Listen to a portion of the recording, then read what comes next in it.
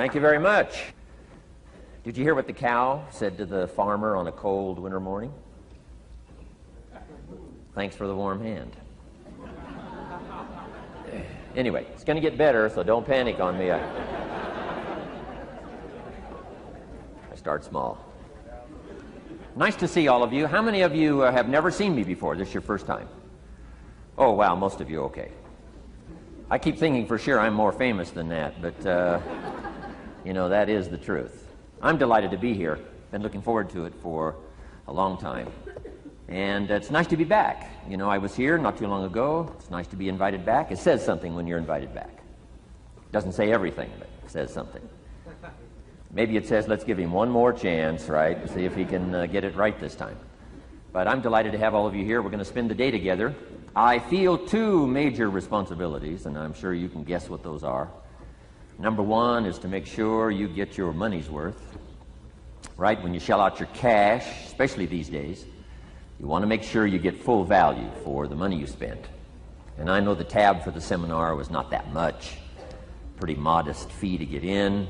Most of you, your tips for the week, right? So it wasn't that much. But I want you to be able to say when you walk out of here today, it was worth my money. But my biggest responsibility is to make sure you get your time's worth. And the reason I say that is because time is more valuable than money. In fact, you might start your notes with that. Time is more valuable than money. You can get more money, but unfortunately you can't get more time. If somebody asks you to spend your money, that's pretty easy, right? We live in America. We're wealthy. So the money's not the problem. But what if somebody asks you to spend a day, right? You got to think that over carefully.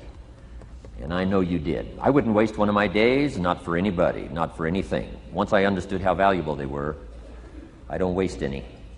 But to make an investment like today of your money and your time, I appreciate that. Today's going to be costly for me. It's going to cost me one of my days to be here, right? And some money, of course. But, you know, I don't need the money. I take the money, but I don't need the money. But guess what I do need? The time. So I'm here not to just joke with you. I'm here not to just tell some funny stories and give a performance and walk away. I'm here to give you some value, and I want to make it worth your time. I'm going to invest a day. You're going to invest a day. Let's get the most out of it and see what we can walk away with today. Anyway, for you that have not seen me before, just very briefly, let me just tell you my story. I grew up in Idaho, farm country, southwest corner of Idaho. In fact, my father still lives on the old homestead where I grew up.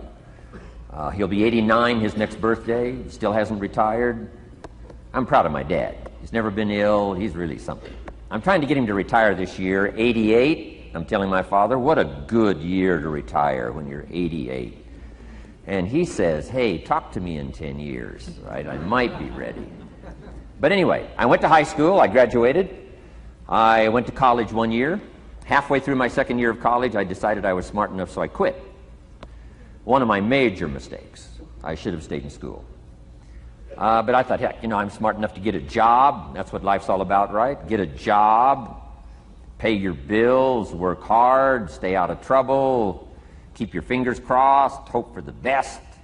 And I figured I was at least prepared to do that. So I quit college and went to work.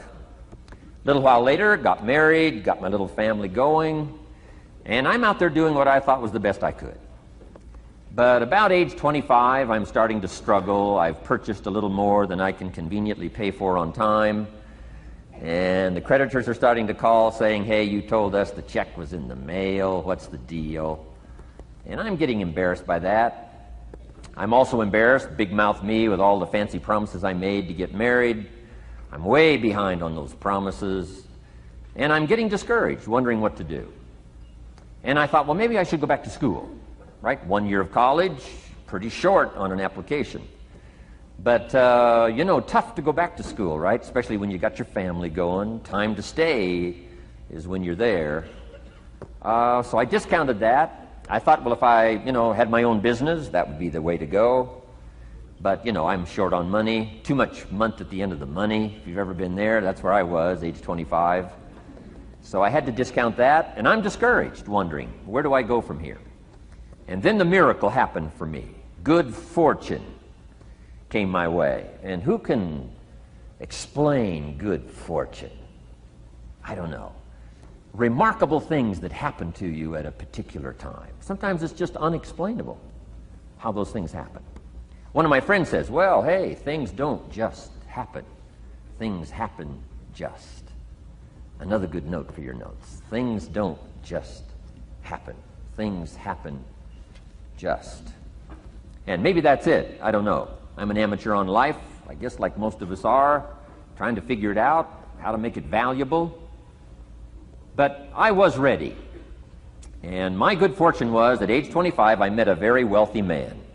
His name was Mr. Schoaf, Mr. Earl Schoaf. A friend of mine had gone to work for him, and he started telling me about this man. He said, you got to meet this man I've gone to work for. He's wealthy, but he's easy to talk to. And he's got a unique philosophy of life. And the more he kept talking about this man, I thought, well, I've got to meet this man. So sure enough, shortly after that, I had a chance to meet this remarkable wealthy man, and I was impressed. He was wealthy. Sure enough, he was easy to talk to. I was so intrigued, within a few minutes, I said to myself, if I could be like him, farm boy from Idaho, if I could be like him, I'd give anything. And then I thought, if I could just get around somebody like him, and if he would teach me what to do, I would be willing to learn. I'm coachable. And that was my good fortune. A few months later, this wealthy man that I met, Mr. Schoaf, took a liking to me, hired me, gave me a job. I went to work for him. And I spent the next 5 years in his employ. And then, unfortunately, he died at the end of that period, at age 49. His last 5 years, but the first 5 years of my new life, I got to spend with this remarkable man, and my dream came true. He coached me. He taught me. He taught me the books to read. He taught me the disciplines. He taught me the changes to make in my language and personality. And the things he shared with me during that 5 years literally changed my life, turned my life around, changed my income, changed my bank account, changed my future, changed everything. I've never been the same since that unique experience. And I wish he was still alive today, Mr. Schoaf. I'm sure if he was alive today, especially after this seminar, Idaho Farm Boy makes it to Dallas-Fort Worth, full house, standing room only. Pretty awesome, I'm sure. If he was alive, I'd be calling him today saying, you won't believe what's happening to me. I've had a chance now to share with other people what you shared with me. But anyway, how I got here. 30 plus years ago, I was living in Beverly Hills, California. And one day a friend of mine, businessman friend, said, Jim, I'd like to have you come and share your story with my service club that I belong to, the Rotary Club. He said, I know your story, Idaho Farm Boy makes it to Beverly Hills. But he said, I think my club members would love to hear your story. He said, if I arranged one of our breakfast meetings, would you come tell your story? Just share a few thoughts. I said, okay. So I agreed to go give this breakfast talk. And guess what? They liked it. And my telephone rang. I got another call saying, we heard you've given your story and shared some ideas. Would you come talk to our club? First thing I know, I'm starting to devote a piece of my business time to giving these talks. And then one day, a businessman who'd heard my talk, I think 2 or 3 times, approached me and said, would you come and share that story and some thoughts with my management and salespeople? I said, I got this little company going. And he said, if you'd come tell your story to my organization, he said, I'd be happy to pay you. And I thought, wow, wouldn't that be something? So I agreed to go do it, and I got paid. Little did I know, another fortune was waiting for me to translate my ideas into talks and speeches and seminars. Now I've written some books. It's on cassette tape. Now I get to travel around the world. Last year I was in Japan and Israel, Spain, Mexico, Australia, New Zealand, France, Germany, Canada, and now Dallas-Fort Worth. So Idaho Farm Boy gets to travel around the world and share his story, and here I am today. Anyway, it's almost too much for me to comprehend. From where I started, raised in obscurity, in a little small farm community, and now to be here today is pretty awesome for me. So anyway, that's just a little bit about my story. My story is probably more intriguing for me than it is for you, but I wanted to hear it again, so I thought I would just, bore you with it. Anyway, I don't ask you to be impressed today. I'm the one that's impressed from where I came from to have a chance. But that's the American dream, right? Come true. Chance to start from scratch, start from obscurity, start with pennies, start with nothing, and have a chance to transform your life, change your life, set your goals, and see what you can accomplish. So anyway, that's how I got here, and I'm just delighted that this day has arrived, and I truly want to make it valuable for you. Let's go to work. Here's what I hope you'll find out of this seminar today for your notes. Here's what I hope you'll find. Number one, sincerity. Above all else today, I hope you'll find me sincere. Best place for people to start to communicate is sincerity on both sides. I'm sure you're sincere or you wouldn't be here today, right? To spend this kind of money, to spend this kind of time, roll up your sleeves today, go to work like I am, and get this message. You've got to be sincere. So I assume you're sincere. Now I want you to see me sincere. But I've got a good note for you to make. Sincerity is not a test of truth. Important note to make. Sincerity is not a test of truth. We must not make the mistake of saying, he must be right, he's so sincere. That would be a mistake. And here's why. It's possible to be sincerely wrong. So we don't mistake sincerity for truth, right? Sincerity is only a test of sincerity. Truth has to yet be tested by truth, okay? But hopefully you will find me sincere and truthful. Next, a combination of things I hope you'll find here today. Ideas plus inspiration. Ideas plus inspiration. Ideas, business ideas and social ideas and personal ideas. We all need ideas, right? How to have a good day ideas, how to have a good year ideas, how to have your best year ever ideas, good health ideas, personal relationship ideas, how to deal with your family ideas, sales management ideas, financial freedom for the future ideas. We all need good ideas. So today, I hope you gather up by notes and by what you can remember a lot of ideas. I want to share as many with you as I possibly can in the time constraints we have. Today is going to go very rapidly. I used to think a day like this was a long day. Found out it's a pretty short day. But I'm going to go as fast as I can, share with you as many ideas as I possibly can. And here's why. Ideas can be life-changing. Ideas can be life-changing. And sometimes all you need is just one more in a series of good ideas. It's like dialing the numbers into the lock, right? You got 5 or 6 numbers dialed into the lock. The lock still won't come open, but you don't need 5 or 6 more numbers. Maybe you just need one more, and maybe a seminar like this could do it. A sermon could do it. The lyrics from a song could do it. The dialogue from a movie could do it. Conversation with a friend might do it. That one last piece you need, number. Dial it into the lock, that's it. The lock comes open, there's the door for you to walk through. And maybe this seminar today could furnish that for you. One more idea. I know you've come with a lot already. Sometimes we get the impression, I used to have that I only had this much going for me and I needed this much. Usually not true. And I'm sure not true of this audience, where I find you today, as well dressed as you look today. As fine as you are sitting here today, it isn't that, you've got this much going for you and you need this much. I would assume you've got this much going for you and maybe all you need is just a few more thoughts, ideas, to furnish you some ways and means to turn your life into the dream you want it to be. So, ideas. The seminar is going to be loaded with ideas. I want you to take good notes. But here's what else I hope you'll find here today, and that is inspiration. And who knows the mystery of inspiration? Why some people are inspired and some are not? You were inspired to get here. Some were not. Who knows the mystery of that? I don't know. How come you made it? The rest of them didn't make it. We don't know what that mystery is. Some people turned it down. Some people said it costs too much. Some people said it's going to take too much time. Some people are too busy. Right? A lot of different excuses why some are inspired to take advantage of something that comes to town. Others pass it up. We don't know the mystery to that. Here's what I call it. Mysteries of the mind. And I just leave it at that. Some things I don't try to figure out. I take the simple approach now. right? Some people do and some people don't. I mean, that's about as profound as my philosophy is.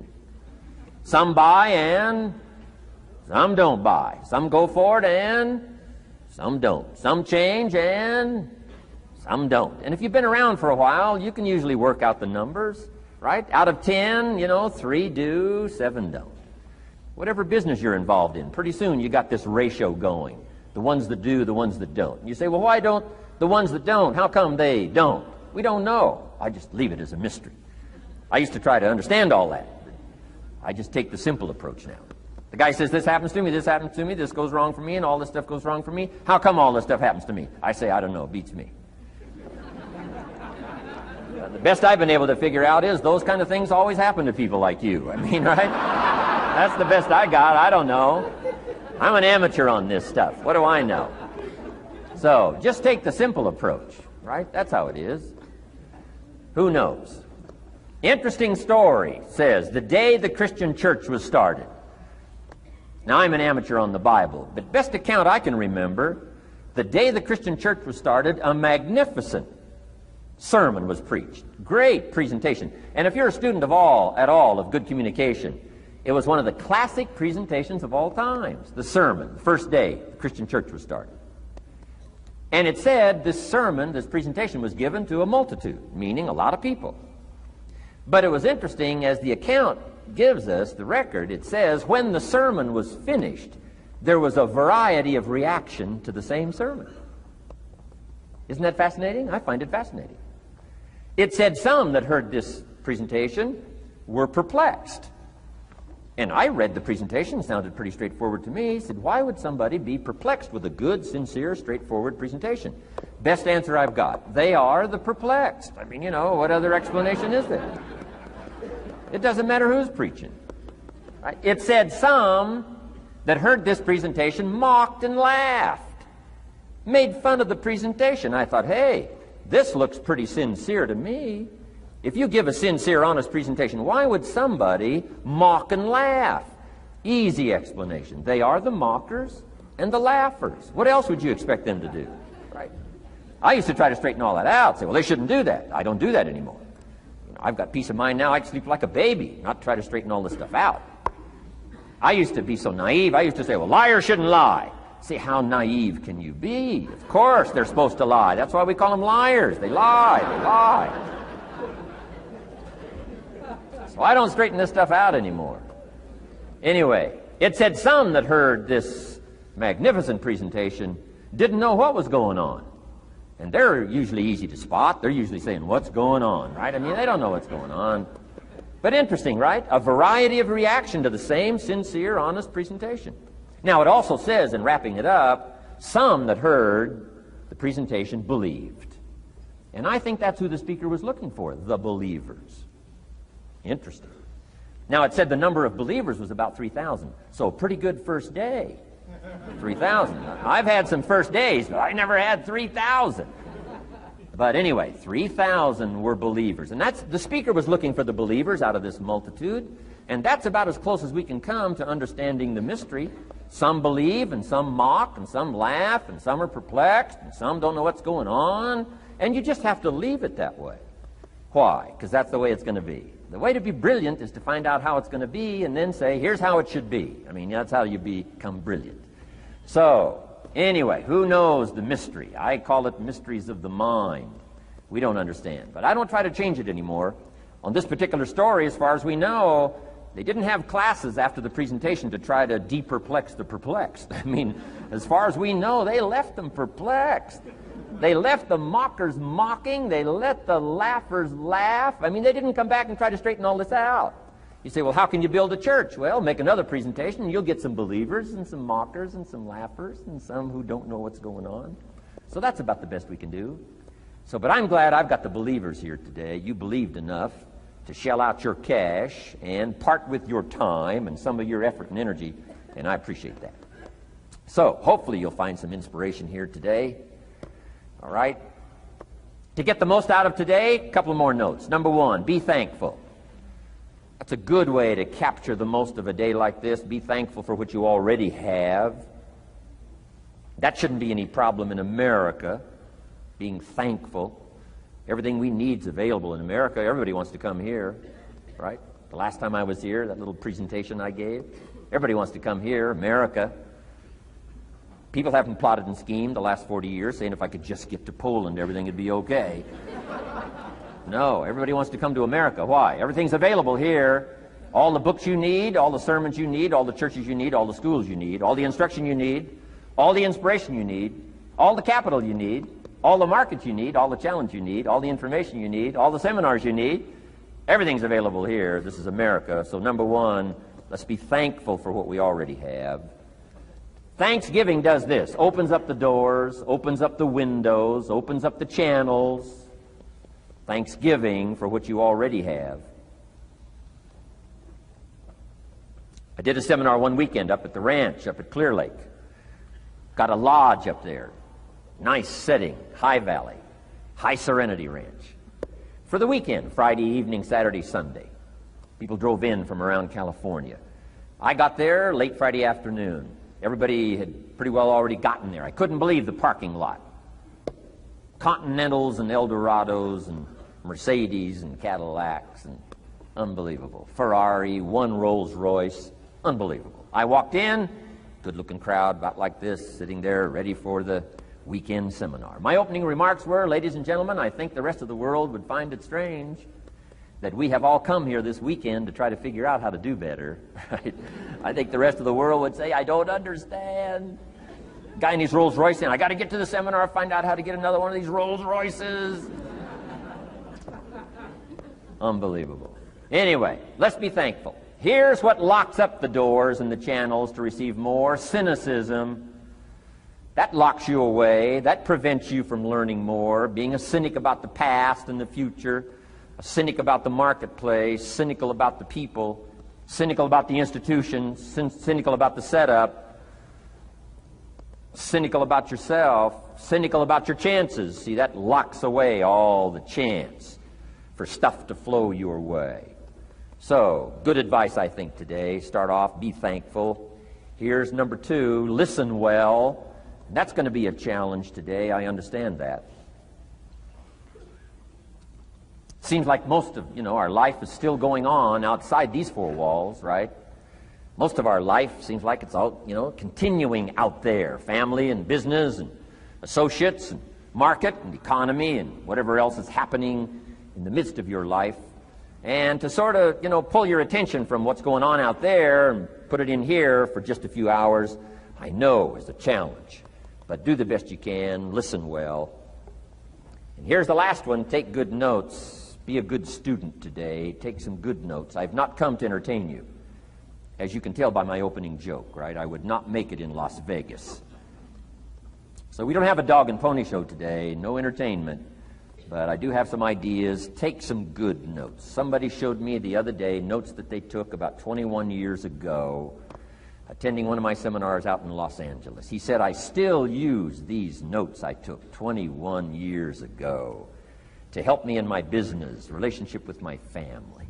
So I'd like to have these notes that you take today become that valuable for you. Then it would be worth me making the investment to come and spend a portion of my life, my time, my energy here. And I want this investment I'm making here today to pay off. And one of the ways it can pay off for me is for you to take good notes and then go away and use whatever makes sense. Because what I feast on coming back around is the stories out of this audience today. Sure enough, 6 weeks from now, 6 months from now, 6 years from now, somebody's going to, by phone, by letter, by personal contact, walk up to me and say, the things you shared that day got me thinking.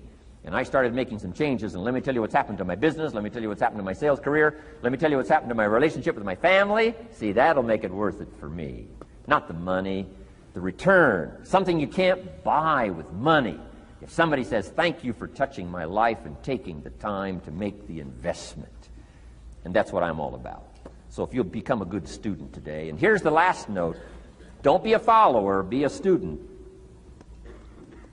You'll be happy to know today we haven't come seeking disciples. We've got no movement for you to join. I'm just here to share some of my experiences, good ideas, best I can. But I think that's good advice. Don't be a follower, be a student, right? Take advice but not orders. Take information, but don't let somebody, order your life. Make sure what you do is the product of your own conclusion. Excellent note to make. Make sure what you do is the product of your own conclusion. Not to do what someone else says. Take what someone else says, process it, think about it, ponder it. If it makes you wonder, if it makes you think, then it's valuable. Then, when you go take action, make sure that the action is not what somebody told you to do. Make sure the action is the product of your own conclusion. If you'll follow just a little bit of those simple guidelines, I'm telling you, the learning process can be speedy, swift, powerful. Your learning curve can go up, and then applying it to your business, your life, your family, conversations, equities of all kinds. You'll find some progress like I did that first 5 years when I met a teacher willing to share with me, turned my life around. Progress I couldn't believe happened for me. Okay, let's get started. I want to review, I was here last time and we talked about the 5 major pieces to the life puzzle.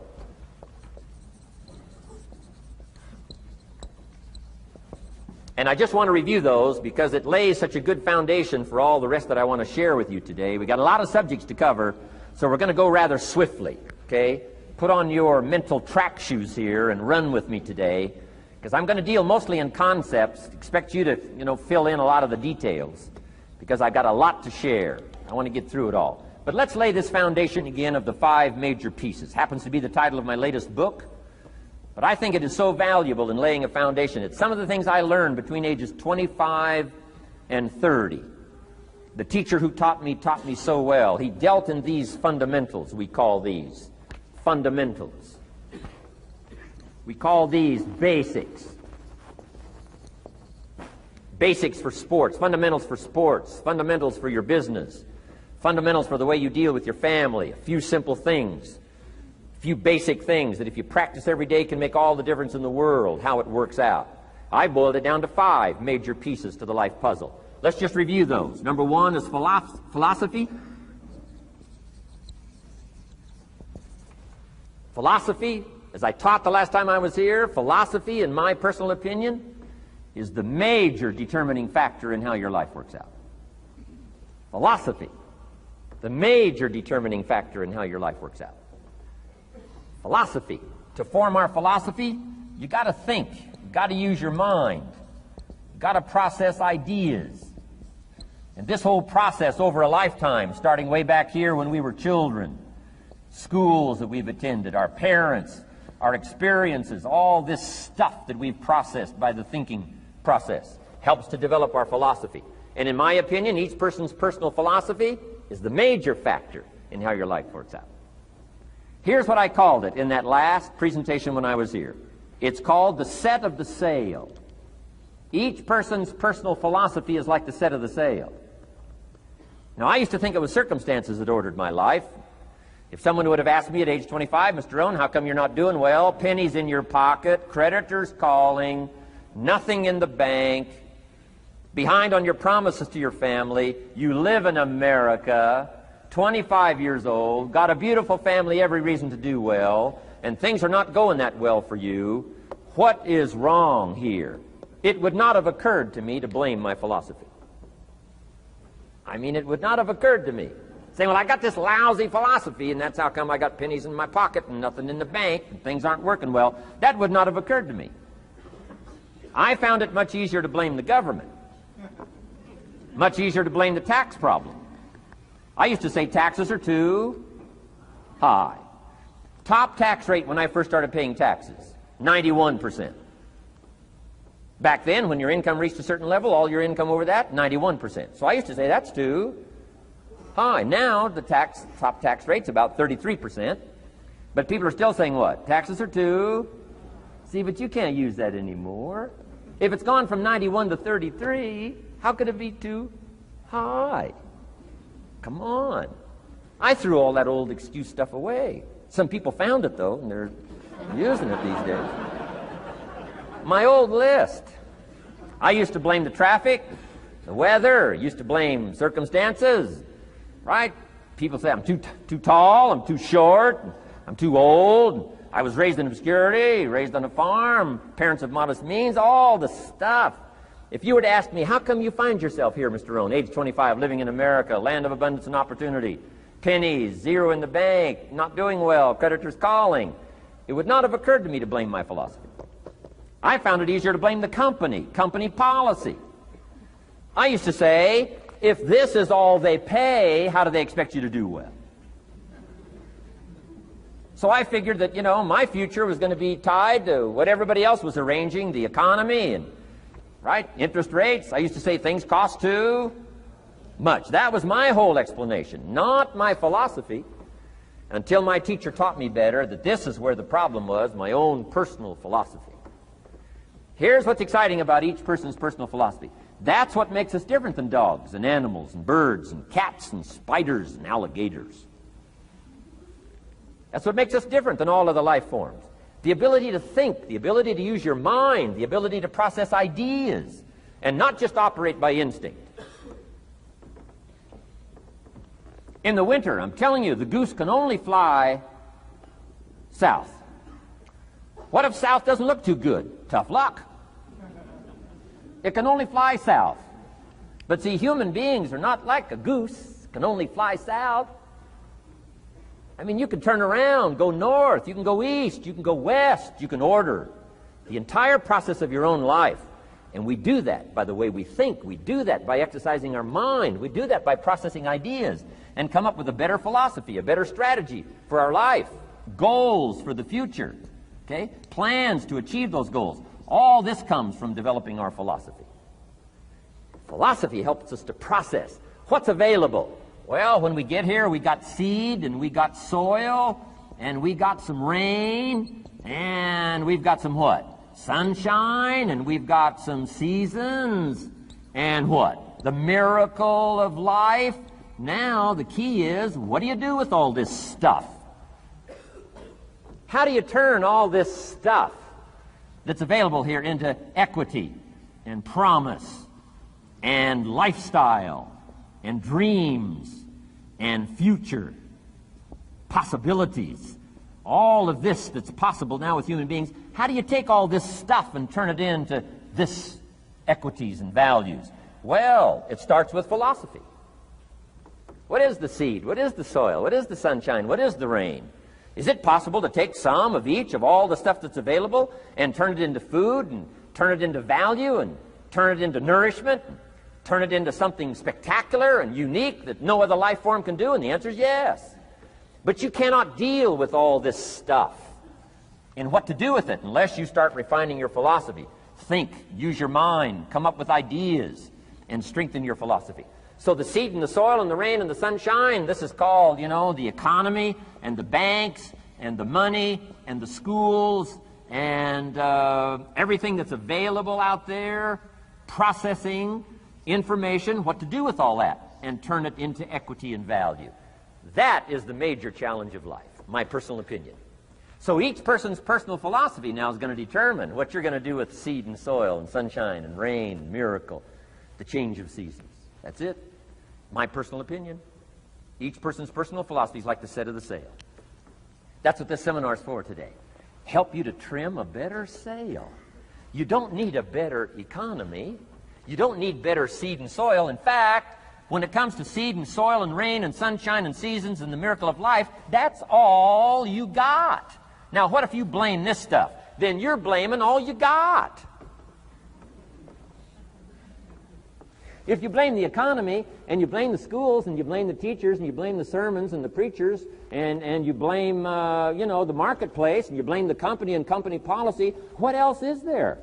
When some people get through with their blame list, there isn't nothing else. That's all there is. And if you blame the only thing you've got to work with, I'm telling you, it's called mistake colossal in not understanding that that's all you've got to work with. And if this is all you've got to work with, then you don't change the seed, and you don't change the soil, and you don't change the rain, and you don't change the sunshine, you don't change the seasons. Right? Guy says, I'll take 3 springs, 4 summers, 9 falls, no winters. No, you can't fool with this stuff. You got to take it like it comes. Then what do you change to make your life work well? You got to start with your philosophy. Guess what I had to do at age 25 in order to change my own future? I had to change my mind. I had to change my thinking. I had to change my philosophy. I was messed up on what was causing my problem. And once I got that straightened out, that all the stuff I blamed, the government and taxes and the marketplace and the economy and things cost too much, negative relatives, cynical neighbors, once I got rid of that and started going for where the real problem was, which was me, I'm telling you, my life exploded into change. My bank account changed immediately. My income changed immediately. My whole life took on a whole new look and color immediately. And the early results I got from making these philosophical changes tasted so good, I've never stopped the process from that day until this. And I'm telling you, with a little consideration of the refinement of your sail, by setting a better sail, refining your philosophy, your whole life can start to change from today on. You don't have to wait till tomorrow. You don't have to wait till next month. You don't have to wait till spring. You don't have to wait till 93. You can start this whole process immediately. I recommend it. Now, some people do so little thinking, they don't even have their sail up. I mean, you can imagine where they're going to wind up at the end of this week, at the end of this month, at the end of this year. Now's the chance to change, process all this information. So number one is philosophy. Okay. And we dealt with all that, where we get ideas from personal experience, from other people's experiences. I don't want to get into all those details because we covered that the last time I was here. But philosophy, that's number one, my personal opinion. Each person's personal philosophy. Here's the definition of success and failure. Just make this note. Here's failure. A few errors in judgment. Repeated every day. Now, you can automatically assume, Mr. Rohn, I say, I can understand that. A few errors in judgment repeated every day. For 6 years?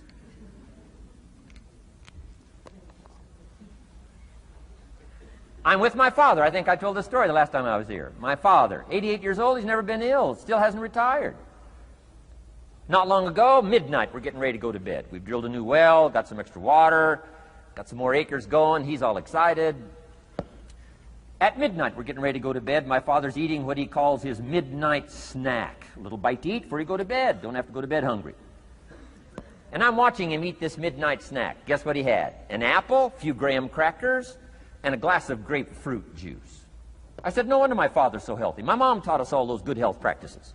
Taught me when I'm growing up, right? I'm an only child. I've never been ill. Passed the big 5-0 some time ago. My 2 daughters, 32, 33, never been ill. My grandkids, never been ill. I'm telling you, the legacy lingers on. As I watched my father have this midnight snack, suddenly occurred to me. I know that's part of it. An apple, what? A day. That's gotten to Dallas-Fort Worth, right? An apple. An apple a day keeps the doctor away. Good question for this intelligent audience. What if that's true? You say, well, Mr. Rohn, if that's true, that would be easy to do. Then what's the problem? It's easy not to do. It's easy not to adopt it as your own personal philosophy. Or the guy messed up the saying.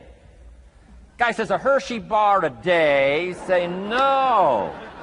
No. You've been watching too much television.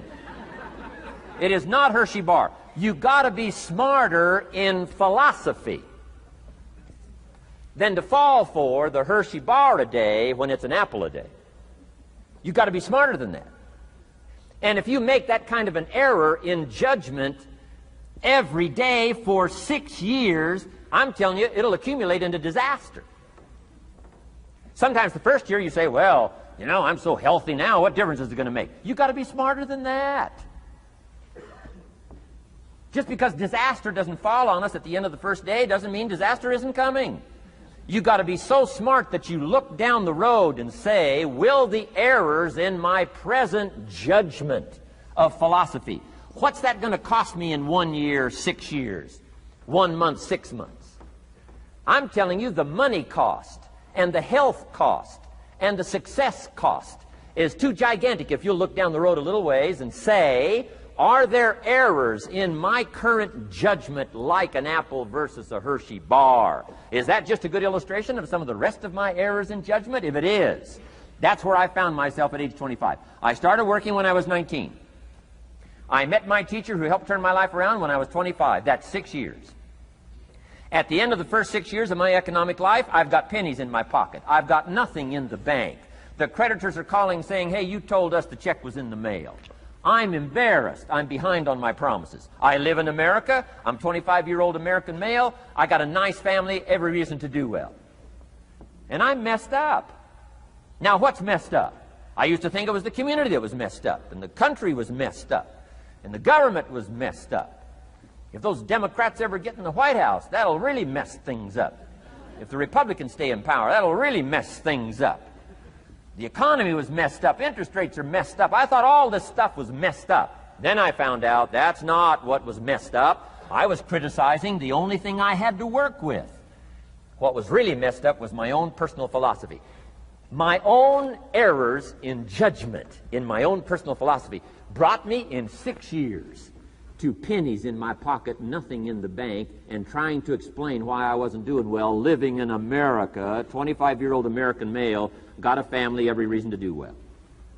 Now, once I understood this, here's the formula for failure: errors in judgment, being lax about developing your own personal philosophy.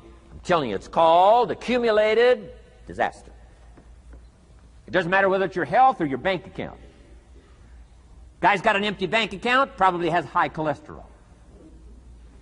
Why? Over the last 6 years, he never paid attention to either one. And it doesn't matter whether it's a dollar, or whether it's your money, or whether it's your cholesterol count. All you got to do is commit the errors, and just because disaster doesn't fall on you at the end of the first day that you don't eat an apple. You say, well, I didn't eat an apple today, and tonight I'm not ill. Well, you got to be brighter than that. Someday you got to leave first grade. The reason we make those first grade desks so small so they won't fit at age 25. I mean, right? You don't belong here anymore. Come on. Now let me give you the secret to success. The formula for failure: a few errors in judgment repeated every day for 1 month starts the weakness, starts the disaster process. You can imagine what happens in 6 years.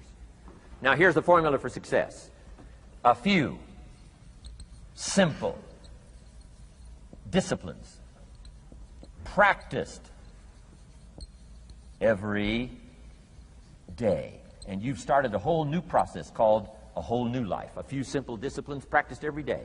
And if you decide today to go for the apple instead of the Hershey bar, I'm telling you, you have begun the process of turning your life around. And if you keep up that process, not only with your health habits, but with your money habits and with your communication habits, with your sales habits and management habits and every other habit that you've got, if you'll start that process, eliminate the errors and replace it with disciplines practiced, I'm telling you, you can start this process of life change immediately. After today, you don't ever have to be the same again. Only by choice. You don't have to walk out of here the same as you walked in today. Only by choice. You can start a whole new process. And you say, well, Mr. Rohn, is it that simple? Yes, it's that simple. Where else would you start but with an apple? You don't have to start with something staggering. What if you should be walking around the block for your good health and you don't? What'll that do in 6 years? I'm telling you, the word is disaster. You could and you should and you don't. Here's an even stronger word. You won't. I mean, don't might mean you're careless. Won't probably means you're stubborn. And either one's called disaster. Could, should, don't. I'm telling you, that's why at the end of 6 years, I found myself with pennies in my pocket, nothing in the bank, creditors calling. Could, should, won't. Could, should, don't is called disaster. Now, how do you change all that? The next 6 years, I got rich. The next 6 years, I became a millionaire. By the time I'm 31, I'm a millionaire. How about that? You say, well, Mr. Rohn, what happened? Well, strangely enough, during that second 6 years of my economic life, the government was about the same. I'm telling you, taxes were about the same. My negative relatives were the same. I'm telling you, the economy was about the same, and prices were about the same, and everything else was about the same. Circumstances were about the same. Then how come I got rich? How come I totally changed my life? I was not the same. Somebody says, well, what did you go to work on to do all that? I started with my philosophy. I started amending my errors by doing some better thinking, changing my mind, coming up with ideas that I didn't have before I met my teacher. And once that whole process started for me, I'm telling you, I changed my whole life. Within a 6-year period, I was never the same.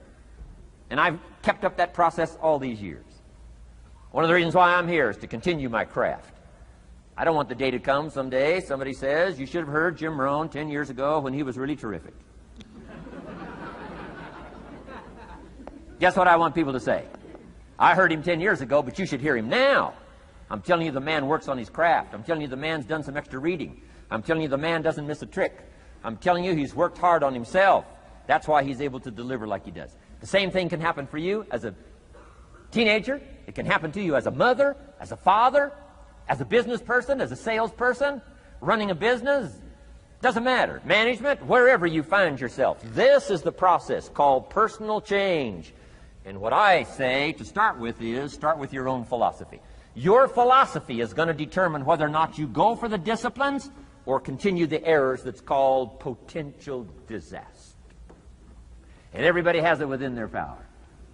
Well, it was so happy for me to find out at age 25, Mr. Shove said, Mr. Rohn, you don't have to change countries. But you do have to change philosophy.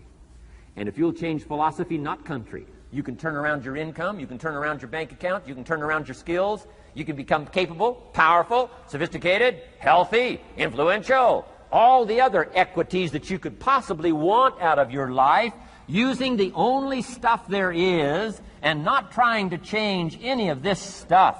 Appreciate all of this stuff with all of its ups and downs, with all of its mystery of why it works and sometimes it doesn't work. Don't challenge this. You don't have to ask for another planet. You don't have to ask for another country. Just ask for another book. Ask for another seminar. Ask for another idea. And you can start this whole process of personal life change. Now, I could spend the whole day on philosophy, because that's where it is. If I could get you intrigued with that enough to study it, enough to ponder it, to where you would pick up the commitment like I did and say, hey, as simple as an apple a day, as simple as a walk around the block, why not start right there? If you don't start there, where else are you going to start? Might as well start where it's easy, and then go to the more complicated disciplines. Because if you can't handle the simple disciplines, how can you handle the complicated ones? Okay. Key. Philosophy. Here's number 2. I got to give these now very quickly because I got too much to cover here to linger too long. Number 1, we're affected by philosophy. First major of the 5 major pieces. Number 2 is attitude. We're affected by how we feel. First, we're affected by what we know and the decisions we make. Second, we're affected by attitude. How we feel. And I gave that quick list. Let me give it to you. It's how you feel about the past. You've got to have a good attitude about the past. Use it as a school, not a club. Don't beat yourself to death with your past. Faults, failures, losses. Let the past be a school. Harsh school maybe. What else is new? Let the past be a school master to teach you. Not to threaten you, but to teach you. Okay. Next, it's how you feel about the future. Set your goals. We'll talk a little bit about that before we finish today. Goal setting. The promise of the future is an awesome force to affect your life every day. Without a future well designed, we take hesitant steps. And all you have to have is hesitant steps. For 6 years, you'll be timid, driven into a corner, not boldly willing to go and take your portion, take your share. Okay? Next, it's how you feel about everybody else. Got to have a good attitude about everybody else, because it takes everybody else to make a market. One person doesn't make a family. One person doesn't make a business. One person doesn't make a corporation. One person doesn't make a community. One person doesn't make a nation. It takes all of us to make a dynamic economy, a nation second to none. It takes all of us to make the churches and make the economy run. It takes all of us to make the possibilities. All the gifts that have flowed in here the last 200 years, unprecedented in 6,500 years of recorded history. There's been nothing like it. The ethnic streams that have flowed in here brought their gifts, brought their talent, brought their skills, brought their inventions, brought their work ethic. All of it mixed together is called America. Been nothing like it in 6,500 years. And to miss the value of it by some, warped attitude about it, I'm telling you, you've missed it all. And if you have an appreciation for it all, you'll draw from it. And if you draw from all the gifts that have been blended together here for 200 years, now for your value and benefit, think of what you can do for your days, for your business, for your conversation, for your equities. You can transform it to an incredible degree. And here's the last one. It's how you feel about yourself. Understanding self-worth is the beginning of progress. Self-worth should be easy. If one of us can do it, all of us can do it. If anybody can think it, we all can think it. I can read, you can read. I can understand, you can understand. From where I came from, the few simple things I did and tried revolutionized my life in 5 years. There isn't anybody here that can't do it. Change from pennies to fortune. Change from nothing to something. Change from broke to rich. Anybody in this room can do it. If any of us can do it, we all can do it. That's the kind of value you should place on yourself. If Jim Rohn can understand it, I can understand it. If he can read, I can read. If he can find it, I can find it. If he can change, I can change. If he can get it done, I can get it done. That's the attitude about yourself. So valuable. Okay? Now, in transforming our lives, we don't start with attitude. We don't start with the inspiration here. We start with education. Somebody says, well, I expected you just come get motivated today. Well, that probably won't do it. Somebody says, by now we should be standing on the chairs, waving a flag, singing the old gray mare. Get going here. No, that's not where you start. Life change does not start with inspiration. Life change starts with education. You've got to be educated to the point of where you might have messed up. My teacher put it in blunt, simple language. He only went to the 9th grade in school, so he put it in simple language I could understand. He said, Mr. Rohn, after 6 years living in America, healthy American male, 25 years old, been working 6 years, 1 year of college, pennies in your pocket, nothing in the bank, behind on your promises. Shoaff said, I just got one simple explanation for that. You've messed up. Now, I could understand that kind of language. Substitute a Hershey bar for an apple means you've messed up. Should walk around the block, could walk around the block, won't walk around the block. You have messed up. And all you got to go is right down through the list. Don't need some teacher to come by and tell you. Be your own best teacher saying, hey, let me make a list of some places I've messed up. Because if I let this down, that probably affects the rest. And the answer is, that's true. So we don't start with inspiration. We start with education. Somebody says, well, just motivate this guy. He'll be all right. Just motivate him. Get him turned on. Probably not. If a guy's an idiot, you motivate him. Now you got a motivated idiot. No, he won't be all right. So we start with education. What's the first education? If it isn't going well and you live in America, you have messed up. You don't need to change countries. You say, well, the country's messed up. That's like cursing the soil and cursing the seed and the sunshine and the rain, which is all you got. Don't curse all you got. When you get your own planet, you can rearrange this whole deal. But this one, you got to take like it comes. So number 2 was attitude. Here was number 3, activity. This is the work part, the labor part. Taking action. And the activity is the miracle working piece. A miracle being something we don't quite understand how it works doesn't mean it doesn't work. It means we just don't quite understand how it works. Miracles work. God says. Now, I'm an amateur on God, but here's my best analysis. God says, if you'll plant the seed, I'll make the tree. Now, that's a good arrangement. Number 1, gives God the tough end of the deal. What if you had to make the tree? That'd keep you up late at night trying to figure out, how do you make a tree? Say, no. I'm telling you, the mystery and the miracle of this stuff has already been set up. God says, I got the miracle going, I got the seasons going, I got some sunshine and some rain, and I'm God. But the way I've arranged that, I just need somebody to plant the seed, not chant. In California, they're trying to chant to get this stuff done. Forget this California stuff. You don't have to rub a crystal and sleep under a pyramid. This stuff's too easy. Getting rich is too easy. Changing your life is too easy. Forget all that. Right? Massive bombard, affirmation, forget all that. My opinion. Ocean waves and seagulls? Come on, this stuff's too simple. Just simple, easy stuff. But if you neglect it, that's how it piles up year after year. But if you're willing to straighten it out, and here's one of the keys. It's called activity. It's called disciplines. Turning wisdom from your philosophy and inspiration, the strengthening of attitude and faith and courage, commitment, and all this stuff that comes from attitude. If you're willing to take these two qualities, philosophy and attitude, and invest it into activity, you can have a miracle. Anything short of that, no miracle. Wisdom doesn't perform a miracle. Attitude doesn't perform a miracle. The only thing that performs a miracle of increase called equity is called putting wisdom and attitude into discipline, into labor. And this labor now can perform a miracle. And here's the two parts to the labor. One, do what you can. Number two, do the best you can. Can't give you better advice than that. Number one, do what you can. You just got to go home and make a list after today. And here's the question to ask as you make this personal list. What am I not doing that would be easy to do? That could greatly change my health, my wealth? What am I not doing I'm neglecting that would be easy to do? Just go home and answer that question personally. You don't have to put the answers on a public bulletin board. This is just all personal stuff. From the walk around the block to the apple to what to do with your money, which we're going to cover today. What does a child do with $1? We're going to cover that today.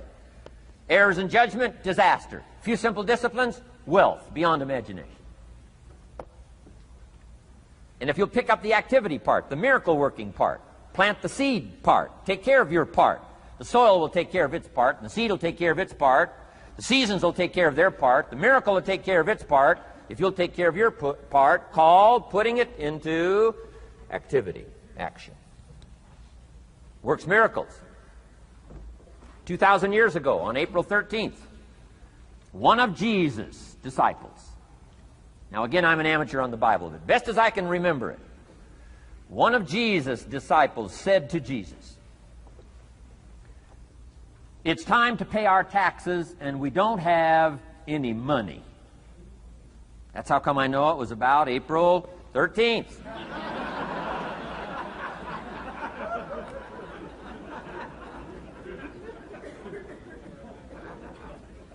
To this statement by his disciple, Jesus said, best as I can read the record, Jesus said, "No problem." Now, why could he say no problem? Well, word has it, he was a miracle worker. Word has it, if you're a good student of history, word has it, he was a miracle worker. If you handed a problem to a miracle worker, what would he be inclined to say?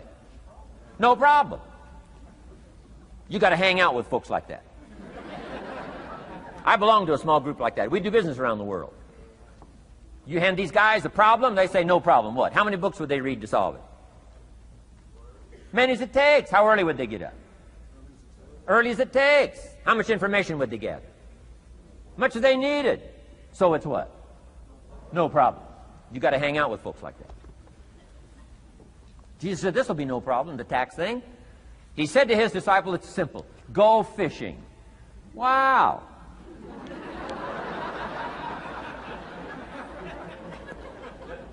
Now that was easy for this particular disciple. His name was Peter. And Peter was a fisherman. How clever.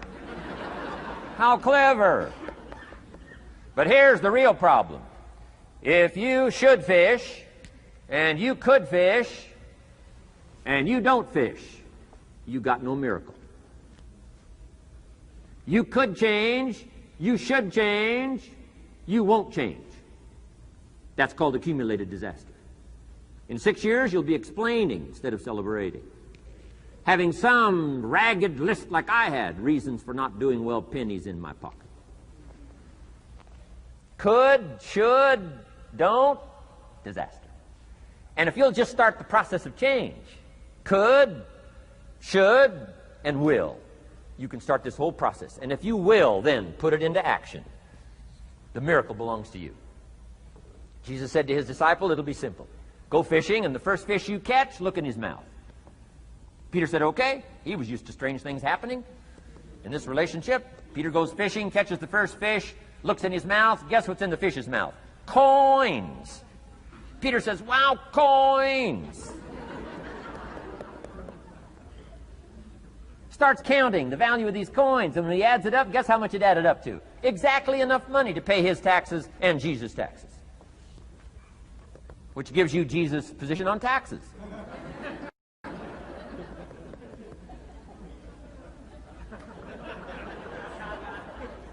Okay. Now we call that what? A miracle, only because we don't quite understand how it works. It doesn't mean it doesn't work. It simply means we don't quite understand how it works.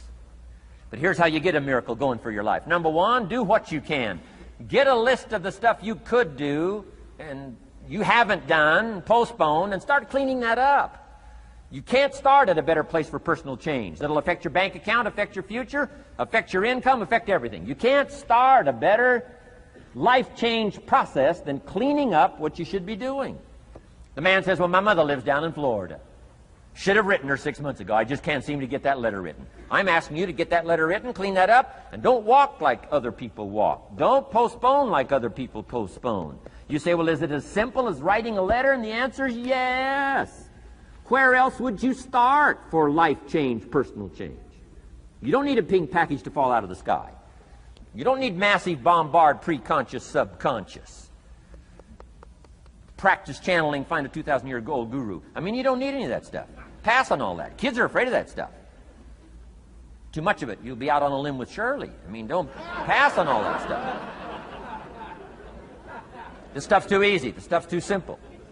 It's called take action, number one, on neglect, on errors, in discipline. Number two, start setting up some disciplines. And if you'll do that, you'll perform a miracle. Now, here's the second part of the miracle. Number one is do what you can. Here's number two, do the best you can. If that's not your philosophy, I would ask you to amend it. Let me give you the best of ancient script. Here's what it says. Whatever your hands find to do, do it with all your might, do it with all your strength, and do it with all your power. What a good philosophy. That kind of philosophy will revolutionize your life if you haven't picked it up lately. Guy slips in late, company doesn't seem to mind, slips out early, first one in the parking lot, heading for happy hour. Stretches his break, comes early for lunch, late back from lunch, company doesn't seem to notice.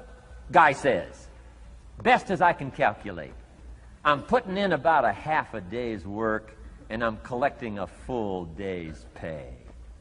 And the guy says, I got it made. Little does he know the seeds of his own disaster are already being sown by the weakness of his own personal philosophy. It's not the economy that's going to determine your next 6 years. It's your philosophy about labor and about activity and about miracle and soil and seed and sunshine and rain and the economy and the banks and the money and the companies and the schools and what's going on. It's your philosophy and your attitude. And then your ability to take action. All of that we call the process of life change, miracle working. Number one, do what you can. Number two, do the best you can. Here was number 4. Results. Results. Every once in a while, you got to take a measure, see how you're doing with these 3 pieces: philosophy, attitude, activity. Now we take a measure called results. What is the results at the end of the day, the results at the end of the week? You can't let too much time go by without checking. When time goes by, 6 years I'd been out there working when I met my teacher, Mr. Schoaf. Schoaf said, well, Mr. Rohn, let's just go through a little summary here. He said, in the last 6 years, how much money have you saved and invested? Let's go through a little tab list here. How much money have you saved and invested the last 6 years? I said, what? 0. He said, you have messed up. You remember these notes. I like that. You've messed up. He said, who sold you on that plan? I thought, my gosh, the man's right. I'm a nice guy. I bought the wrong plan. What if you were 50 and broke? Right? Didn't need to change countries. Bought the wrong plan. What a sad scenario that would be. But Schoaf said these questions. Let's go through some results. He said, how many books have you read in the last 90 days? I said, what? 0. Wisdom of the world available? Change your life, change your future? Wisdom of the world available? Develop any skill you want, earn the kind of income you want, have all the treasures you want, equities you want, relationship with your family that you want, everything that you want available, and the wisdom of the world to help you get it. Haven't read any books in the last 90 days. My teacher said, Mr. Rohn, you have messed up. I'm telling you, you've got the deal.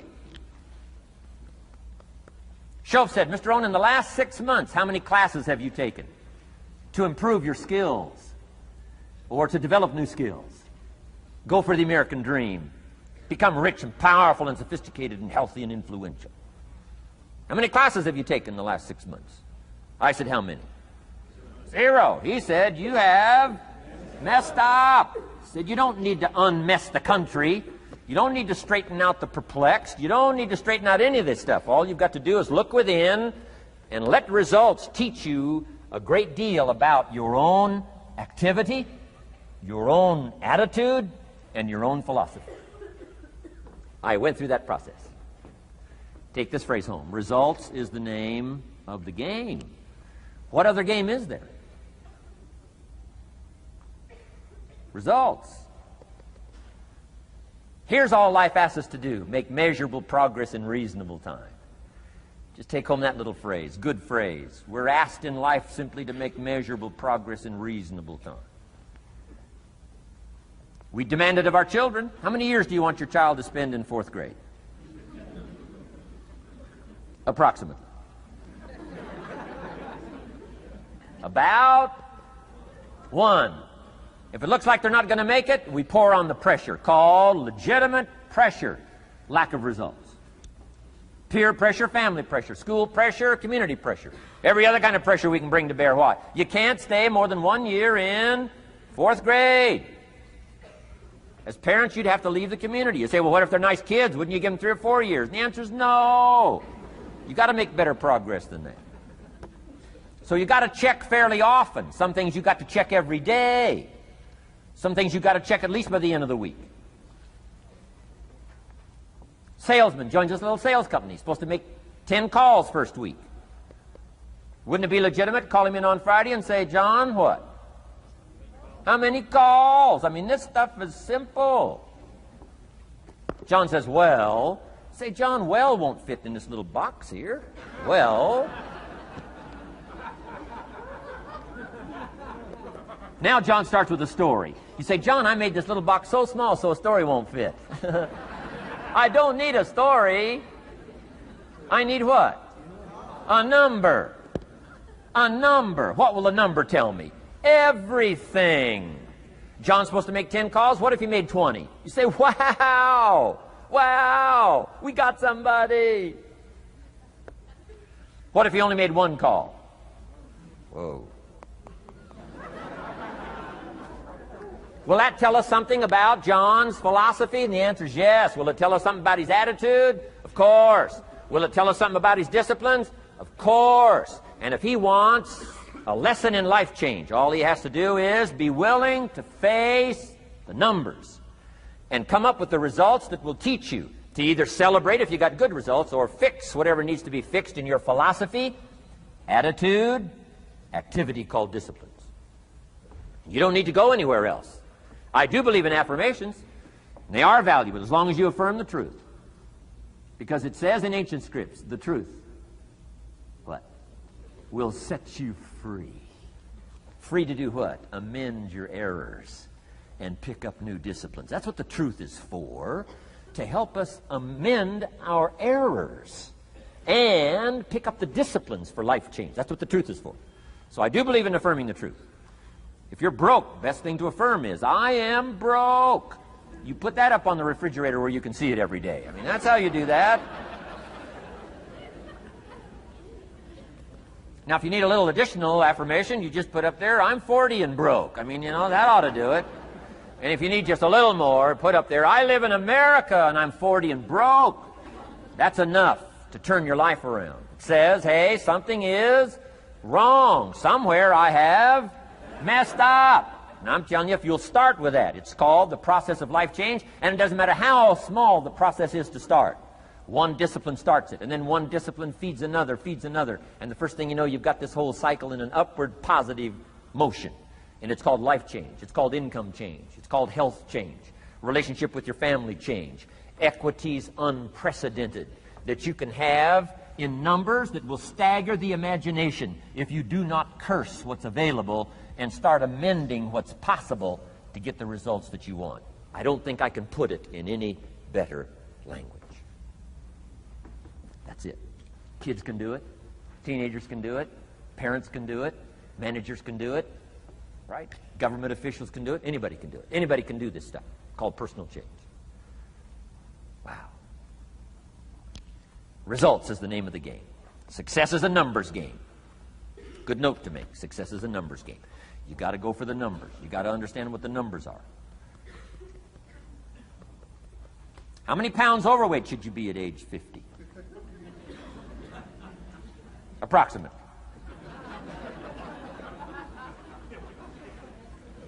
John says, I got big bones. We'll give you 10 pounds. 10 pounds for big bones. Otherwise, come on, John. 20 pounds, 25 pounds. Shouldn't we turn on the caution light at work and at home? Blinking caution light. Somebody says, what's that caution light? So John's up about 20, 25 pounds. We got the blinking light going at home, got it going here at work. To remind him what? Wrong numbers. Okay? 35, 40 pounds, red light, blinking at home. Somebody says, what's that blinking red light? Say, John's up about 40 pounds.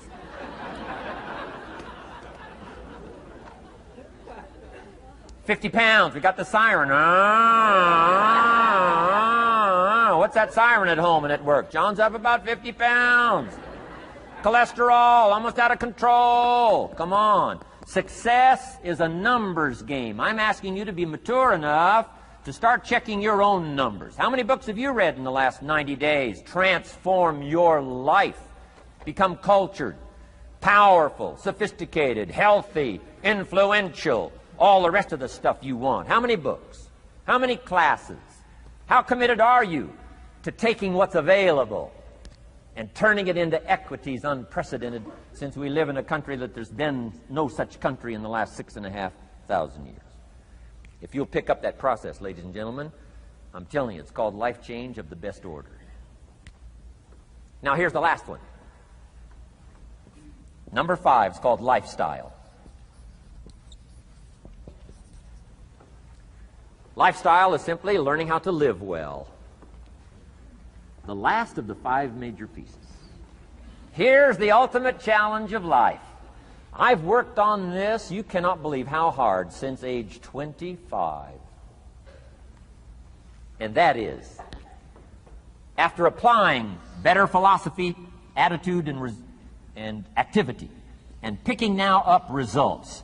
What are results for? Here's my ultimate challenge on results. To fashion, good word to jot down, fashion. Fashion for yourself lifestyle, or what we call the good life. That's the ultimate challenge.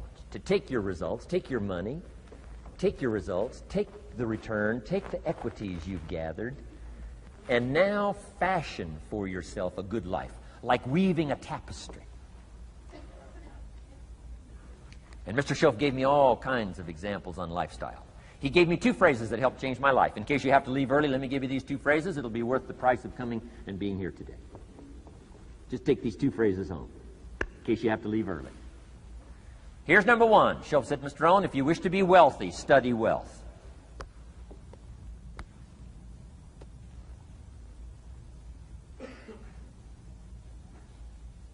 When he said that, I said, my gosh, I don't know anybody that studies wealth.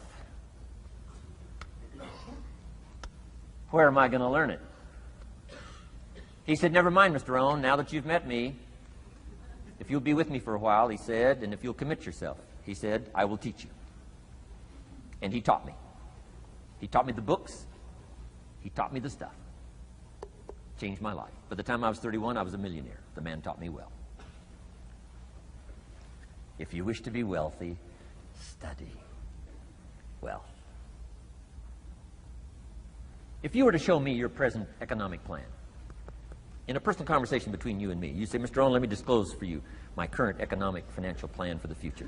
Would I get so excited I'd say, hey, I'm going to go across the country and lecture on your plan?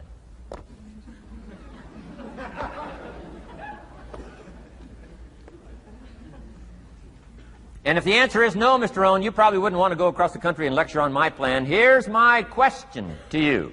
Why not? Why wouldn't you have a superior, powerful financial plan that's taking you to the places you want to go? I'm asking you, if you find yourself caught like I was at age 25, make the personal commitment today and say, I'm going to study and I'm going to change, and 5 years from now, nobody's going to be able to say, how come you don't have a superior plan living in a superior country with superior opportunity? Nobody's going to be able to say that 5 years from now of me. If you'll make that commitment, I'm telling you, this will be one of the most exciting days of your life. Not because of my seminar. It'll be one of the most exciting days of your life because of your commitment to this simple little process I've outlined for you. Here was the second phrase. Mr. Shoaff said, Mr. Rohn, if you wish to be happy, study happiness. I didn't know happiness was a study. My best hope for happiness at age 25 was to just go through the day with my fingers crossed, hoping somehow something would make me happy. Shoaff said, no, Mr. Rohn, happiness is not something you postpone. Happiness is not something off in the future. Happiness is something you design. You've got to get the word. Happiness is something you design.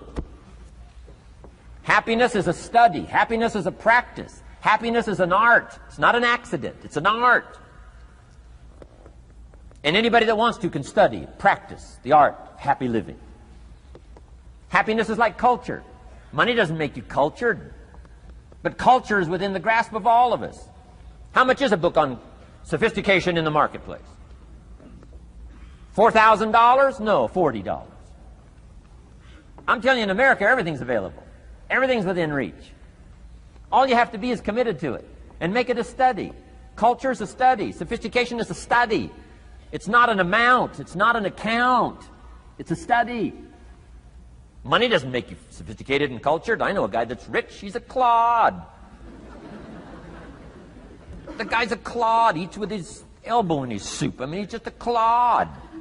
Nothing much more pitiful than a rich clod. I mean, you know, it's a sad thing to see. Money doesn't make you sophisticated. Only study and practice makes you sophisticated. Only study and practice makes you cultured.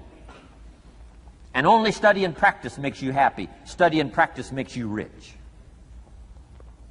Key phrase, don't be lazy in learning. 1, how to do well. Next, how to live well. Don't be lazy in learning and practicing the art of economics, practicing the art of productivity, and practicing the art of lifestyle. Shoaff taught me in such simple terms. Shoaff said, Mr. Rohn, if you're getting your shoes shined, Shoe Shine Boy's done an exceptional job. You look down, you got one of the world's all-time great shines.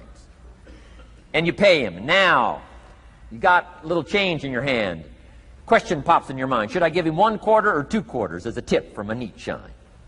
Here's what Shoaff said. If 2 amounts pop in your mind, always go for the higher amount and become the higher thinking person. That helped change my life. Here's what he said. Become a 2-quarter person. Now, you can tell that was a long time ago when a quarter was a good tip. Now it takes dollars. But just substitute 1992, dollars for quarters. Shoaff said, hey, if you are thinking 1 quarter or 2 quarters, and you say, well, no, I'll just give him 1 quarter. He said, that'll affect you the rest of the day. The rest of the day, you'll look down, see this great shine, you'll say, I got to be really cheap. 1 lousy quarter, tip from a shine. But he said, if you'll go for the 2 quarters, Shoaff said, you can't believe the extra happiness you can buy for just an extra quarter. That's called studying and practicing the art of lifestyle, which means living well. Money doesn't make you happy. Father wads up a $20 bill, throws it at his son, and says, if you need the darn stuff that bad, take it, just get out of my face. How sad, a father with money and no joy. He studied economics, but he never studied joy. I'm asking you to turn that around. Turn that all around. I did a seminar one time, St. Louis, Missouri. When I finished a seminar like this, a man walked up and said, "Mr. Rohn, you've really gotten to me." He said, "I'm going to change my philosophy. I'm going to change my attitude. I'm going to change my life. I'm going to change everything." He said, "You've touched me today." And he said, "You'll hear about me. You'll hear my story someday." I said, "Okay." Right? A lot of people, right, say things. Sure enough, a few months later, I come back to St. Louis, did another seminar. When I finished my seminar, I saw this man come walking up. I didn't remember his name, but he said, "I'm sure you'll remember me as the man who said, I'm going to go make some changes. You've touched me today." I said, "I do remember you." He said, "I'm telling you, things are already happening for me. I cannot believe in just a matter of months." He said, "One of the things I decided to change was my relationship with my family." He said, "My wife and I have 2 lovely teenage daughters. Parents couldn't ask for any more beautiful, lovely daughters. And he said, I'm the only one that's given them trouble." He said, "These daughters of ours have never given us any trouble." He said, "I've usually been the one all these years giving all the trouble and all the static." He said, "My daughters love to go to the rock concerts, and I'm always giving them trouble. They have to beg me for the money. He said, I don't want you to go. You stay out too late. Music's too loud. You're going to ruin your hearing. You won't be able to hear the rest of your life." And he said, I just get on their case. And he said, "They keep begging, keep begging. Finally, when they beg long enough, I say, all right, here's the money. If you have to go that bad, just go." So that's how I've been up until now. But he said, after I left your seminar, I decided to change all that, called lifestyle, living well. He said, "You won't believe it. Not long ago, I picked up the newspaper, and I saw an advertisement, and I knew my 2 daughters, it was one of their favorite performers, was coming to town." He said, "Guess what I did?" He said, "I went down and bought the tickets myself and brought them home, put them in an envelope. And when I saw my daughters later that day," he said, "I handed them this envelope, and I said to my 2 lovely daughters, you may not believe it, but inside this envelope are 2 tickets for the upcoming concert." They could not believe.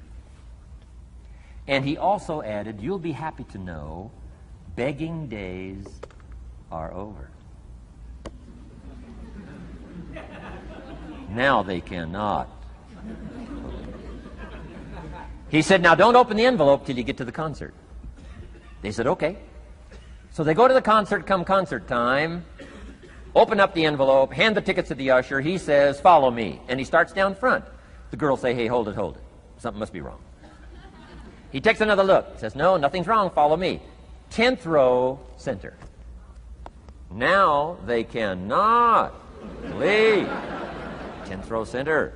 The only tickets they were able ever to beg for was, right, 3rd balcony, can't see.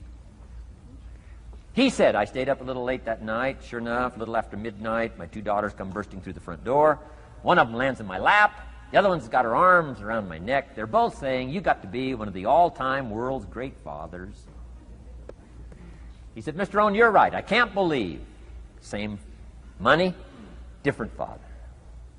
He said, "I've started making the changes, and I decided to start with my teenagers, my girls." He said, "What a difference it's making in my life." And I'm telling you, you can do that with your lifestyle. You can do it with your sales career. You can do it with your management career. You can do it with any part of your life. If you're looking for equities, unmatched. Do not curse the only thing you have. Don't complain about the only thing you have, which is seed and soil, sunshine, rain, miracle, and seasons. But start changing and processing and evaluating things like we're covering today, and this process of change will take off for you. You will not believe what can happen in such a short period.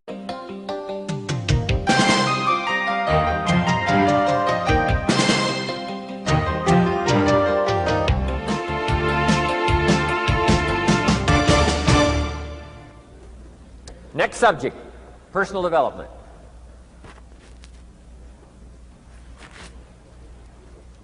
Some of the things Mr. Schoaf taught me starting at age 25, some things came quickly, some things came easily. Setting goals, that was easy. We're going to talk about that later on. But this one I had to struggle with, personal development. It was hard for me to give up my old blame list. It was so comfortable blaming the government and blaming my negative relatives and the company policy, unions, wage scale, economy, interest rates, prices and circumstances and all that. That was difficult for me to give up.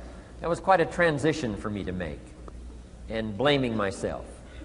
But Mr. Shoaff started out with something very, very important. Let me give that to you.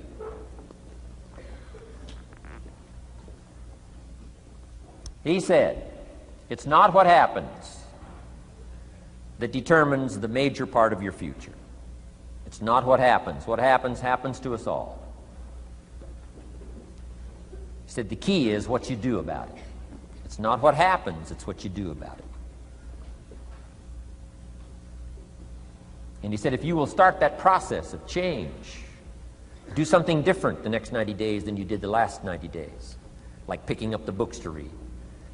Do something different like the new health disciplines, relationship with your family, whatever it is, doesn't matter how small it is. If you'll start doing different things with the same circumstances, since we cannot change the circumstances, but we can change ourselves. We can change what we do.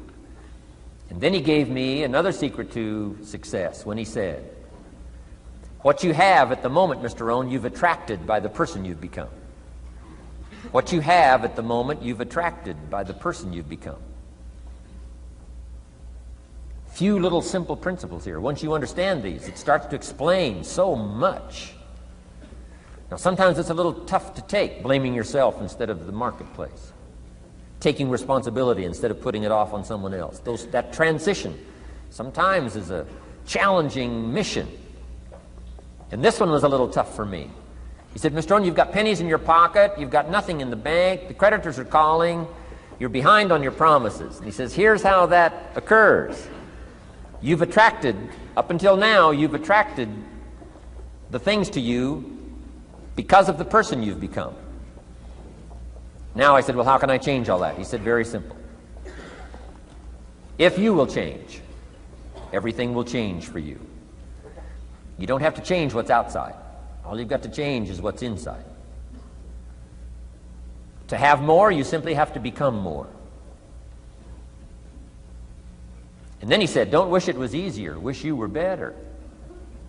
Don't wish for less problems, wish for more skills. Start working on yourself, making these personal changes. And he said, it'll all change for you. So let's talk a little bit about personal development. That extraordinary adventure I undertook starting at age 25. And I've never ceased that adventure. I'm still going for it. In the 90s, I want to get better and better. I want my craft to get better, my business operations to get better, the things I do to get better. Because once I picked up this simple formula, I'm telling you, it's easy to figure out where the problem is if you go to work on it. Now, let's talk about personal development. And in helping kids understand personal development, I always start with money. Now, money's not the only place to start. Money certainly isn't the only value, but we've all got to start somewhere, and money's something you can count, right? Kids are interested in money, okay? A lot of things are a little tougher to measure, but economics is pretty easy, right? Because you can count. Okay, somebody says, how are you doing? You say, I don't know. Let's count. Now, this is not the only count. I understand that. There's a lot of other things to count. But to see if there may be some errors in your judgment and lack of disciplines in your life, we might as well start with money, because it's so easy to count. So let's just start there and see whether or not maybe we have messed up. Okay. So here's how I explain it to kids. We get paid for bringing value to the marketplace. Key to understanding economics. We get paid for bringing value to the marketplace. Marketplace is also described as reality.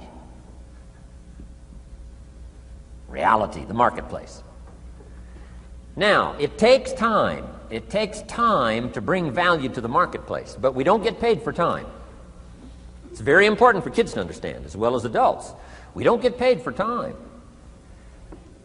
Mistakenly, the man says, well, I'm making about $20 for an hour. Not true. Not true. If that was true, you could just stay home, have them send your money. No, it's not true. You don't get paid for the hour.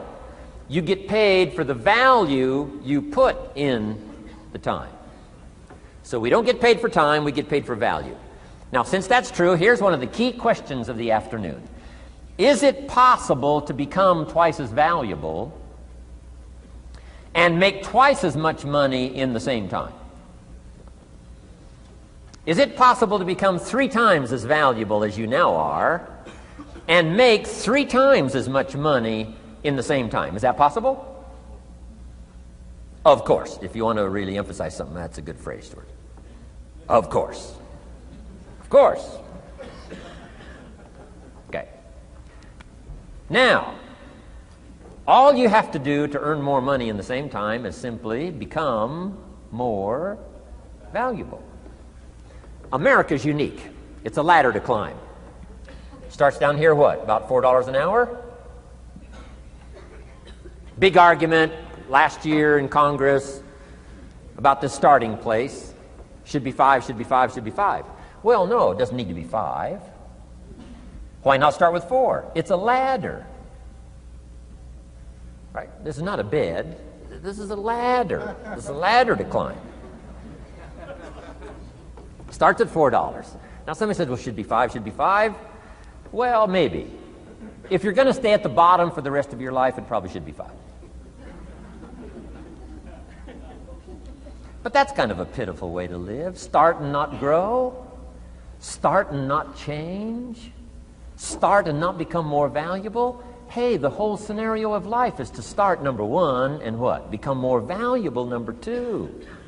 So America's a ladder to climb. Starts at $4 an hour, and the more valuable you become, you just keep moving up the ladder. Top income last year, what, 52 million?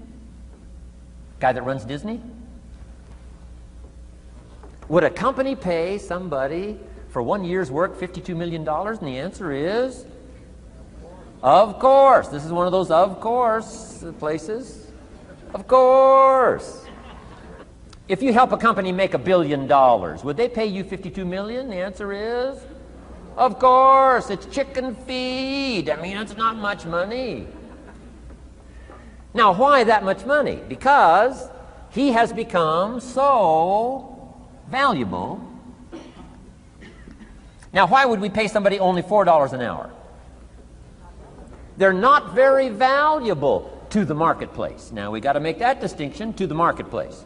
Might be a valuable brother, a valuable member of the community, a valuable member of the church, valuable member in the sight of God, to the human family, of course, those kind of values. But to the marketplace, which is called what?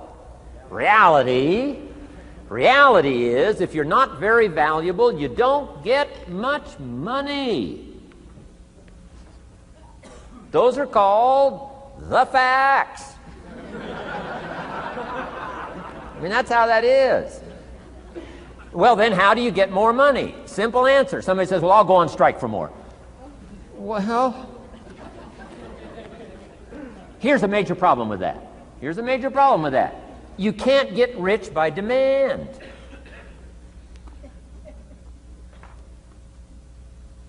Somebody says, well, I'm waiting for a raise. I'm telling you, it's easier to climb than to wait for a raise.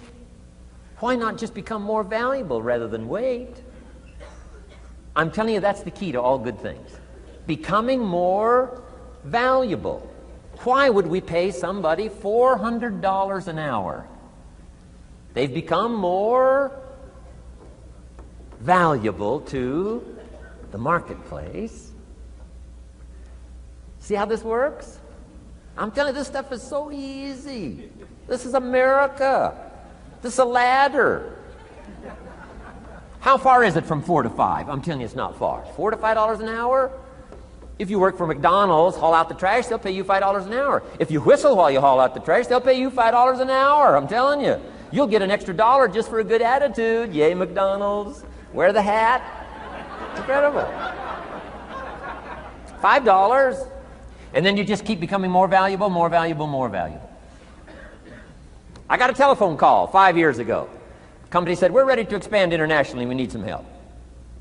I was sort of semi-retired. Right? Looking for the next exotic beach. They said, no, Mr. Rohn, we got a project for you. Right? We're going to expand internationally. We could use your help. Next little while, we'll add some millions to your fortune, make it worth your while. I said, okay. I thought later, isn't that interesting that they called me?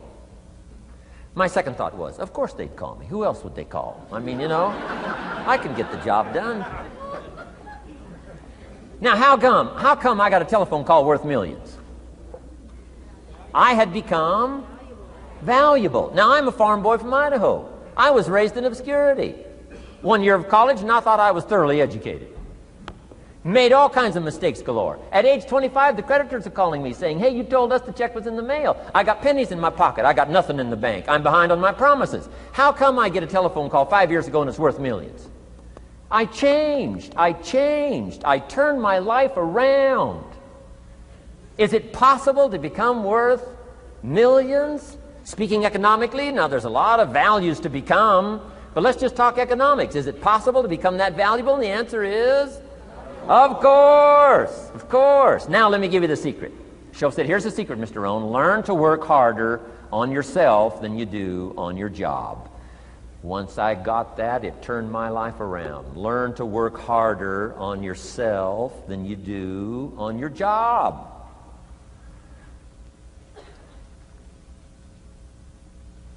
He said, if you work hard on your job, you'll make a living. If you work hard on yourself, you can make a fortune. Wow. If you would have known me at age 25, you would have said, Jim Rohn's a hard worker. If you'd have known me, you'd have said that. I'm the guy, I don't mind coming a little bit early, staying a little bit late. I don't mind that. You'd have said, well, Jim Rohn's a hard worker. You say, well, how come he's got pennies in his pocket and nothing in the bank and behind on his promises? Well, I was a hard worker, but I was working hard on my job, not on myself. I'm telling you, if you'll learn that simple little principle and start the process today, latest tomorrow, give you tonight to think it over. And start this whole process of personal development, work on yourself, make yourself more valuable to the marketplace. I'm telling you, you can so dynamically change your income, and economics is the least of the values that you can start earning in terms of equity if you'll start working harder on yourself than you do on your job. Work hard on yourself and develop the skills. Work hard on yourself and develop the graces. All of the stuff necessary to become more valuable to the marketplace. I'm telling you, your whole life can explode into change. Promotions, no problem. Becoming more valuable to the company, I'm telling you, no problem. Money, no problem. Economics, no problem. Future, no problem. If you just go to work on the right thing. Not get things out there to change. Don't try to change the seed. Don't change the soil. Don't change the sunshine. Don't change the rain. Don't change the mix of seasons. Let the miracle of everything that's available work for you, and start working on the inside. Work on your philosophy. Work on your attitude. Work on your personality. Work on your language. Work on the gift of communication. Work on all of your abilities. And if you'll start making those personal changes, I'm telling you, everything will change for you. Now, let me give you another scenario on personal development. It's called the 4 major lessons in life to learn. Before we get to the 4 major lessons in life to learn, let me give you a key phrase for your notes. Here it is. Life and business is like the seasons. Life and business is like the seasons. Frank Sinatra sings, life is like the seasons. Now, here's one of the key phrases that changed my life. Starting at age 25, you can see this whole scenario. Personal development for me began. I've never been the same since. Here's the next key phrase. You cannot change the seasons,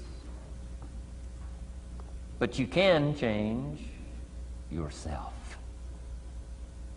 You can't change the seasons, but you can change yourself. My best hope, right? When I'm 25 years old, my best hope was to go through the day with my fingers crossed saying, I sure hope things will change. I sure hope things will change. It seemed to be my only way for my life to get better if things would change. Here's what I discovered. It isn't going to change. It isn't going to change. I did a seminar one time for Standard Oil executives and management in Honolulu, now known as Chevron. And we're talking economics one day around the conference table. And one of them said to me, Mr. Rohn, you know some fairly important people around the world. You have a chance to travel internationally. Can you tell us what you think the 80s are going to be like? Now you can tell how far back this goes. He said, what do you think the 80s are going to be like? And I thought for a moment, and I said, gentlemen, I do know the right people.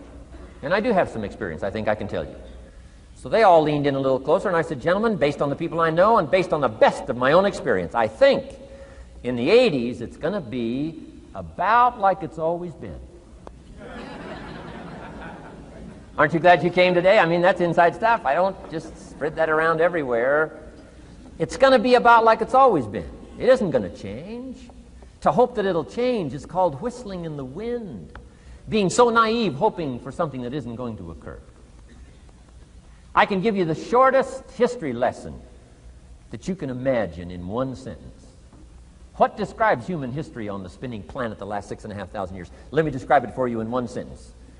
Here's human history in one sentence. Opportunity mixed with difficulty. That's about as simple as you can put it. And opportunity mixed with difficulty isn't going to change. The man says, well, if it isn't going to change for the future, if it isn't going to change in the 90s, how will my life ever change? Answer, when you change. And if you will change, everything will change for you. Your bank account will change, your income will change, your future will change, the ability to acquire your dreams will change. It'll all change if you will change. And now let's go through the scenario of the seasons. Life and business is like the seasons. Let's cover them. Here's number one, major lesson in life to learn. Learn how to handle the winters. You say, well, Mr. Rohn, a lot of this stuff is fairly obvious. That's true.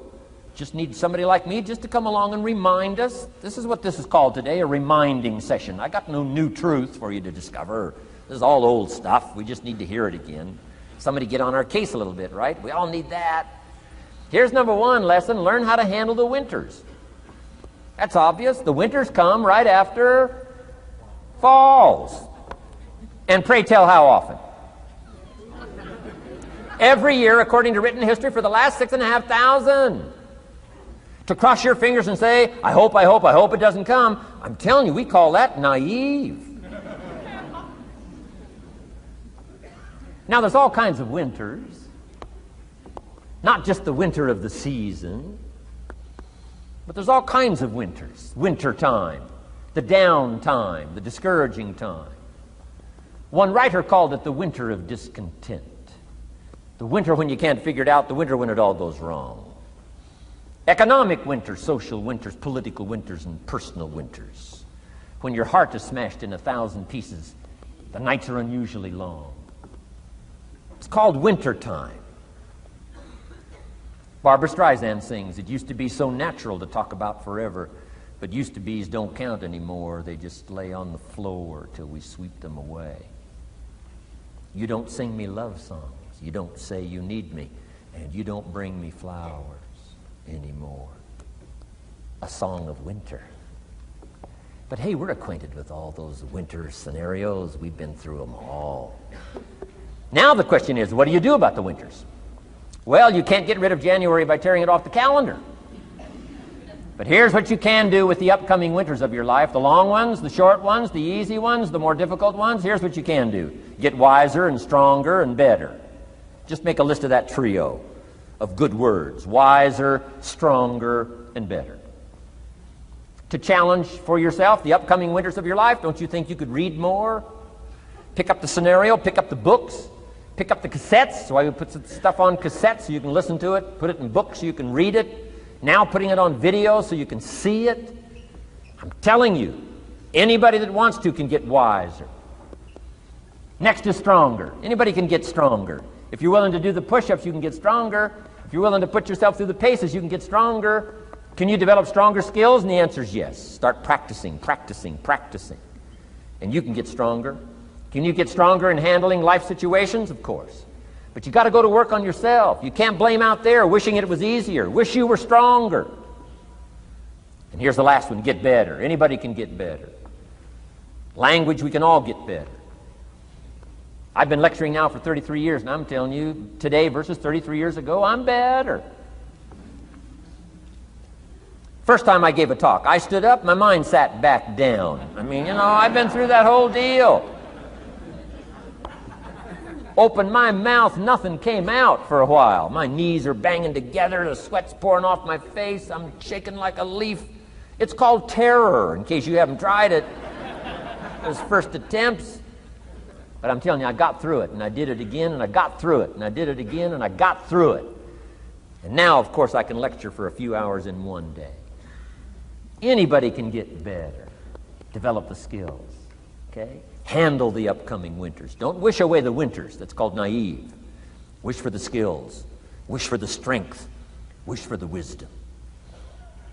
Here's the second major lesson in life to learn. Learn how to take advantage of the spring.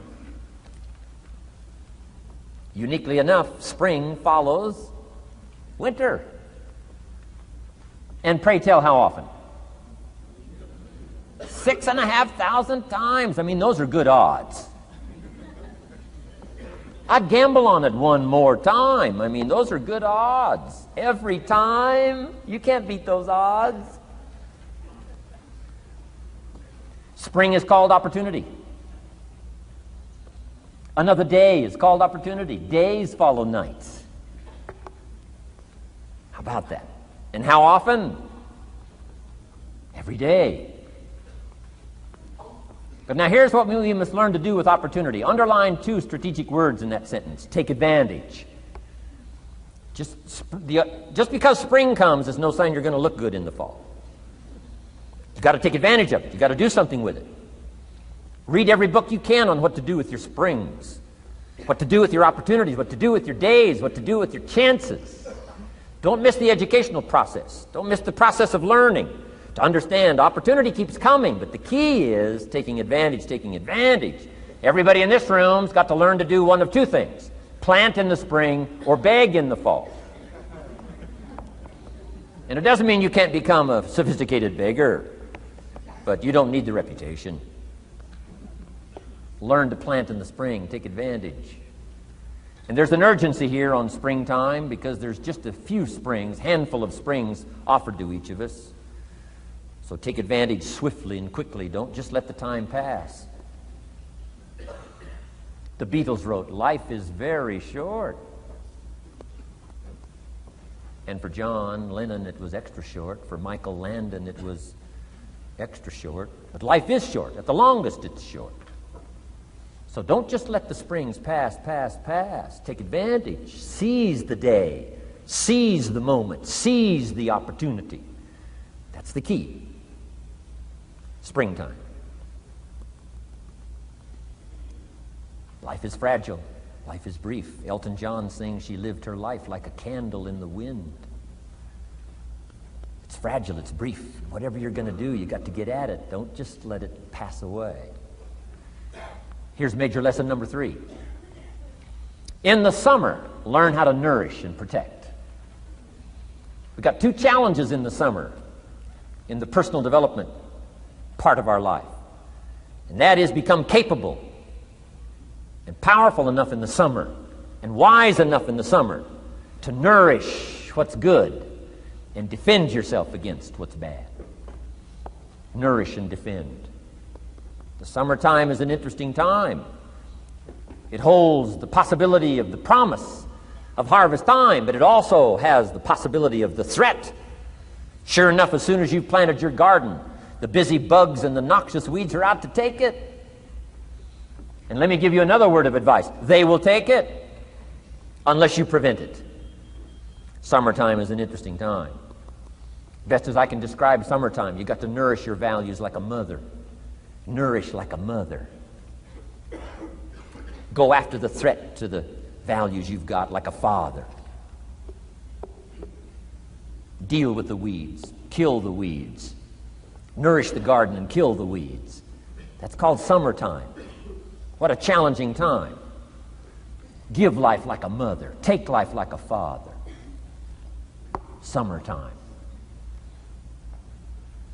You've got to deal with the negative as well as the positive. Summertime is a unique, complex mix of positive and negative. Opportunity and threat. What a scenario of life itself. Opportunity and threat to the opportunity. And you got to deal with both. You got to think positive and you got to think negative. You got to handle what's ever out to threaten you. You got to learn to threaten it back. Summertime, interesting time. Nourish like a mother. Defend like a father. You got to be like your bloodstream in the summer. Red corpuscles to what? Nourish. White corpuscles to what? Fight. You got to both nourish and fight. You got to nourish and be vigilant. Okay. White corpuscles think negative. You can't just think positive. We call you naive. Somebody says, well, I've been taught to be all positive. You'll be some kind of freak. You can't be all positive. Thank God for white corpuscles that think negative all day. Guess what white corpuscles are looking for all day? Problems, infection. White corpuscles say, just show me some infection, I'll kill it. Why? It's out to kill the body. It's out to kill our chances. It's out to kill our future. Whatever threatens us, we threaten. I'm asking you to take sword to your enemies. Whatever's out to threaten you, threaten your health, you got to threaten it back. Like white corpuscles. Kill what's evil. Nourish what's good. Love like a mother. Hate like a father.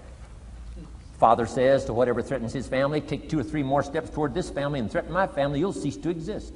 I'm father, I kill.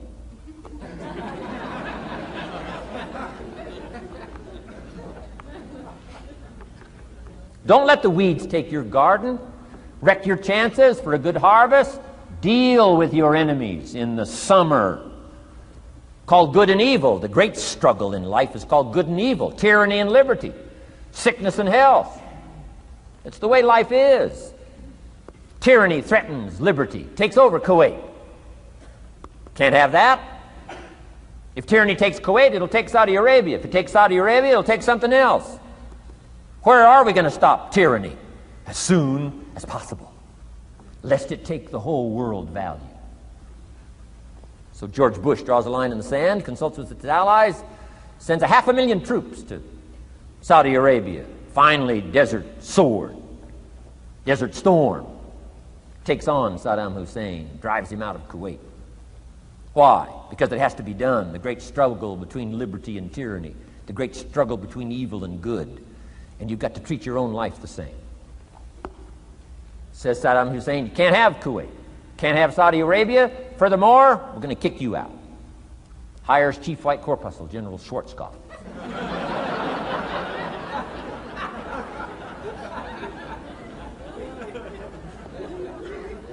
Takes care of the matter.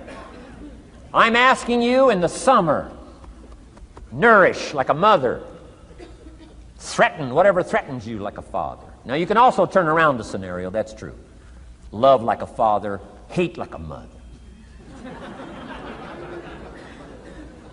Give life like a father, take life like a mother. You can turn the scenario around. The key is both love and hate. Single parents have got the greatest challenge. Love like a mother, hate like a father. Love like a father, hate like a mother. Nothing more dangerous than an angry mother.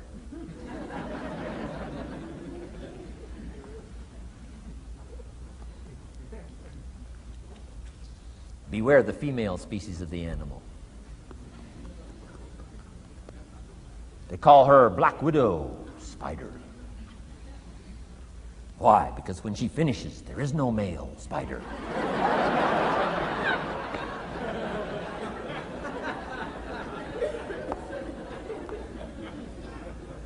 I saw this article. I was flying on an airplane up in Canada. I saw this article in one of the airplane magazines. Showed a picture of this guy with his shirt off, these claw marks down his back, teeth marks in his neck. The guy almost got killed. He was out in the woods, saw a mama bear with her little cub. Said, oh, this looks cute. Had his flash camera, went flash, flash, took a picture. Mama bear treats it unkindly, promptly chases him. Caught him, almost killed him before they got to him. Beware, mama bear. So, love like a father, hate like a mother. However you want to treat this scenario. It's very important. It's called summertime. Part of the personal development challenge is to be challenged to learn to nourish all of your values, from a garden to a family relationship, to a love affair, to a marriage, to a business, anything that's valuable to you called equity. You've got to nourish it, you've got to feed it, you've got to take care of it, but you've also got to defend it. It's called the way things are. Key. In the summer. Now here's number 4. Fourth major lesson in life to learn. In the fall, in the harvest, learn to reap in the harvest without complaint. Important part of personal development. Reap in the harvest without complaint. Take full responsibility. Once you've learned this scenario, it's not the seed, it's not the soil, it's not the sunshine, it's not the rain, it's not the miracle of the giving of life, it's not the seasons that's to be criticized. We must take personal responsibility. So in the harvest, take personal responsibility. It's your crop. Whatever you've reaped, it's your crop. Take responsibility. No complaint. And here's the next one. No apology. The best of human maturity is no apology if you've done well, and no complaint if you haven't. Knowing that that's where the answers lie, within, and then without, in the miracle of the possibilities that we have to work with. Those are the 4 major lessons in life to learn. Let's talk about some more parts of personal development. Here's the first one. Physical. The physical side. Got to take care of yourself. Do not neglect to take care of yourself. Good phraseology used in the Bible, in my amateur way, but let me put it to you best I can. Here's what it says. Treat your body like a temple. That's a good phrase, good suggestion. A temple meaning something you take extremely good care of. A temple.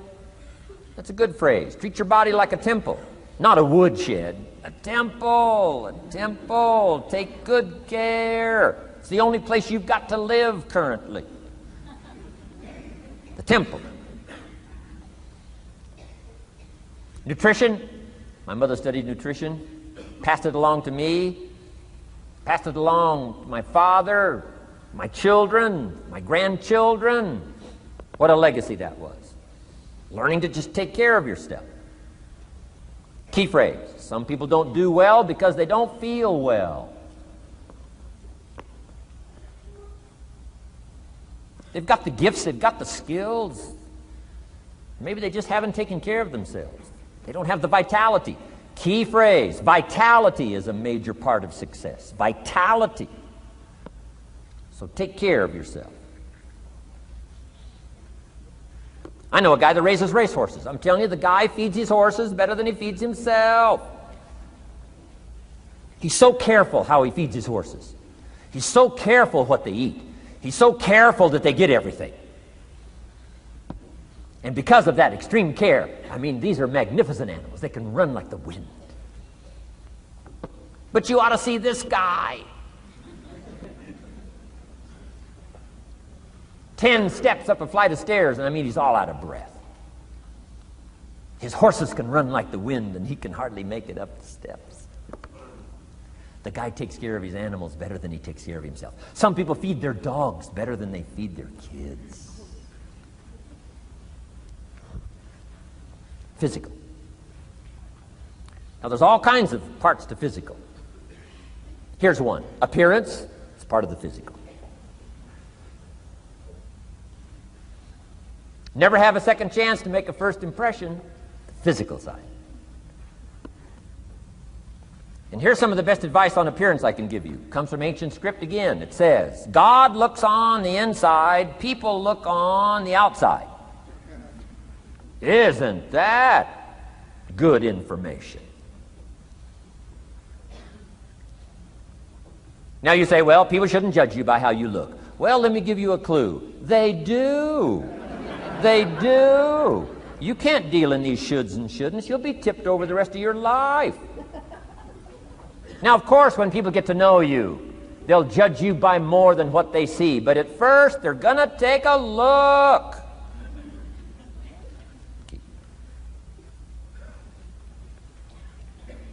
So, here's the best advice I can give you. Make sure the outside is a major reflection of what's going on inside.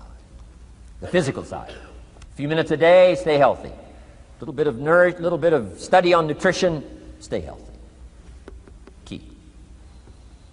Now here's the next part of personal development, the spiritual part. Now, I'm an amateur on the spiritual side. I do happen to believe that human beings are more than just an advanced life form. An advanced species of the animal kingdom. I do believe humans are a special creation. That's just my personal belief, and I don't ask you to buy it. But here's what I do ask you to buy. If you do believe in spirituality in any manner, here's my best advice. Study it and practice it. Do not neglect your values. Do not neglect your virtues.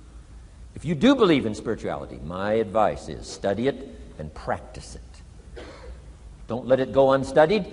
Don't let it go unnourished, if you do believe. That's my best advice on the spiritual side. Now here's the third part. The mental side. Part of this personal development challenge is to develop mentally. Learn, study, grow, change. It's what schooling is all about. And the human development takes time, incredible amounts of time. That's why we've taken the time for this seminar. It just takes time. Some things you can't cover in a 20-minute speech. You can't cover in a little 5-minute talk. It takes time. For humans, it seems like more time than any other life form, human beings. The little wildebeest in Africa. Guess how much time it's got as soon as it's born to be able to run with the pack so it doesn't get eaten by the lions? Guess how much time it's got? A few minutes. As soon as the little wildebeest is born, tries to stand up, falls down. Its mother nudges it, gets it to stand back up, falls back down. Finally, on little shaky legs, it tries to nurse. Mother pushes it away. She moves away, so it can't nurse. Why? You can't nurse now. You've got to develop some strength now. The lions.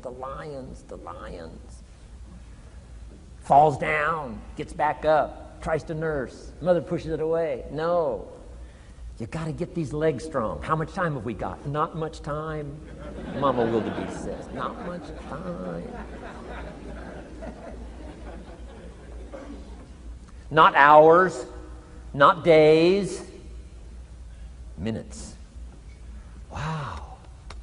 But the human baby, wow. After 16 years, we're not sure. Right? Unbelievable amount of time it takes. So it does take time for personal development. It does take time for spiritual development, physical development.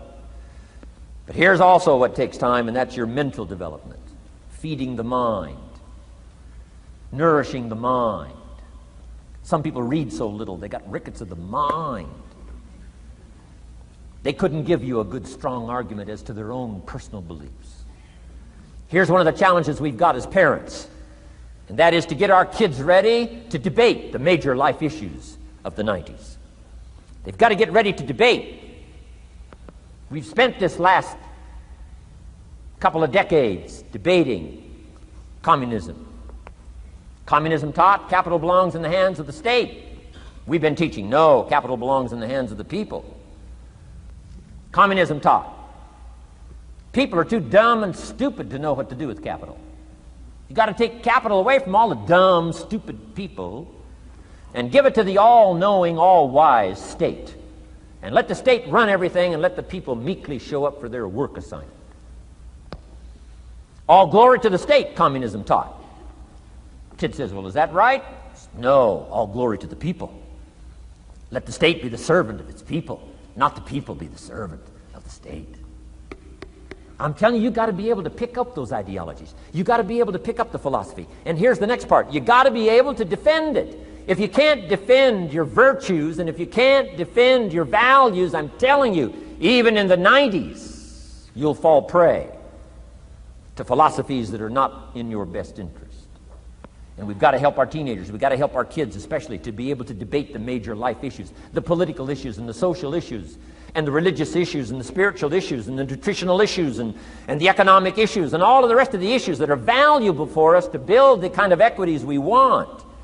You got to get yourself ready. And one of the ways you got to get ready is not just physical and not just spiritual. You got to get ready mentally. And this is where Shoaff went to work on me, to be ready mentally, to develop the philosophy and also be able to defend your virtues and your values. Let's go through it. You need a good library. Shoaff got me started on my library. Here's one of the books he recommended. Think and Grow Rich by Napoleon Hill. Think and Grow Rich. Shoaff said to me, doesn't that book and title intrigue you? Think and Grow Rich. Don't you have to read that book? Think and Grow Rich. I said, yes, sir. By Napoleon Hill. I went and found that book in a used bookstore. That's where I had to start. In a used bookstore. I paid less than 50 cents for it. I've still got it. It's one of the rare hardback covers. Think and Grow Rich by Napoleon Hill. Wow, Shoaff was right. Get a library started. It'll change your life. Any home over $200,000 has got a library. Why do you suppose that is? Wouldn't that make you curious? How come every home over $200,000 has got a library? Does that tell you something? Does that educate you at all? You say, well, I can't afford a $200,000 home. It doesn't matter what size home. Take your present apartment, clean out a closet, call it your library, and start acting intelligent. And start this process like I did. Start developing a library. Here's what your library needs to show, that you're a serious student of health and life, spirituality, culture, uniqueness, sophistication, economics, prosperity, productivity, sales, management, skills, values of all kinds. Let your library show you're a serious student. Don't be casual in learning. Don't be lazy in learning. Information is the key. Okay. Learning is the beginning of wealth. Learning is the beginning of health. Learning is the beginning of prosperity. Learning is the beginning of democracy, the beginning of freedom. All values, all virtues start with the learning process. So don't be lazy in learning. Don't be lazy in gathering the library that'll teach you and instruct you. And I got that book, Think and Grow Rich. Some of the ideas in that book inspired me no end, helped me to change my life. Now, it's got some weird stuff in it. You know, it's got some weird stuff. Napoleon was weird, so you gotta separate out a little of this weird stuff. But you can do that. You can separate out the weird stuff, okay? Unless you're weird, just do the weird stuff. Anyway, remember, don't be a follower, be a student. That's the key to all books. Don't be a follower, be a student. Okay.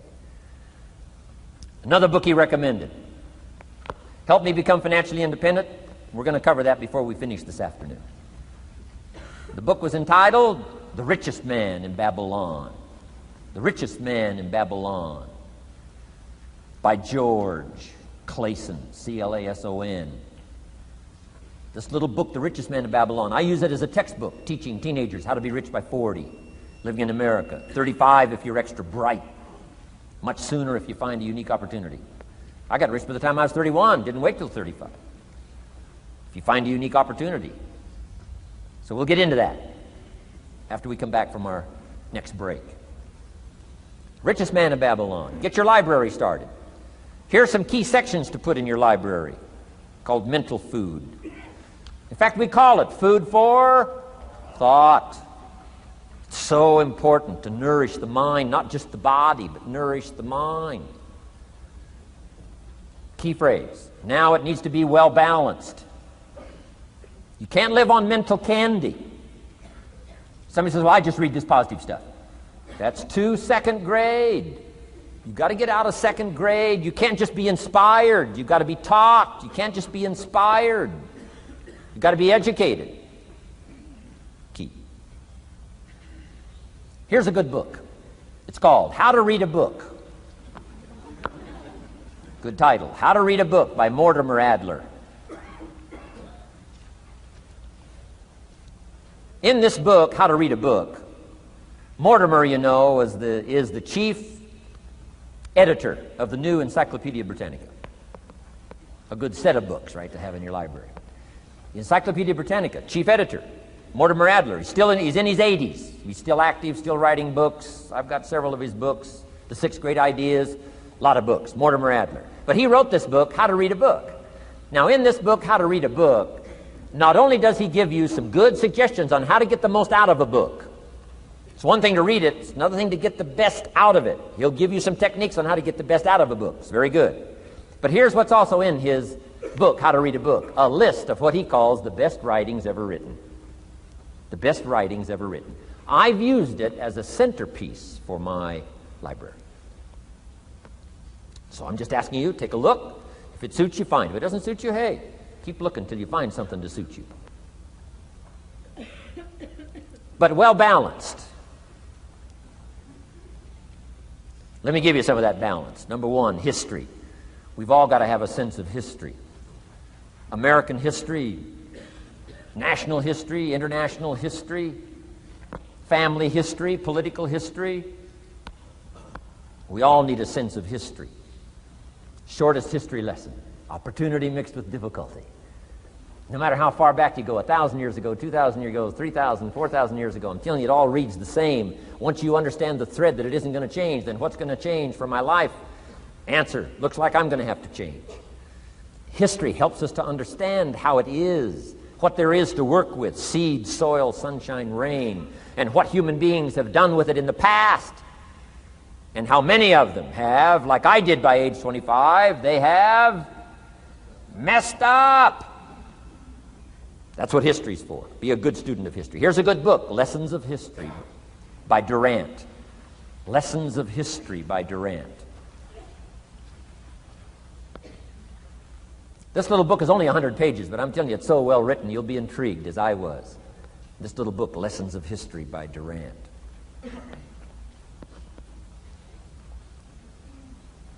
Next is philosophy. Durant also wrote a good book on philosophy. The Story of Philosophy. It's got a good rundown of the key philosophers of the last several hundred years, what they taught and some of the lives they lived.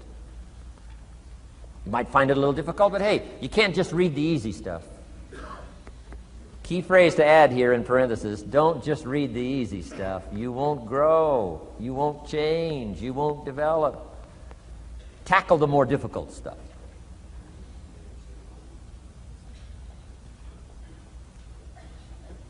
Next, novels. Novels are good. Sometimes an intriguing story keeps our attention so that the author can weave in the philosophy he or she is trying to get across.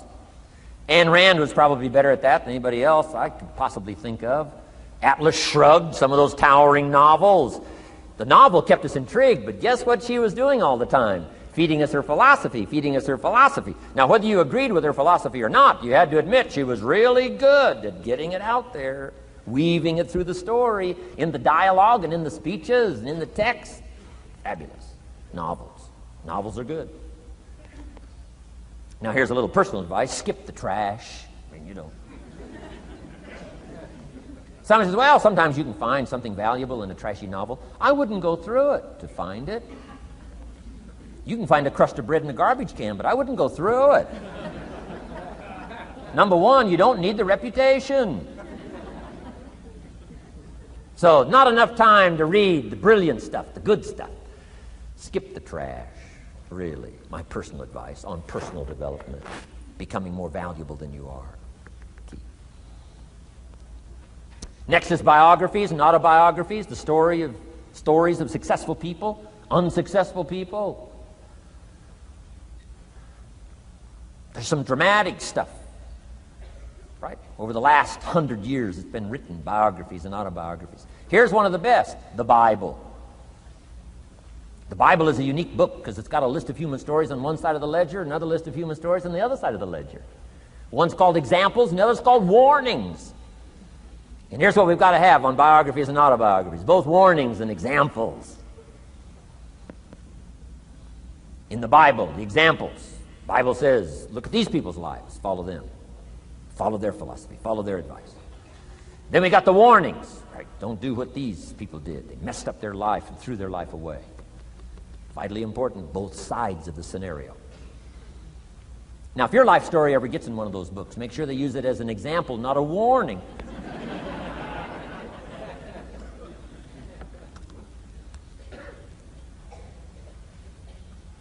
Also, we need balance, both sides, balance, good and evil, biographies, autobiographies.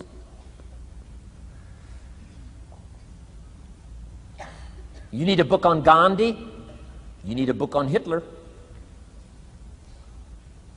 One to illustrate how high a human being can go, and the other one to illustrate what? How low and despicable a human being can become. We need both sides of the scenario. Next, accounting. Got to have a little, at least primary view of accounting. Kids have got to start learning the difference between a debit and a credit.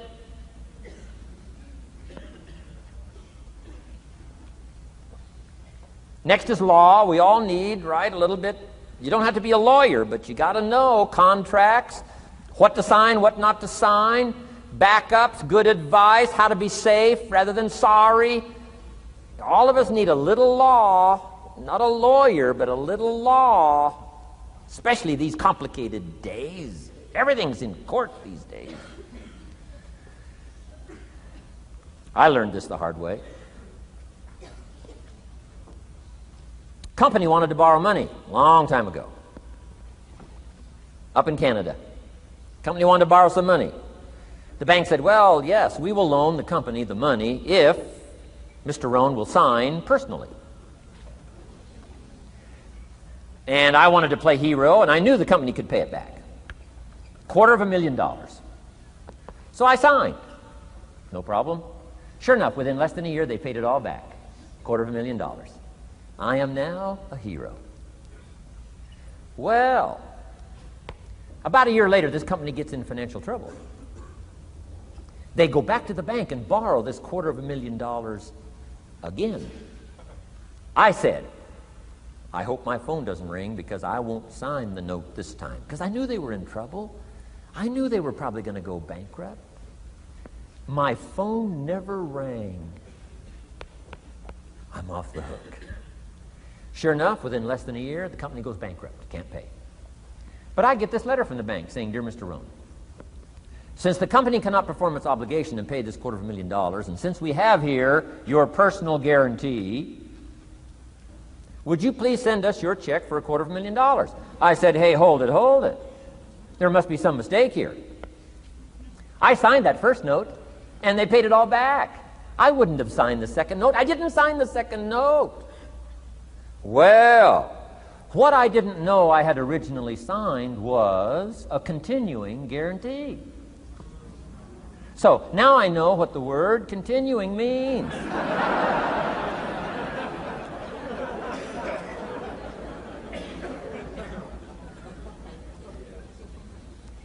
I'm asking you to study a little law, know what to sign, know how to defend yourself, right? Say, hey, we'll get back. Don't sign too quickly. I mean, there's all kinds of things here. Be a student. Don't be lazy in learning. How to defend as well as nourish. How to grow as well as take care of your enemies. You got to learn. Let your library indicate that you're a serious student about personal relationships with your family, gifts and skills, economics, and all the rest. Here's the next one. Economics. We're going to study that when we come back from our break. Economics. We're going to cover, especially for the kids today, how to become financially independent. We're going to let the adults listen. I've been teaching kids for the last 18, 19 years how to be rich by 40, 35 if you're extra bright. Most kids think they're extra bright. They go for 35. Or much sooner if you find a unique opportunity. We're going to get into that. Be a student of economics. Next, culture, sophistication. Don't leave that out of your life culture, sophistication. Culture is part of the fabric of the nation. Culture is what makes us different than dogs and animals. Culture is what makes us different from the barbarians. Culture, sophistication. Be a student of the dance and the art and the music and all the rest of those extraordinary human values that are possible for us all to participate in as well as to enjoy. Be a student of culture. And the last one is spirituality. Study it from the Bible and all the related books about spirituality. If you're a believer, study and practice. Let your library show you're a serious student. Next, keep a journal. Shoaff said, Mr. Rohn, not only be a student, but the good ideas that you develop from the books. Keep a separate journal. Write all this stuff down. Here's what he said. Don't trust your memory. If you're serious about becoming wealthy and powerful and sophisticated and healthy, influential, cultured, unique, keep a journal. Don't trust your memory. If you listen to something valuable, write it down. If you come across something important, write it down. Write it down. Now, I used to take notes on pieces of paper and torn off corners and backs of old envelopes and restaurant placemats and long sheets and narrow sheets and little sheets and pieces thrown in a drawer. Found out, best way, keep a journal. I've been keeping these journals now since age 25. It makes up a valuable part of my own learning, and it's a valuable part of my library. My own journals now form a good portion of my own library. The stuff. I'm trying to get kids to do like I do, be a buyer of empty books. Kids find it interesting I buy an empty book. Especially at my status in life. What did I pay for this one? $26. Kids say, $26 for an empty book? Why would you do that? Well, the reason I paid $26 is to press me, to see if I can't find something worth $26 to put in here. And I'm telling you, all my journals are private. But if you got a hold of one of my journals, you wouldn't have to look very far until you would say, this is worth more than $26. I must admit, if you got a glimpse of Mr. Rohn's journals, you'd have to say he is a serious student. Not just committed to his craft, but committed to life, committed to skills, committed to learning, to see what I can do with seed and soil and sunshine and rain and miracle and possibilities and turn it into equities of life and treasure, family relationships, enterprise, sales, management, gifts galore, everything you want, all available, especially in America. I'm asking you, keep a journal. I call it one of the three treasures to leave behind. Let me give you that. One of the three treasures to leave behind. Number one is your pictures. Take a lot of pictures. Did you ever look back, right? 2 or 3 generations, just a handful of photographs way back there. Wouldn't it be something if there was album after album, thousands of pictures to help tell the story? A picture's worth 1,000 words. Don't be lazy in capturing the event. How long does it take to capture the event? A fraction of a second. How long does it take to miss the event? A fraction of a second. Errors in judgment or disciplines. Take lots of pictures. Help tell the story. Click, click, got it. Click, click, got it. Keep. I go to Taiwan to lecture. Taipei, Taiwan. Grand Hotel. Neat place to do a weekend seminar. I got 1,000 students. Guess how many cameras? 1,000 cameras. They all bring their cameras. They wouldn't miss the event, take pictures. Takes me more time to take pictures than it does to do the lectures. Here's my new American friend. Here's my new American friend. Click, click, save it. Got it. 1,000 words, each one. What a scenario. Don't miss the pictures. When you're gone, one of the things to leave behind, the treasure in picture as well as in words. Keep. Next, your library. The library that you gathered, that taught you, that instructed you, that helped you to defend your ideals, that helped you to develop a philosophy, that helped you to become wealthy and powerful and healthy and sophisticated and unique. The library that helped you conquer some disease. The library that helped you to conquer poverty. The library that caused you to walk away from the ghetto. The library, the books that instructed you, fed your mind and fed your soul. Leave your library behind. One of the greatest gifts you can leave behind is your library. Stepping stones out of the darkness into the light. Your library. So leave your books behind. Your books will be more valuable than your couch. Your books, your books, your books. And third is your journals. The ideas that you picked up. The notes you took at seminars like this. Wherever you found an occasion to gather something valuable and put it in here so you could go back over it and go back over it. Repetition is the mother of skill. Read it one more time. Learn it one more time. See if you can digest it one more time. Let it coach you one more time. Let it teach you one more time. Let it inspire you one more time. Words are inspirational. The lyrics of a song. And not just read it once. That's why we put our stuff on cassettes so you can go through it again and again and again. If you hear a beautiful song that does something to you, you don't say, well, that's enough. Don't need to hear that again. No. Wouldn't you want to hear it again, hear it again, hear it again? Let it instruct you. Let it feed you. Let it teach you. Take you on wings of emotional journeys. Wouldn't you want to do that again? The answer is yes. That's what's so important. And here's what's important. One of the things to leave behind, that's your journals. All the stuff you took the meticulous time to gather. One of the greatest proofs that you're a serious student. Taking pictures, that's pretty easy. Buying a book at a bookstore, that's pretty easy. Here's one that's a little more challenging. Be student enough of your own life and your own future and your own destiny. Be student enough to take the time to keep the notes and keep the journal. You'll be so glad you did. What a treasure to leave behind when you go. Your journals. Wow. I wouldn't be without mine now. I'm in Carmel, California, one of my favorite places. It's where I wrote my first book called Seasons of Life. I went to this little church one Sunday morning. First time I'd been there. A little small church, I don't know, 150 people. Classic sermon that morning. Classic sermon. One of the best I've ever heard in all of my life. I happened to be there. And I had my journal. While this sermon is going on, I can't believe it was so precise, it was so unique, it was so powerful. And I've got my journal, and I'm taking notes. Taking notes of this classic sermon. Guess how many other people were taking notes? Approximately, guess. How many do you suppose? It looked like, best as I could tell, I'm the only one taking notes of this classic sermon. Now, since I'm a stranger there, and it's the first time I've been there, and I'm taking these notes, people started looking, who is he and what's he doing? I started feeling just a little bit uncomfortable. I'm still writing. Now I'm feeling kind of like a spy, right?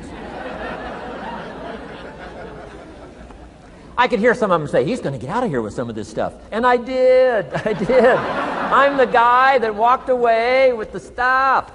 I'm asking you to be no less sincere and be no less committed to the advancement of your philosophy, the set of the sail. Talk about have your best year ever this year, and then get ready for next year, your very best year ever, and they'll start being the best year after year. If you'll commit yourself to some of this simple stuff called personal development, start with a walk around the block. Start with the refinement of your philosophy. Start with the teaching of your own fabulous mind, where all the answers are. I can only give you a few answers from my own experience. The rest of all the magical answers are within the confines of your own mind. But it takes the books, it takes the cassettes, it takes the videos, personal conversation, sermons, lyrics from songs, dialogue from the movie. Let your heart be stirred by words. Find ways to capture. Part of your personal development quest. Now here's the last subject on personal development just before we take our break. Isn't this good stuff? I'm telling you, this stuff changed my life. Turned me every way but loose. I've never been the same since the teacher gave me some of this simple instruction. How to go from where you are to where you want to go. How to go from what you are to what you want to become. How to go from pennies to treasure. How to go from nothing to fortune. It's all within the confines of this stuff that I've been trying to share with you. Laboring best I can. Words are clumsy when you try and your experience. But I'm doing my best today, and I'm excited about it. Appreciate you taking all these good notes. Good students today. I appreciate that.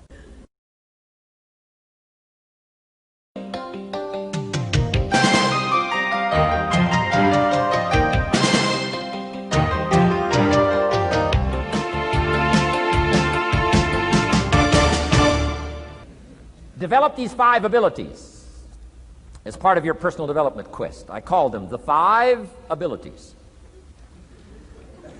Here's the first one. Develop the ability to absorb. The ability to soak it up like you're doing today. Be like a sponge.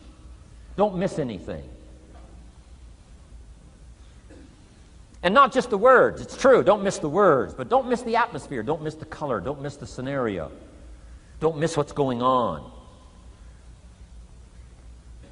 Most people are just trying to get through the day. Here's what I want you to be committed to do. Learn to get from the day. Don't just get through it, get from it. Learn from it. Let the day teach you. Join the University of Life. What a difference that'll make in your future. Commit yourself to learning. Commit yourself to absorbing. Be like a sponge. Get it. Don't miss it. I've got a personal friend of mine who's so gifted in this area. I think he has soaked up and remembers everything that's ever happened to him. He can tell you as a teenager where he was and what he did and what he said and what she said and how they felt and the color of the sky and what was going on that day. And the reason is because he gets it. He gets it. He gets it. I'm telling you, it's more exciting to have him go to Acapulco, come back and tell you about it, than it is to go yourself. He's unbelievable. He's got this extraordinary gift. And why is it? When he's there, he doesn't miss anything. Here's a good phrase for you to jot down. Wherever you are, be there. Be there to absorb it up. Be there to soak it up. Take a picture if you can. But take pictures of your mind. Let your soul and heart take pictures. Get it. Capture it. Absorb it. That's such an important ability to develop. The ability to get it. Don't miss it. Don't be casual in getting it. Key phrase. Casualness leads to casualties.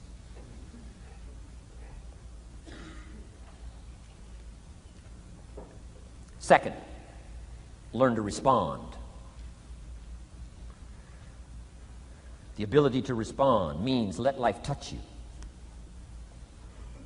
Don't let it kill you, but let it touch you. Let sad things make you sad. Let happy things make you happy. I'm telling you, give in to the emotion. Let the emotion strike you, not just the words, not just the image. Let the feeling strike you. Let the emotion strike you. Here's what's important. Our emotions need to be as educated as our intellect. Our emotions need to be educated as well as our intellect. It's important to know how to feel. It's important to know how to respond. It's important to let life in. Let it touch you.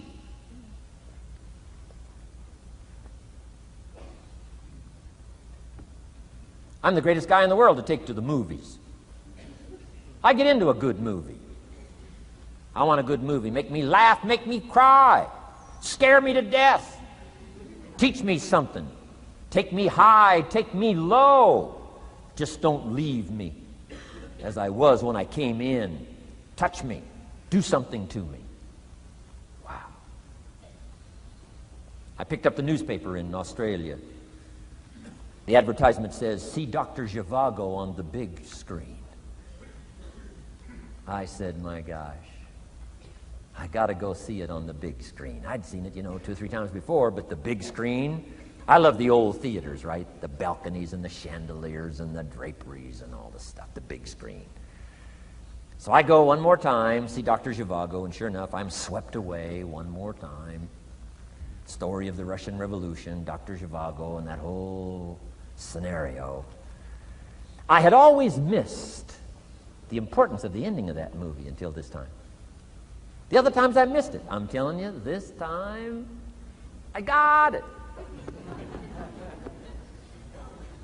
Comrade General said, Tanya, how did you come to be lost? After he'd found her, right? Said, how did you come to be lost? And she said, well, I was just lost. He said, no, how did you come to be lost? She said, well, we were, the city was on fire when we were running to escape, and I was lost. He said, no, how did you come to be lost? And that's what she didn't want to say. He finally pressed her again, how did you come to be lost? And he said, well, she said, well, while we were running through the city and it was on fire, my father let go of my hand, and I was lost. That's what she didn't want to say. Comrade General said, Tanya, that's what I've been trying to tell you. Komorowski was not your real father. He was not. I'm telling you, I've been looking all over for you, and I think I found you. This man, my relative, Dr. Zhivago, the poet, I'm telling you, he was your father. And Comrade General said, Tanya, I promise you this, if this man, your real father, had been there, I promise you, he would never have let go of your hand. And I got it. This time I got it. The other times I'm eating popcorn waiting for the movie to finish. I mean, this time I got it. I got it. I got it. I'm asking you to get it. Absorb and respond. Maybe you heard the story about the evangelist here in Texas way back in the horse and buggy days. Used to put up his tent in these various Texas towns and hold tent revivals. And he put up his tent. One of these towns expected a big crowd to come and hear him preach. And he got there first night of the tent revival, and he walked inside the tent. It was empty. And he thought, something must be wrong. He waited till 8 o'clock. Nobody showed up. He waited till 8:15. Not a soul. Finally, 8:30. One lone cowboy wandered up on his horse, tied his horse up outside, came in, sat down on the front bench, big empty tent. So the preacher thought, well, at least I better go down and talk to the cowboy. So he goes down and talks to the cowboy, and he says, Cowboy, I don't know what to tell you. He said, I'm the preacher, and this tent was supposed to be full of people. And he said, something's gone wrong. I really don't know what to do. I'm embarrassed. And he said, I don't know what to do. And the cowboy said, well, I'm not a preacher. I'm just a cowboy, so I can't tell you what to do. But he said, I know this, if I went out to feed my cattle and only one showed up, I'd at least feed it. So the preacher said, hey, the cowboy is right. If you've got a message to share, if there's one person or 1,000, don't let your ego get in the way. You should do the best you can. So he got kind of inspired by this conversation with the cowboy, jumped up on the platform, started preaching as if the tent was full of people. And he was so inspired, he just kept going, went for an hour and 15 minutes, hour and a half. Finally, wound down and quit. Come down off the platform, talked to the cowboy again, said, well, cowboy, what did you think of my sermon? The cowboy said, well, I'm not a preacher, so I can't really tell. I'm just a cowboy. But he said, I know this. If I went out to feed my cattle and only one showed up, I'd feed it, but I wouldn't dump the whole load on it.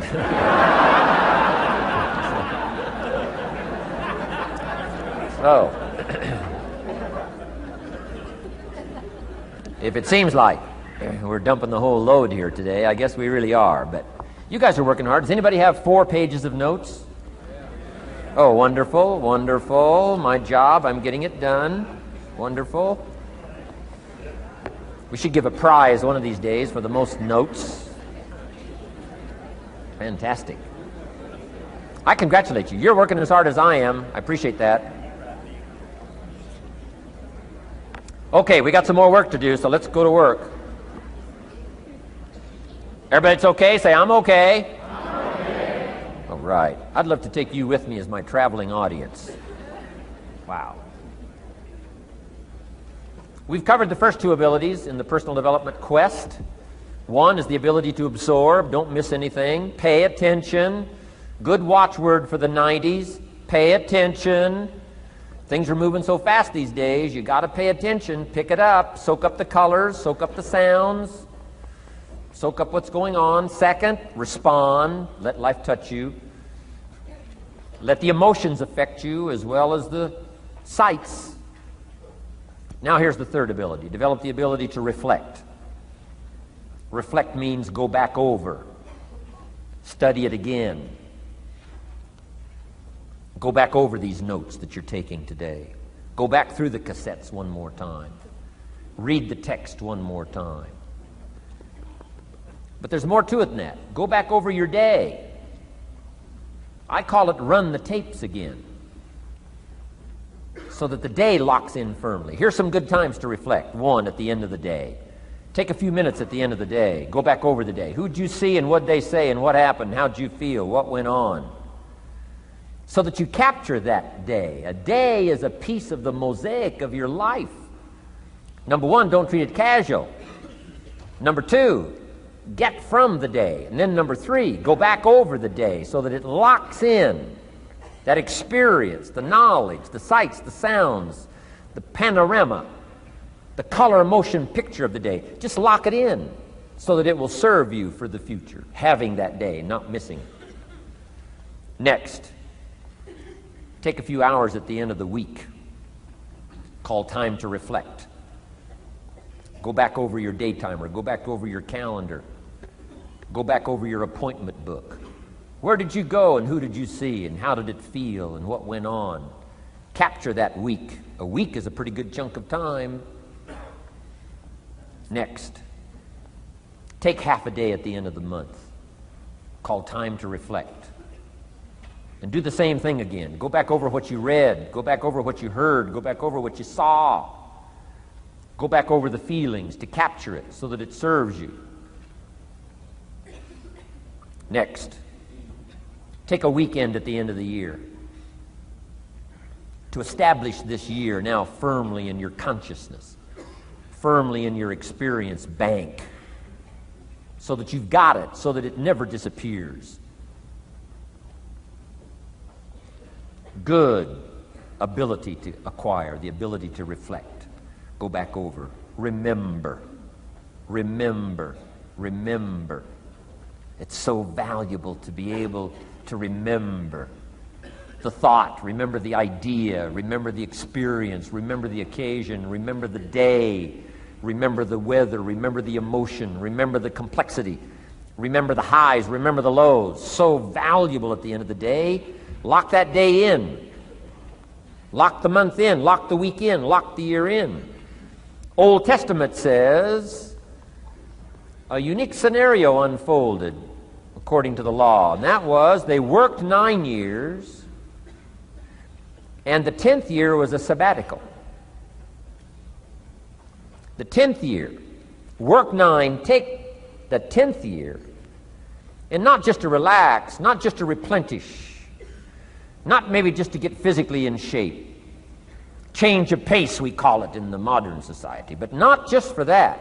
I'm sure that in ancient days, that sabbatical was to go over the last 9 years, what went right and what went wrong, and what worked well and what didn't work well. And how did you grow, and how did you learn, and how did you change, and what have you got now after 9 years that you didn't have at the beginning of the 9 years? See, that's so valuable, a sabbatical, some time. There's also something to be said for solitude when you reflect. Sometimes you can reflect with somebody. Husband and wife reflect on the past year, right? Parents reflect with their children on the past year. How did we do it, and how didn't we do it, and how could we improve? Colleagues can reflect with each other. But now here's one of the most important. You've got to learn to reflect with yourself. There's something to be said for solitude. There's something to be said for taking those occasions to shut out the world and shut out everything else for a while. I've got a motorhome. That's how I do it. With my motorcycle on the back. And I head for the mountains and ride the Jeep trails, where there's very few human beings on the Jeep trails, or out in the desert somewhere. It's called my time to get away. When you live a very public life, you treasure solitude. A chance to reflect, go back over my life, go back over my skills, go back over my experiences. Alone. There are some things you need to do alone. Ponder, think, wonder, read, study, absorb, Soak in. See if you can't become better this year than you were last year, better the next 9 than you were the first 9. Solitude. There's even a more modern advice that says, go to the closet for time of meditation, time of prayer. Go to the closet. Closet meaning what? Away. And there's even a graphic description of the away. It said, enter into your closet and what? Got some students here, I'm sure. What? Close the door. For what? Just to shut out everything. Life is experience, and touching and seeing and looking and doing and acting and disciplines and all the stuff. But sometimes, this is where this reflecting is so important, to shut the door. To shut the door and wonder. Prayer, contemplation, thinking, and let things move in to your consciousness and awareness that no other way can it be done. Right? Flying down the freeway, I'm telling you, it's difficult to get through. So many things to do, it's difficult to get through. But times of solitude, times to reflect. So this is so valuable, learn to reflect. Now here's why it's important to reflect. To make the past more valuable to serve you for the future. Here's what's really powerful, learning to gather up the past and invest it in the future. Gather up today and invest it in tomorrow. Gather up this week and invest it in the next week. Gather up this year and invest it in the next year. See, that's so powerful, rather than just hanging on one more year, hanging in there, seeing what's going to happen. Learn, study. This is part of the personal development quest, becoming better than you are, more valuable than you are, not just in terms of economics, in terms of motherhood, in terms of fatherhood, in terms of being a better brother, a better colleague, making a better contribution to the family, to society, to the community, to the church, to the office, to the commitment, to the partnership. Doesn't matter what it is that has value. Work on yourself, then you bring more value to the partnership, to the marriage, to the franchise, to the corporation, to the enterprise, to the community, to the nation. Self-development, personal development.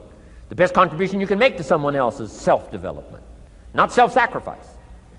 Self-sacrifice only earns contempt. Self-development earns respect. Pity the mother who says, I'm just going to give up my life for my children. Self-sacrifice is not noble. Self-investment is noble from self-development.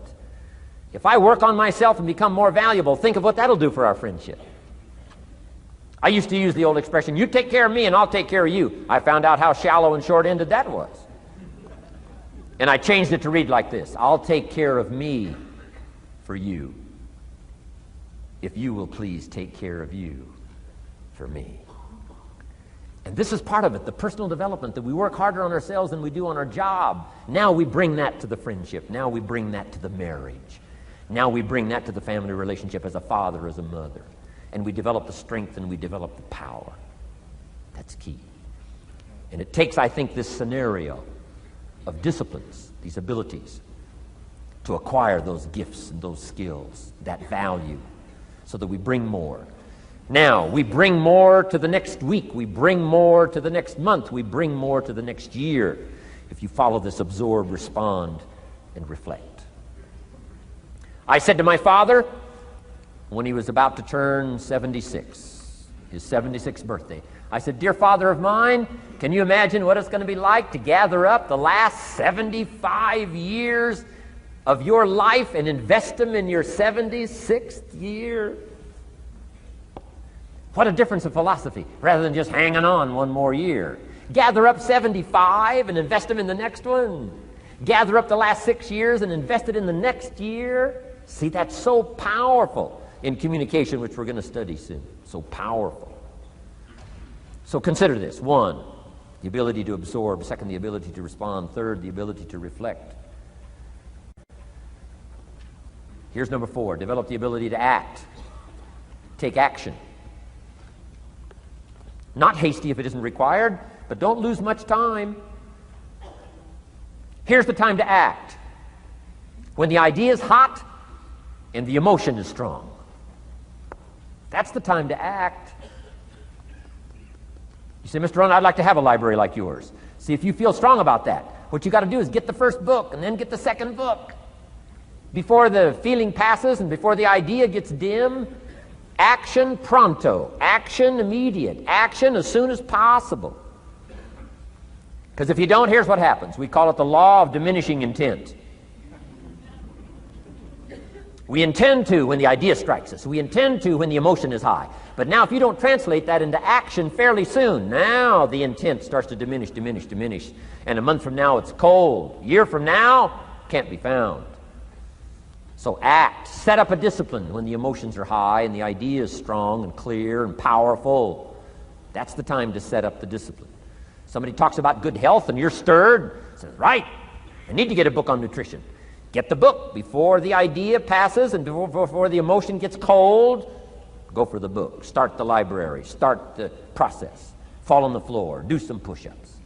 Action. Got to take action. Otherwise, the wisdom is wasted. Otherwise, the emotion soon passes.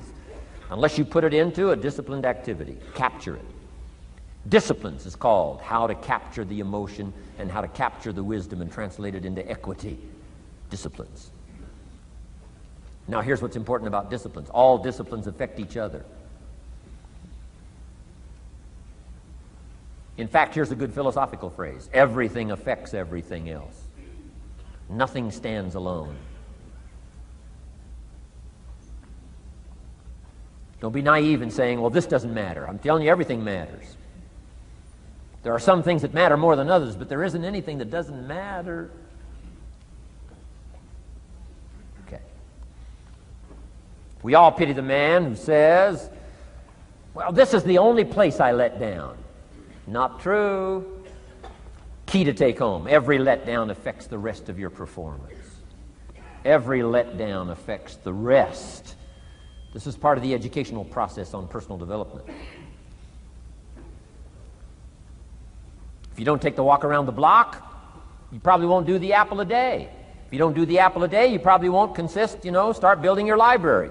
If you don't build your library, you probably won't keep a journal, and you won't take pictures, and then you won't do this, you won't do wise things with your money, won't do wise things with your time, won't do wise things with your possibilities and relationships, and the first thing you know, 6 years of that accumulated, and we say you have messed up.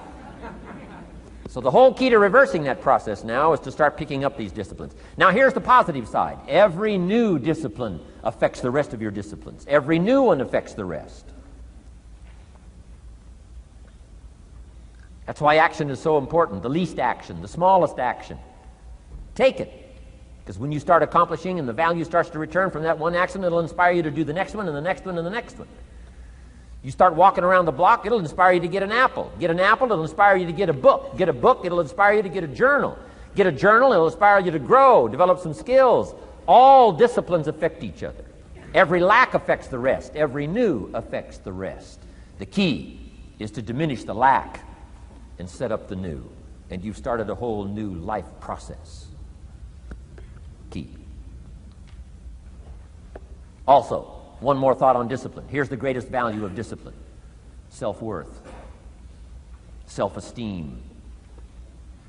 People are teaching self-esteem these days, but they don't connect it to disciplines. The least lack of discipline, and it starts to erode our psyche. One of the greatest temptations is to just ease up a little bit. Right? The slightest lack of doing your best starts to erode the psyche. Instead of doing your best, doing just a little less than your best. Sure enough. You say, well, it's just going to affect my sales. No, it's going to affect your consciousness. It's going to affect your philosophy. Now you've begun in the slightest way to affect your own philosophy. Here's the problem with the least neglect. Neglect starts as an infection. And if you don't take care of it, it becomes a disease. And one neglect leads to another. And the worst of all, when neglect starts, it diminishes our self-worth, our self-confidence, our self-value. You say, well, how can I get back my self-respect? I'm telling you, you don't have to go to 29 classes. All you have to do is start the smallest discipline that now corresponds to your own philosophy, like I should, and I could, and I will. No longer will I let neglect stack up on me so that I will have the sorry scenario 6 years from now, giving some excuse instead of celebrating my progress. That's the key to discipline. Okay? Let's get kids involved in the least of disciplines. One more, and then one more, and then another one, and then another one, and then some more. And the first thing you know, you're starting to weave the tapestry of a disciplined life into which you can pour more wisdom and more attitude and more strong feeling, more faith and more courage. Now you've got something, a vessel in which to put it. And now the equities start to flow. And the early return, I'm telling you, if you'll start this process, the early return will have you so excited. You'll commit yourself to this strategy for the rest of your life. You'll never go back to the old ways. Join a new crowd. Join a new group. The disciplines to do it. Take action. I recommended the last time I was here the little book, Richest Man in Babylon, and I said I've lectured now to over 3 million people in the last 33 years, and I've recommended this little book to almost all of them, I think. Guess how many have actually gone and got this little book? Answer, very few. My best guess is 10%. Such an easy thing to do. In that last seminar, right, I suggested this little book, number one, is easy to find. Number two, it's easy to buy. The most you can pay for it, $6, $7, $8. You can borrow that from your kids. And number three, it's easy to read. It's in story form. That's why I use it for teenagers, teaching them how to be rich by 40, 35 if you're extra bright, much sooner if you find a unique opportunity.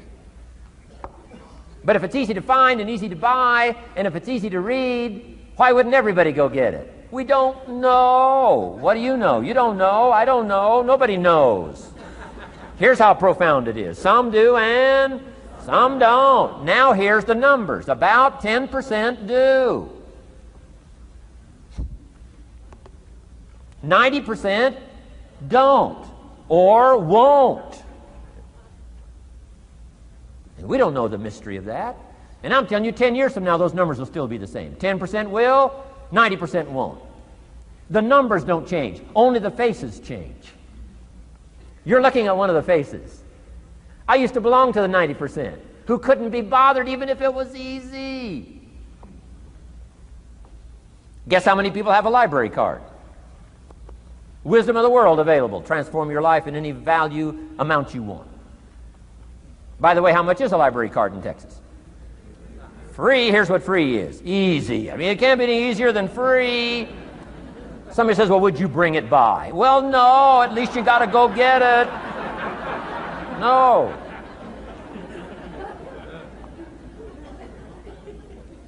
Wisdom of the world available. Transform your life spiritually, socially, personally, economically, and every other way. Teach you how to be rich and powerful and sophisticated and healthy, influential. How many people have a library card? Answer, 3%. 95, 97% couldn't be bothered. Guy specializes in happy hour, but he doesn't have a card. And now readily and quickly blames the government and blames his company and blames policy and blames the pay scale. When if he only knew, if he joined the 3%, here's my advice to you today. Walk away from the 97%. Don't talk like they talk. Don't act like they act. Don't go where they go. Don't specialize in what they specialize in. Throw away the blame list they cling to. Start you a new life. You say, well, is it as simple as getting a library card and join the 3%? And the answer is, of course. Of course. That's how easy this stuff is. This is so easy. It's so simple. It's not complex. You don't need a 2,000-year-old guru. You don't need multi-track affirmations. I'm telling you, don't. Affirmation without discipline is the beginning of delusion. Key. Don't let somebody sweep you into some contrary way to nature itself says, unless you labor. The miracle of the seed and the soil and the seasons and God and all the other stuff that's available, sunshine and rain, that's not available to you by affirmation. It is only available to you by labor. So labor well. Okay. Learn well. Discipline yourself well. And you can have all the treasures you want. This stuff's easy and simple. It's not ocean waves and seagulls. You don't have to move to Sedona where all the force fields come together in Arizona.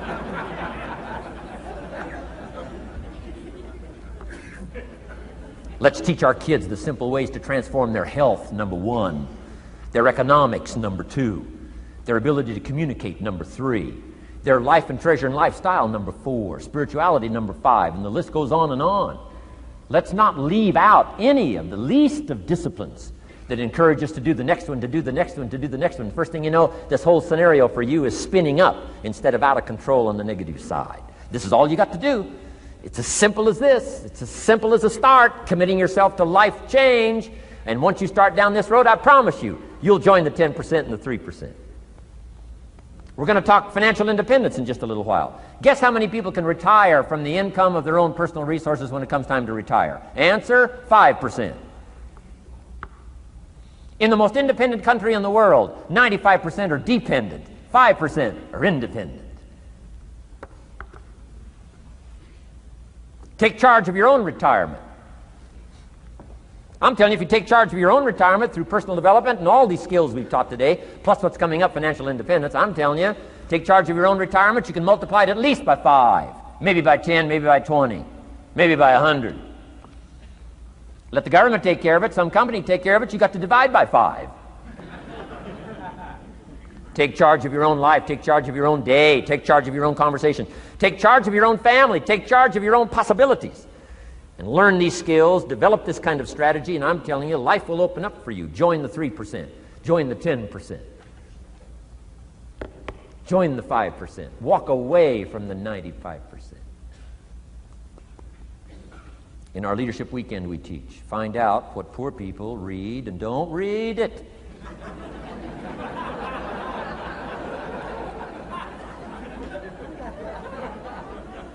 I'm telling you, don't talk like they talk. Lend a helping hand, but don't fall into their poor philosophical scenario. Don't blame what they blame. Don't use the excuses they use. It's called the language of the poor. Switch gears, switch language, switch ideas, switch strategy. Start with the simplest of disciplines. And don't bemean any of these disciplines. The smallest of disciplines starts the process of life change. And if you'll invest in this thing called discipline, you can have whatever you wish. It's called the beginning of a miracle. Now here's the last clue on discipline. Do the best you can. We covered earlier, but here's a good scenario for the do the best you can. I've got a good question for you. Is the best you can do all you can do? And the answer is no. Strangely enough. If we all fell on the floor right now and did as many push-ups as we possibly could, and let's say for some reason you haven't been into push-ups lately, I can't imagine why, but let's say the best you can do is 5. And you look up at the rest of us and say, hey, 5 is the best I can do. We can tell by the look on your face that's probably true. 5 is the best you can do. Now, is 5 all you can do? The answer is no. If you rest a little, you can do 5 more. Wow. And if you rest a little, you can do 5 more. And if you rest a little, you can do 15 more. How did we get from 5 to 15? It's a miracle.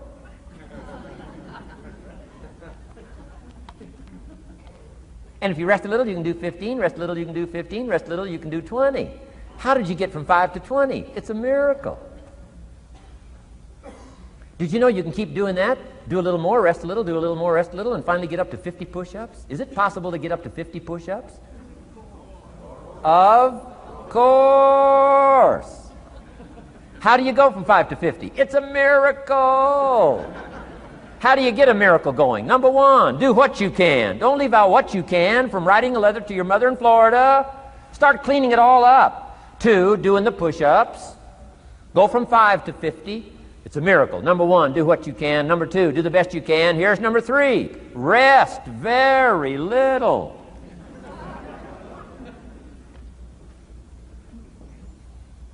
Don't rest too long. Why? The weeds take the garden. Kids have got that figured out. You can't rest too long. Here's the clue. Make rest a necessity, not an objective. The objective of life is not to rest. The objective of life is to act. Think of more disciplines. Think of more ways and means in which to use your own wisdom and your own philosophy, and use your own attitude, your own faith, your own courage, your own commitment, your own desires, your own excitement. Invest it, invest it, invest it, invest it in discipline so that it's not wasted. The smallest of discipline. Thereby transform your life. Join the 5%, join the 10%, join the 3%. Guess when I went and got this little book, Richest Man in Babylon? The same day I heard about it. I went and got it.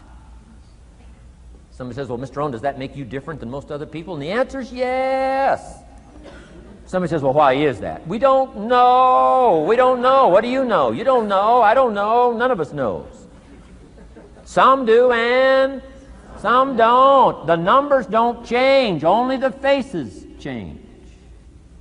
From those who get in on a seminar like this, listen to a dynamic sermon, read a book, listen to some cassettes, take seriously the next conversation of a friend who wants to level with you, and do something about it. And you can walk away from the 97%, not live there anymore. Because if you don't, the next 6 years of your life will be like the last 6. Mr. Shove said to me, Mr. Rohn, 6 years now you've been working. I'm telling you, the next 6 years of your life is going to be like the last 6, unless you take advantage and start making these personal changes. I made the changes, totally revolutionized my life. So take a look at the next 5 years of your life. It's going to be like the last 5, unless you change. And if you will change, everything will change. Join the 5%. 10 years from now, the numbers are going to be the same. But I'm telling you, some faces in this audience can change and start showing up in the 3% crowd, in the 5% crowd, in the 10% crowd, and thereby dynamically affect your life and your future. Develop these strengths. Now here's the last ability. Develop the ability to share. Pass along to someone else. If you've picked up a good idea today, pass it along. Don't let it stay. Pass it along. A book, if you take one of these little books I've suggested home and it affects you, pass along. Say, hey, I found a book, really helped me. I found a book, got me thinking. I found a book, changed my health. I found a book, got me inspired. Pass it along, pass it along, pass it along. Here's what's exciting about sharing. If you share with 10 different people, they get to hear it once, you get to hear it 10 times. So it's probably going to do more for you than it is for them. But it's called what? Everybody wins. When somebody shares, everybody wins. Wow. Share your ideas, share your experiences, share your knowledge. You can have just as much pleasure as I do. I said, giving this seminar, this is one of my joys in life. Give a seminar like this, make the best investment I can of words and spirit and heart and soul and time, energy. I don't have to work this hard. But I gladly work this hard. Why?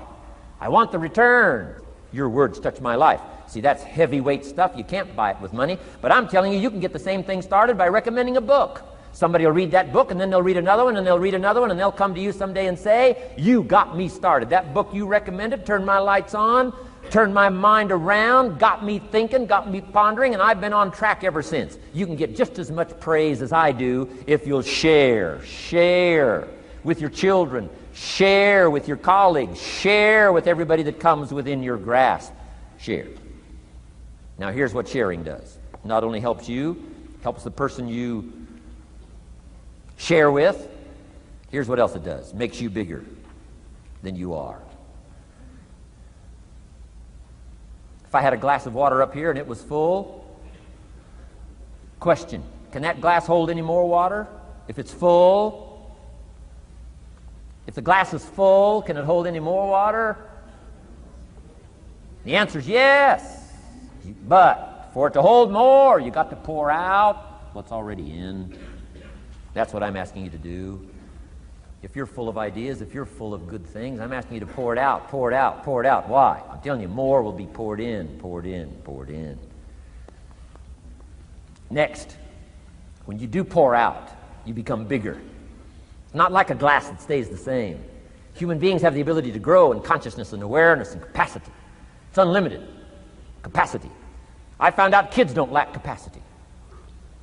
In Europe, the kids speak what? 2, 3, 4, 5, 6 languages. When I grew up, my father spoke German, never taught me. My mother spoke French, never taught me. They were trying to get away from all the old world languages back then. Had no concept how valuable languages were going to be in the future. Just didn't know. So they abandoned the German, abandoned the French. I could have learned all 3 languages instead of just English. My girls went to school in Beverly Hills. They've turned that around. In first grade now in Beverly Hills school system, they offer 3 languages besides English. French and German, Spanish. Why? Because kids can learn 2 languages just as easy as 1. Question, how many languages can a child learn? Here's how many. As many as you'll take the time to teach them. They do not lack capacity. They only lack teachers. Wow. And I'm telling you the same thing is with you. You don't lack capacity. But here's how you expand your capacity. And that is to share what you've got. Now you get bigger. Share some more, now you get bigger. I'm here for a very self-interest reason. If I share with you, my consciousness grows. If I share with you, I get to hear this again. Somebody asked me not long ago, said, Mr. Rohn, how are you doing with all this stuff? You get on everybody's case pretty hard. How are you doing with all this stuff you teach? I said, well, best I can share with you is this. Listen to me very carefully, but don't watch me too close. This stuff's easier to lecture on than it is to do. I understand that. I'm working on it just like you. But hey, pour out what you've got so that your capacity grows. Now, why should you want your capacity to grow? Very self-interest reason. Here it is. To hold more of the next experience.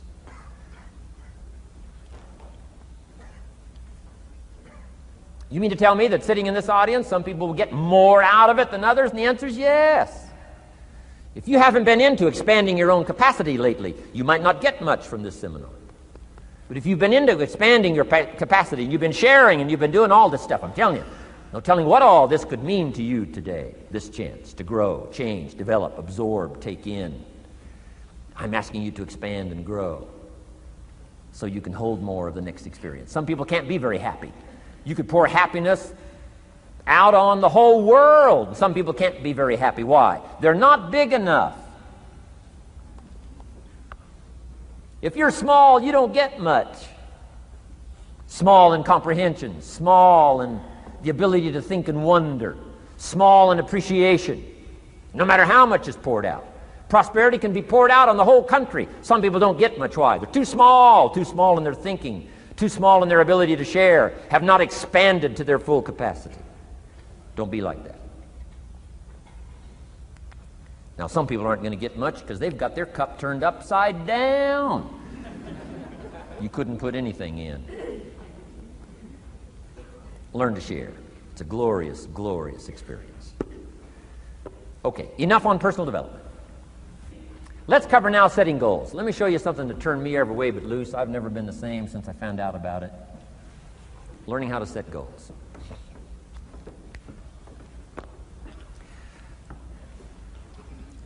Not long after I met Mr. Schoaf, we're having breakfast one morning. Mr. Schoaf said, Mr. Rohn, now that we've gotten acquainted, we know each other fairly well, he said, maybe one of the best ways I can help you, he said, let me see your current list of goals. Let's go over them and talk about it. And I said, what? I don't have a list. He said, well, Mr. Rohn, if you don't have a list of your goals, he said, I can guess your bank balance within a few $100s. Which he did. And that got my attention. I said, you mean my bank balance would change if I had a list of goals? He said, drastically. So that day I became a student of setting goals. And I've used it to dynamically affect my life. I've taught it to some of my business colleagues. We use it to do business around the world. Setting goals. It can turn out to be a drama for your life. Here's what goals are. Your vision of the future. Your vision of the future. Now, there's 2 ways to face the future. 1, with apprehension. Number 2, with anticipation. Guess how most people face the future? With apprehension. Why? Major reason why. They don't have it well designed. They've left the design of their future to somebody else. And if you don't make plans of your own, guess what? You'll probably fall into someone else's plans. Guess what someone else may have planned for you? Not much. You got to make a list of this not much stuff. I'm telling you, people all their lives count on this not much list. If all of your negative relatives all turn positive, what will that do for your future? Not much. If prices come down a little, what will that do for your future? Not much. If the economy gets a little better, what'll that do for your future? Not much. If circumstances get a little better, what'll that do? Not much. If the weather gets a little better over the next few years, that'll do. Not much. I mean, you could go right down this whole scenario list. Most people all their lives, with their fingers crossed, count on this not much list. That's why 10 years from now, they'll be driving what they don't want to drive, living where they don't want to live, wearing what they don't want to wear, doing what they don't want to do, having what they don't want to have, maybe become what they didn't want to become. And it all starts by counting on something that's not going to count much. You say, well, then how can my life dramatically change? You got to count on yourself. And here's one of the things you got to count on: your ability to design the future. It's called the promise. And the promise of the future, if you'll design it well, can have an awesome effect on your life. But if you face the future with apprehension, you'll take hesitant steps all day, uncertain steps all day. And if you take uncertain steps all day for 6 years, you can imagine how empty your life can be. We've got to help our kids with the promise of the future. Now here's what's connected to the promise: the price. The price to pay. But I'm telling you, the price is easy if the promise is clear. One of the better notes to make for today. The price is easy if the promise is clear and powerful. But the price seems almost too much to pay, too much to get over, too much to accomplish if the promise isn't clear, if the promise isn't powerful. I'm telling you, kids will pay the disciplines if they can see the promise. One of our biggest challenges as parents in the 90s is to help our kids see the promise of the future. That's why I'm teaching financial independence, how to become wealthy and powerful and sophisticated and healthy and unique. All of the stuff kids would hope to go for. It's all possible. This is America. That's the promise of the future. The price, a few simple disciplines practiced every day. And I'm telling you, the kids will pay the price of the simple disciplines if they can see the promise of the future. But if they can't see, they don't want to pay. And the same is true of all of us. We will pay the most extraordinary disciplines if we can see the promise of the future, called setting goals. So I'm asking you to get a handle on the future. I'm asking you not to leave it to anyone else. Don't leave it to the company. Company's got their own goals. I'm asking you to set your own goals, your personal goals. Income goals and financial goals and health goals and spiritual goals, and where do you want to go and what do you want to do and what do you want to see and what do you want to be. That's it. Promise of the future. Design your own future. It's within your hands and your capacity to do so. Here's how simple now goal setting is. It's not mysterious. You don't have to anchor, you don't have to focus, you don't have to visualize, none of that stuff. Here's how simple goal setting is. Changed my life. Decide what you want and write it down. I mean, that's how profound this stuff is. Decide what you want and write it down. Make a list. Where do you want to go? What do you want to do? What do you want to see? What do you want to be? What do you want to have? What do you want to share? What projects would you like to support? What would you like to be known for? What skills would you like to learn?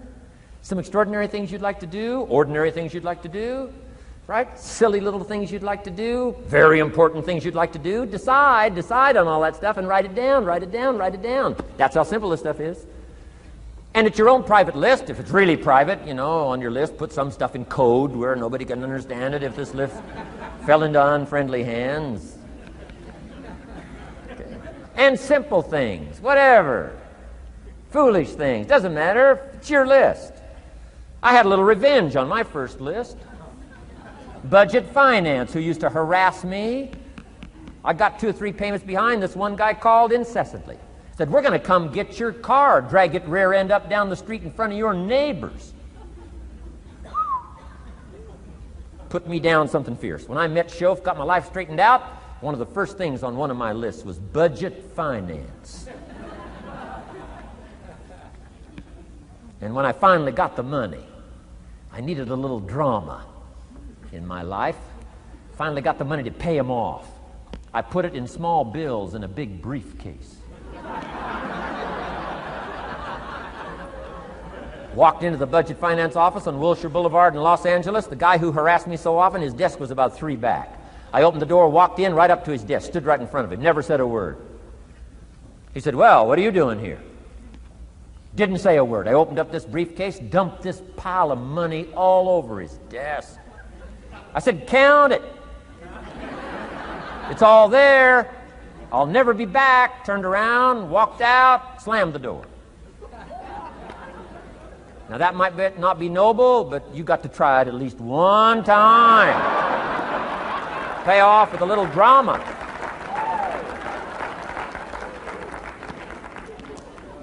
Got to check them off my list. Keep your list with you. I keep my list in my journal so that I can go back. 5 years ago, here was my list. And I'm a little embarrassed. Here's what I thought was so important now. How my philosophy has changed. From 10 years ago, 5 years ago, 3 years ago. Here's my old list. Here's my new list. Here's what's valuable to me now. Here's what I want my life to be now. Here's where I want to go, what I want to do, what I want to see. Keep your lists of goals so that it shows your growth, shows your ability to change and grow. Your philosophy grows and expands what's valuable. Setting goals. It doesn't matter how small, foolish it is. Put it on your list. My Japanese friend, Toro Ikeda, put on his first list, a Caucasian gardener. He wanted. Thought that was good.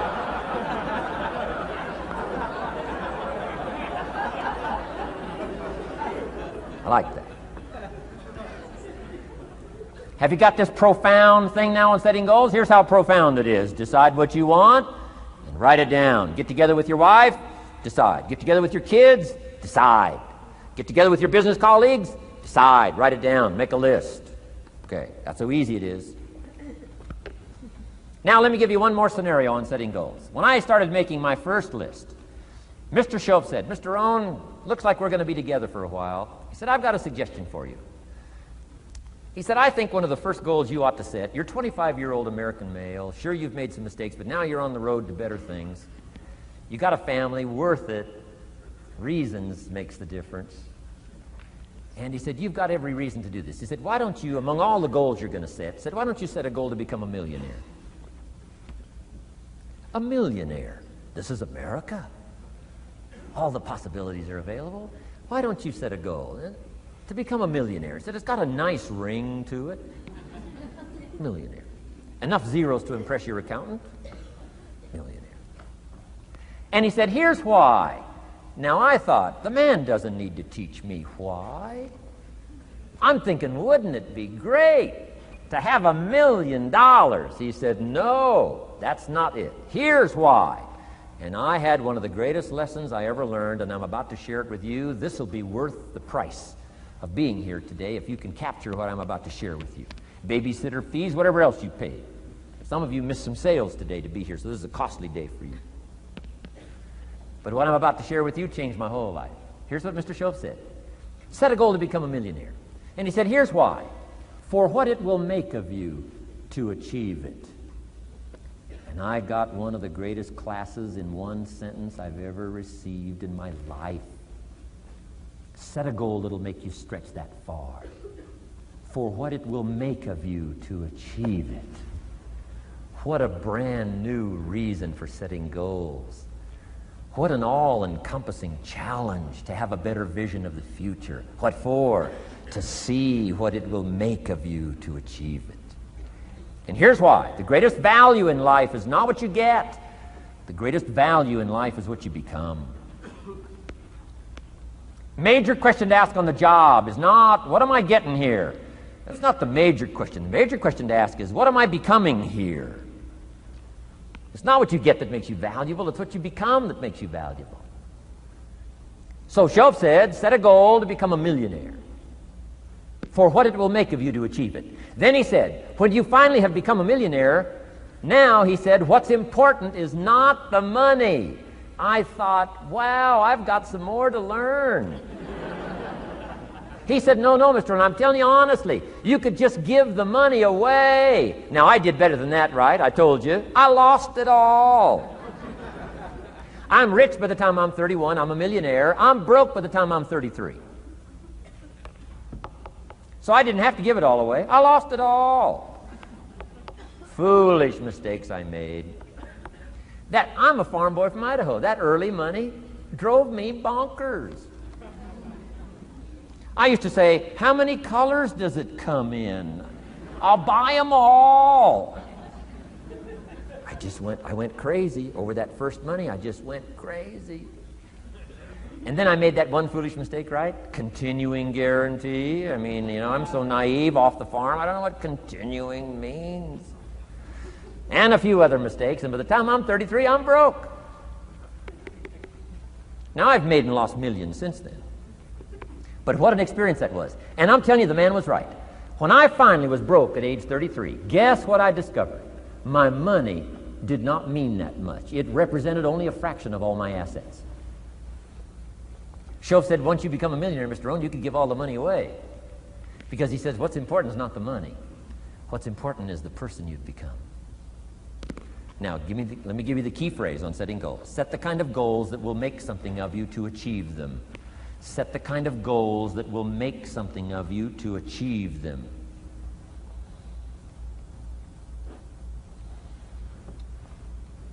Always keep that in mind. What will this make of me? If I set this goal and go for it, not only will I achieve it, but what will it make of me in the process? What a whole new concept on setting goals. Now, there's two parts to this, and then we're wrapping up goals. Here's the first part now in this goal setting for what you become. Number one, don't set your goals too low.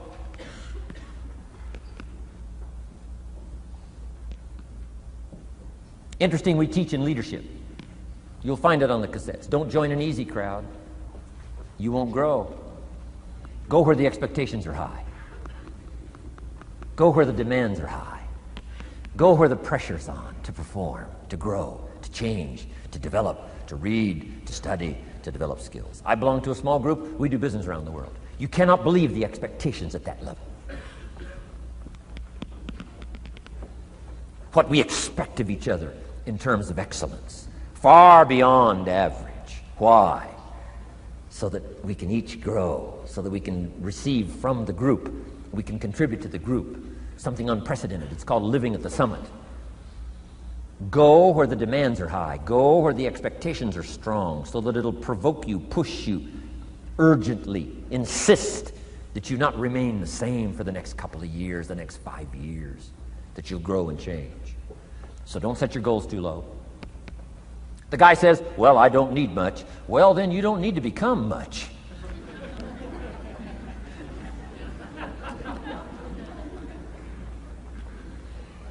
Now, here's the last part on setting goals. Don't compromise. Don't sell out. There were some things I went for back in those early years that I paid too big a price for. If I'd have known how much it was going to cost me, I never would have paid, but I didn't know. Don't sell out. Ancient phrase says, count the cost, count the cost, count the cost. An ancient story says, Judas got the money.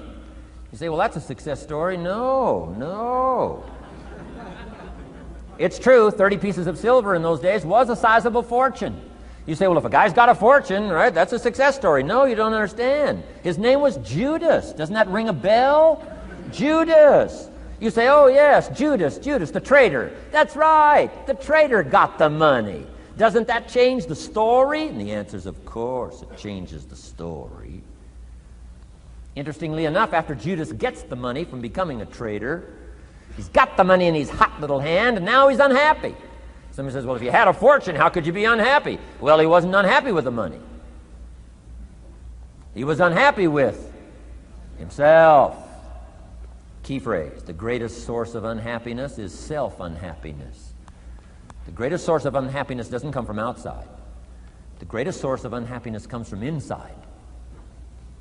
And here's where the erosion starts, doing a little less than you could.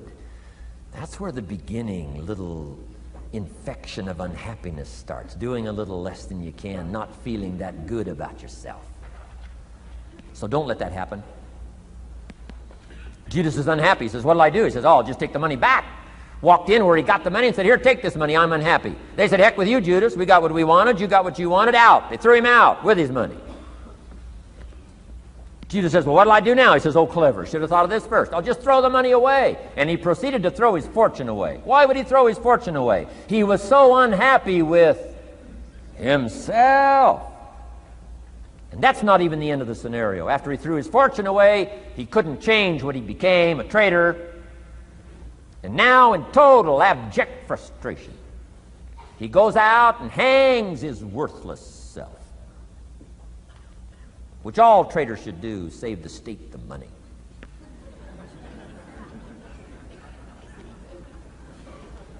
Why such a tragic end? Because he was so unhappy with himself. He sold out. He sold out. He paid too big a price. Ancient script sums it all up and said, what if you gained the whole world and it cost you your soul? Too big a price to pay if you got the whole world. Don't sell out. Don't compromise your values.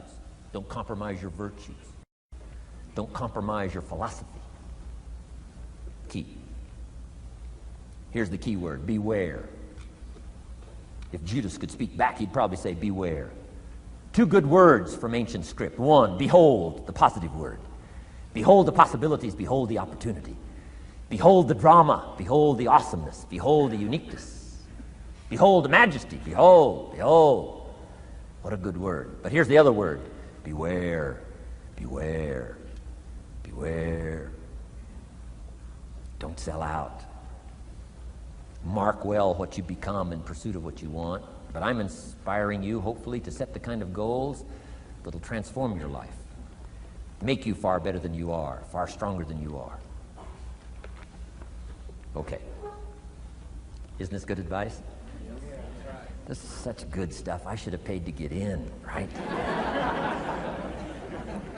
Fabulous.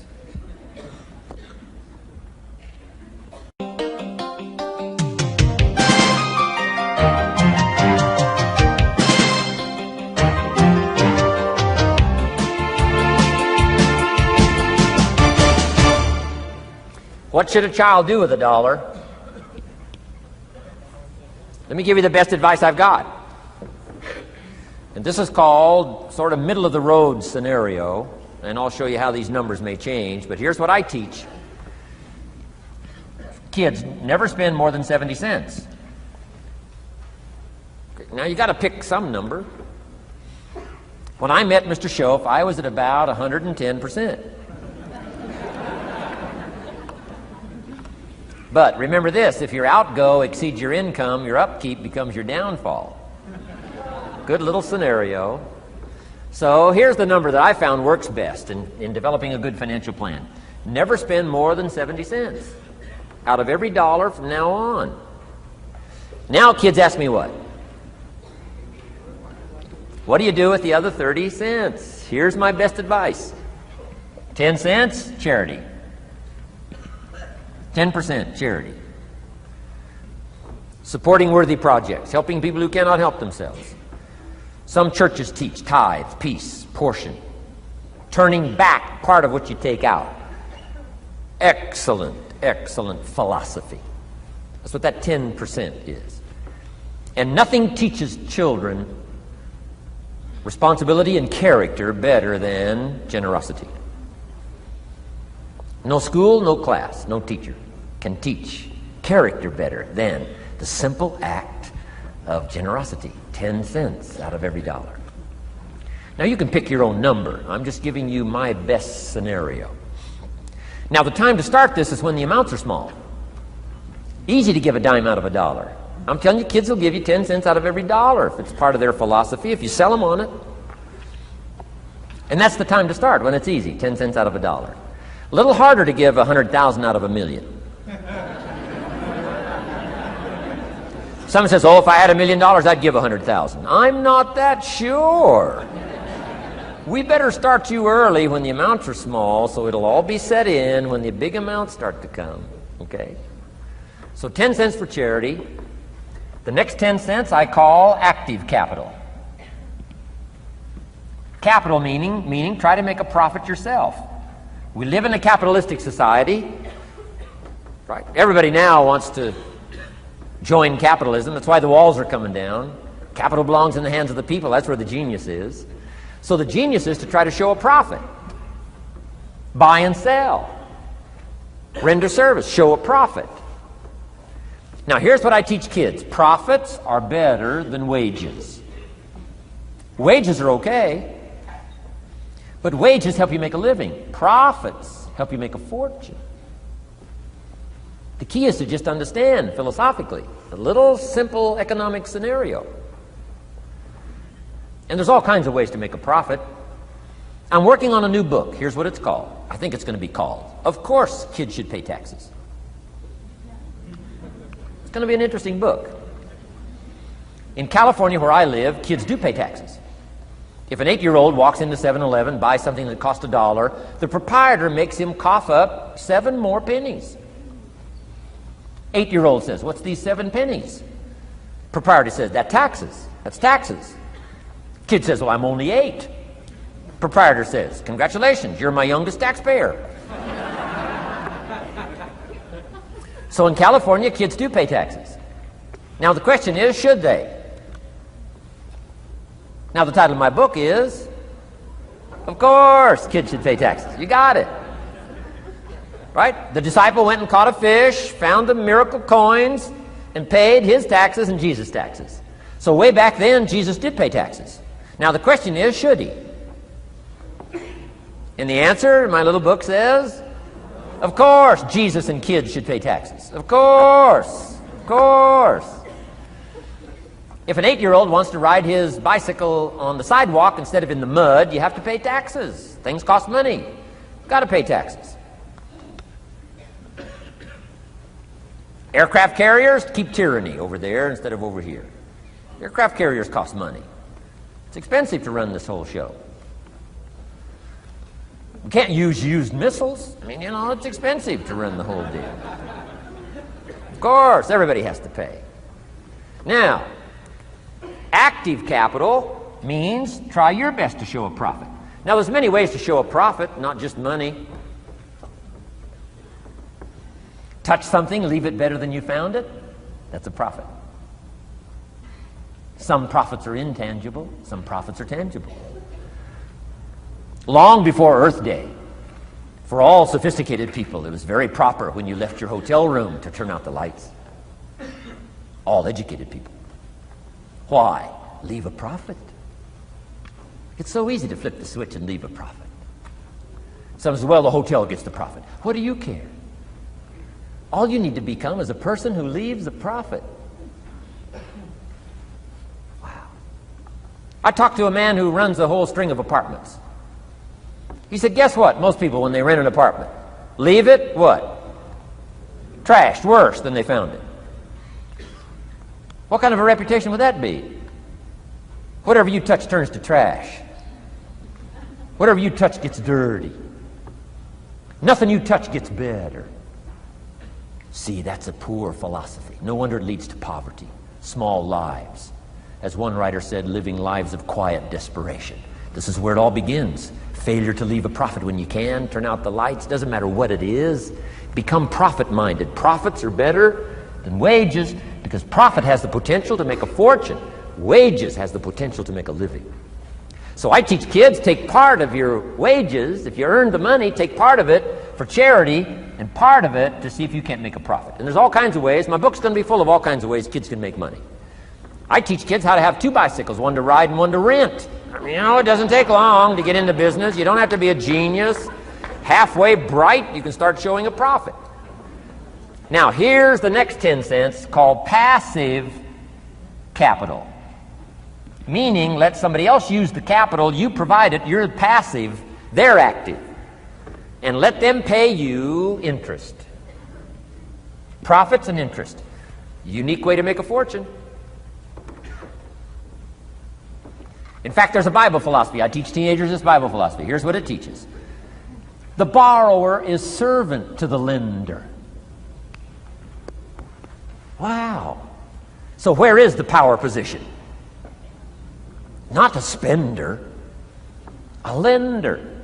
And if I've taught teenagers well, if you ask them, among some of the things you want to be, when you grow up, as years pile on, what would you like to be? I'm telling you, among some of the things that they would like to be, if they've sat in on my classes or gotten some of my material, they will say, I want to be one of them lenders. Powerful position. Let somebody else use your capital. Some projects require more capital than any one person has. So we've got capital pools, whether you put it in a financial institution or whatever, right? Earn an interest, earn a profit, right? Buy a car and sell it for more than you paid for it. Why? Because you leave it better than you found it. Touch something and leave a profit. Okay? It's not just wrapped up in money and economics. This helps to teach all other scenarios of life on profit and capital and expenditures, what to do with your time and what to do with your life, and as well as what to do with your money. Okay? Now this little scenario I call the ideal. Now here's what's important: to set up the ideal and work toward it. Because at first you may not be able to do these numbers. Some people are in such desperate situation currently, they got to go 97, 1, 1, and 1. I mean, you know, I had to start there. Start with pennies. And remember, it's not the amount that counts. Mr. Schoaf gave me the clear situation. Here it is. It's not the amount that counts, it's the plan that counts. When I met Mr. Schoaf, I'm 25 years old. I said to him, if I had more money, I'd have a better plan. He said, no, Mr. Rohn, if you had a better plan, you'd have more money. 6 years? 6 years? In America, 6 years? Come on, it's not the money, it's not the amount, it's the plan that counts. So set up an ideal plan like this. Now you can rearrange this and modify it to suit yourself. I'm just giving you here as an example. So set up the ideal and then start making progress toward it. Because finally, these numbers are going to change if you move on up into the higher area, right? The people I work with around the world couldn't spend 70 cents out of every dollar. It would be obscene. That'd be too much. So these numbers are bound to change. I don't know what mine are. Probably 20% up here. A lot larger numbers down here. Okay? So these numbers can change. I'm just offering you a good sample philosophy. Remember, philosophy is the set of the sail. The economy is not the set of the sail for you. For you, the set of the sail is your own philosophy, your own thinking, your own plan, your own concept. Don't borrow somebody else's plan. Don't borrow somebody else's concept. Don't borrow the concept, spend all you can, cross your fingers and hope for the best. Don't borrow that. Develop your own philosophy, and I'm telling you, it'll lead you to unique places. Now, the rest of a lot of this is on the cassette tapes, but let me just give you 2 or 3 more pieces of the scenario here. Then I want to talk about communications, and then we're going to wrap it up. Okay. Here's 2 or 3 more parts to financial independence. Number 1, keep strict accounts. This is the best of disciplines. Keep strict accounts.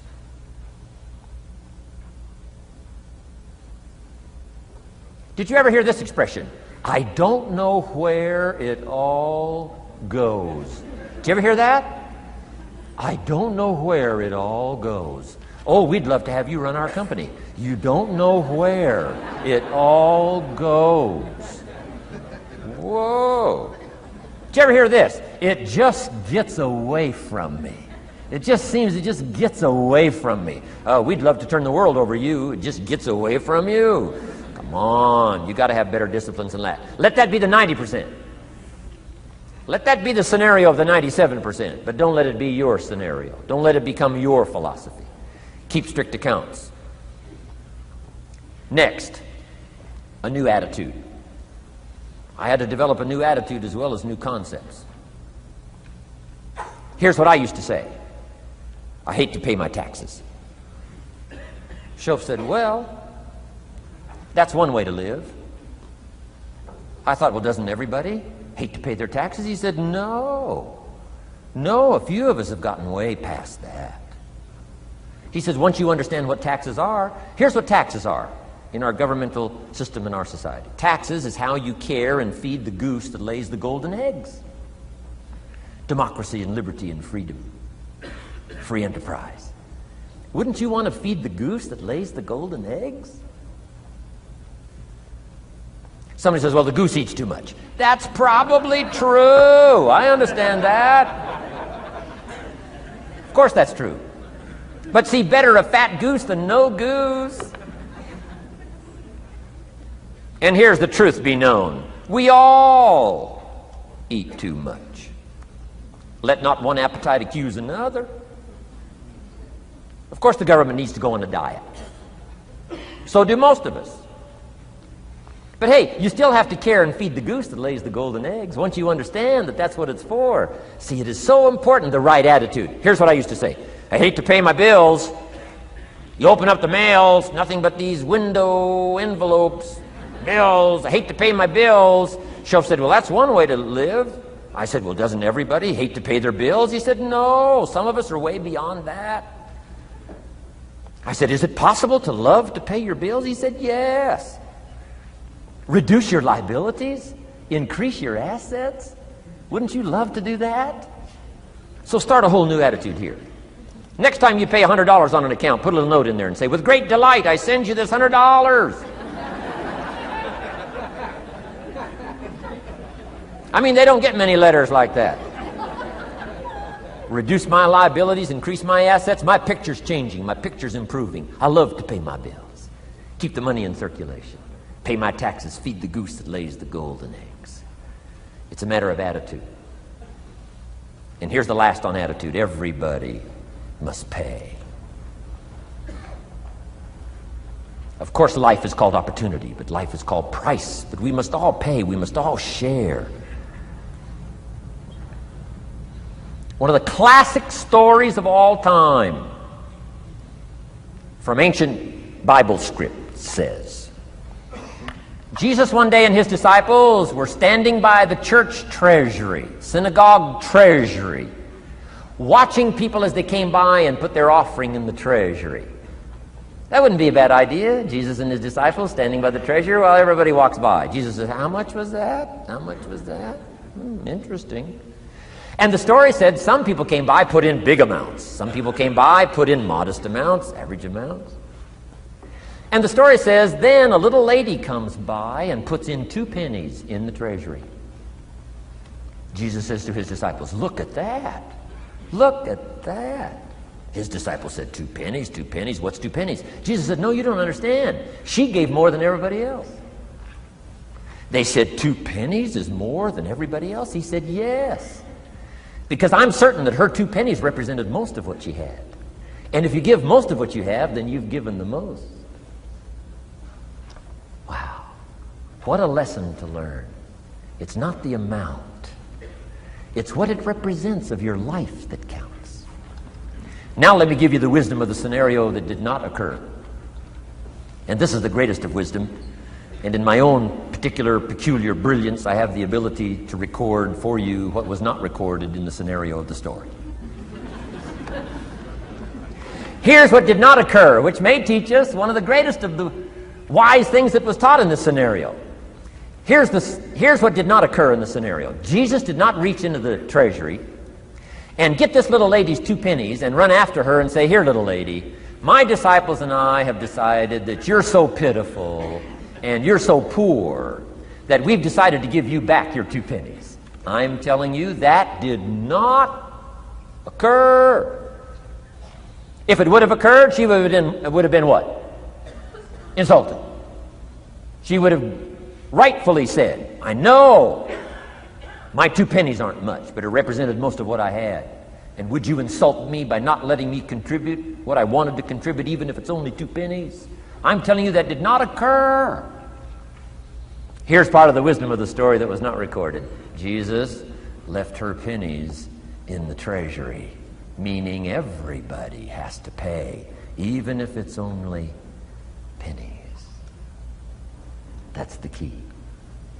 And whether you start with pennies or whether you start with dollars or whether you start with nothing, remember, part of the scenario is to spend, of course. Part of the scenario is to invest, and part of the scenario is to show a profit, and part of the scenario is to help take care of people who can't take care of themselves. If you'll set up your own philosophy, I'm not asking you to buy my philosophy. I'm not asking you to adopt my numbers.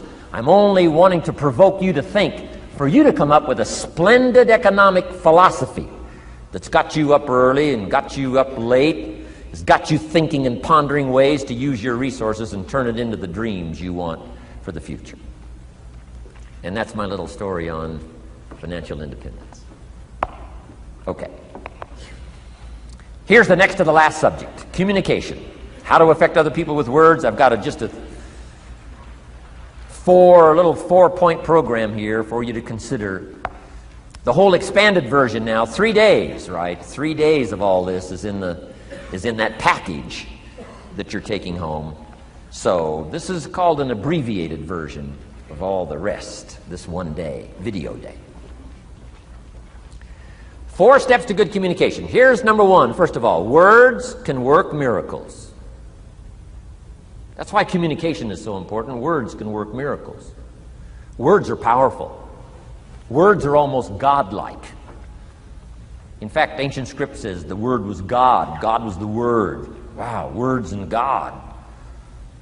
I said to my Israeli audience last year, in the beginning, the story of creation is unique. It says, in the beginning, Jehovah God spoke and said what? Got some students here, I'm sure. In the beginning, Jehovah God spoke and said what? Let there be light. And what? There was light. Wow! Wow! It looks like words create light. Is that possible? I'm telling you it's possible. Humans can get pretty close. What if somebody can't possibly see how they could do well, how they could become successful, how they could transform their lives and their health, their future, and their finances, spiritually, and every other way? They can't see, and you come along and share your story, and maybe borrow some other stories. And by the time you get through with a good presentation to this person, they say, now I can see. Before you got here, I was blind. I was in the dark. And while you were talking, some things dawned on me. Is it possible to create light with human intelligence, with words? And the answer is, of course, of course. Here's part of the spectacular opportunity as a human being. One person talking to another. It's got so much power, so much potential. A mother talking to a daughter, a father talking to a son, salesperson talking to a client. Nothing more magical and powerful, awe-inspiring than words have the ability to dramatically affect people's lives and futures. So become a good communicator. Let me give you some good keys to good communication. Here's number 1, have something good to say. Communication starts with preparation. Getting ready to speak this year, getting ready to speak next year. Attend the classes, read the books. Have something good to say. Here's 4 good words to help you to have something good to say. 1 is interest. Develop a new interest in people and life and what's going on, economics and politics, religion, social structure, possibilities, opportunities. Develop a new interest. Here's the next word, fascination. Goes that step beyond interest. That's why kids learn so much that first 6 years. Fascination. Adults are walking on ants. Kids are saying, don't walk on these ants. I'm studying these ants. I'm looking at these ants. Kids are so fascinated. How come an ant can carry something bigger than he is? Wow. That's how come they learn so much. They're fascinated. And here's another little clue I've learned. Turn frustration into fascination if you can. You'll learn more. I've worked on this. I'm pretty good at it. Out in Los Angeles, I'm on the freeway. My airplane leaves in 45 minutes. The traffic is moving not 1 inch. I am now fascinated. I'm telling you. Now, it doesn't work every time. That's true, but every time it does work, I'm telling you, you'll come away with more. Learn to be fascinated instead of frustrated if you possibly can. Turn that little scenario on for yourself. Next is sensitivity. You got to understand, we use the phrase where people are coming from, where they've been, what's going on. Sensitivity training is so important. People not like you, people that have got challenges and problems and difficulties, you got to do your best to be sensitive to other people, where they find themselves, the pit they might be in currently, what's going on. Be sensitive to that. Here's 2 of the greatest things said about Jesus. 1, it said he was touched. He was touched by where he found some people. He was touched by the misery he found some people in. He was touched. And here's the other word, he was moved, it said. He was moved, touched and moved. If you really want to communicate well, you got to be touched and moved. Not just by your own drama of life, but by the drama you know is going on in other people's lives. Sensitivity. How does an adult 40 talk to a child who's 12? You got to be sensitive. Not just to your current situation.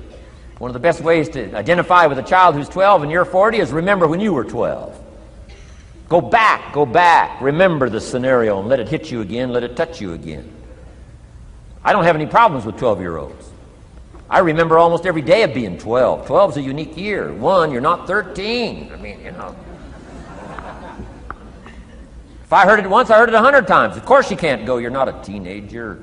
Wow, I can't wait for this year to be finished. Remember, that's part of sensitivity. Remember. Apostle. One who became an apostle, leader of the Christians, was once Saul from Tarsus, hater and killer of the Christians.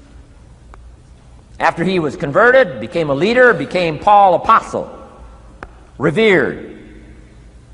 Why was he so effective in his language, in his ability to touch people with his words and with his presence? If you read part of the scenario of his history, he gave an account of his own life and said, here's why I think I'm so effective. I remember the pit I came from. Sure, they call me apostle, but I used to kill these Christians, and I never forget that. If I want to get in touch with other people's difficulty, I got to remember my own difficulty. Let it hurt again. That's what makes a good performance. A good actor, a good actress. The emotion close to the surface from the remembrance of things past. And then well-chosen words delivered with emotion. Powerful.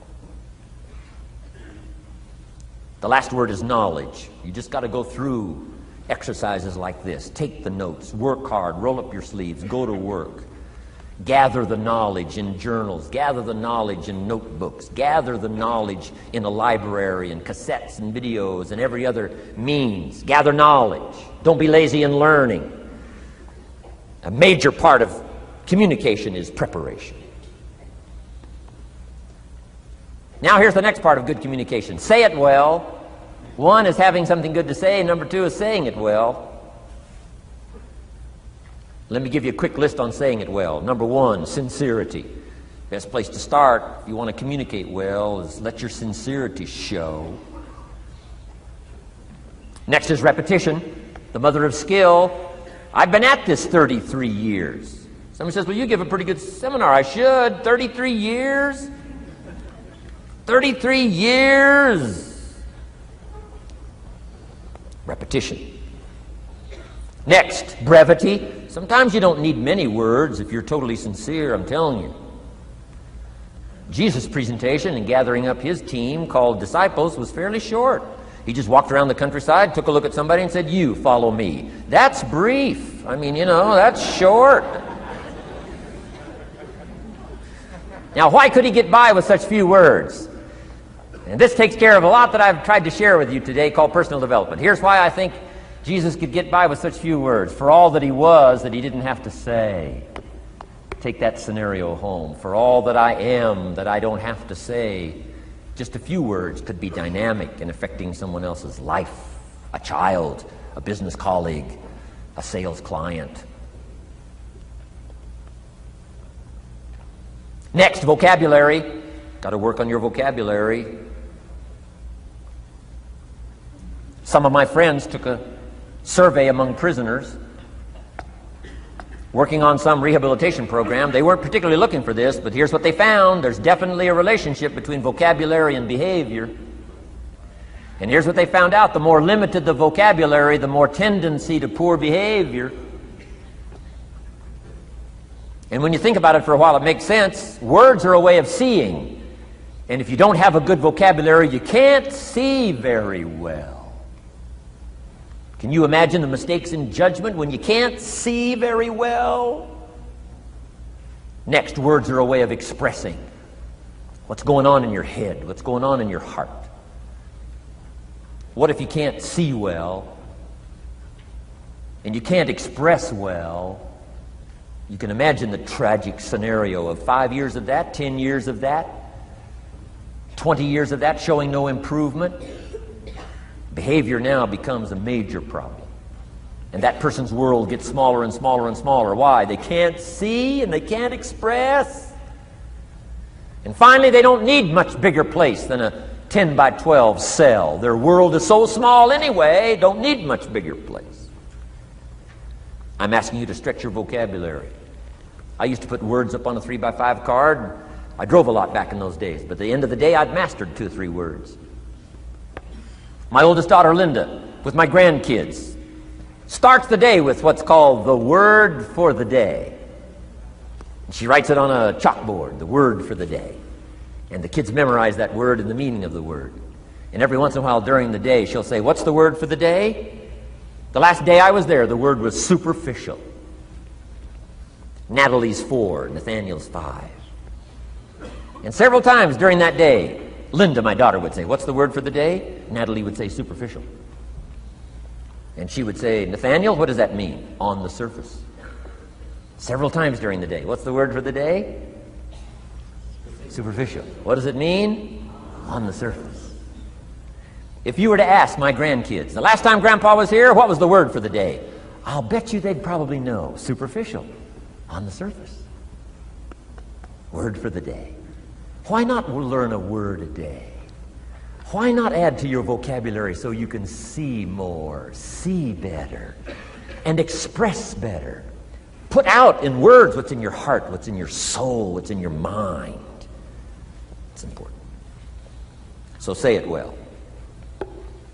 Here's number 3. Number 1 was have something good to say. Number 2, say it well. Here's number 3. Read your audience.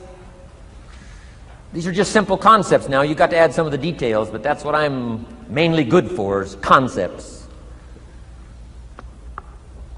Read your audience. If you're talking to a child, you've got to study the face of the child. You've got to study a little body language. You've got to study what's going on. So you'll know whether to shift gears, come on a little stronger, ease off a little, might be too strong, search for another illustration, soft, strong. A lot of that is dictated by reading your audience. When I first started lecturing, I had some challenges here. I was so absorbed in my notes, lecturing like this. I'm telling you, in those early days, the audience could have left and I'd kept right on going. I didn't know what was going on down here. I didn't know what was going on over here. I didn't have any idea what was happening over here, whether I should come on a little stronger, ease back. I didn't know. I couldn't read my audience. So, read your audience. A prospect, read. Now let me give you some ways to read. Number 1, by what you see. Body language tells us some things. How to shift gears, whether to go on, whether to stop. If you're talking to somebody and they're leaning toward the door, that means you gotta hurry, right? They're not gonna be here long.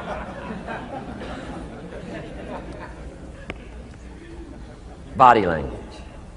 Guy's got his arms folded, chin tucked down. You got your work cut out for you. You're gonna have to reach deep in your bag. Find some extraordinary stories. This one's not gonna be easy. What tells you that? Reading what you see. Here's the next one. Read what you hear. You've got to read a child's impatience. Kids don't mind telling you whether they're bored or impatient. Kids' attention span is short. Doesn't last long. You've got to get it said. You start talking to a child, 30 seconds they say, "How long is this going to take?" Whoa. Read. Listen. Listen for the response. Now you'll know whether to shift gears, change your language, find a new illustration, soften, stronger. Read your audience. Read what you see, read what you hear. And here's one of the most important. Read what you feel.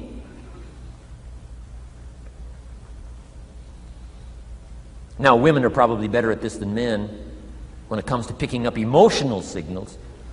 Men, they can see, and men, they can hear, but it takes a little training for a man to pick up those emotional signals that are so important so you don't say the wrong stuff. Because it's so easy to make a mistake in language. What if you meant to say to someone you care about? What if you meant to say, "What's troubling you?"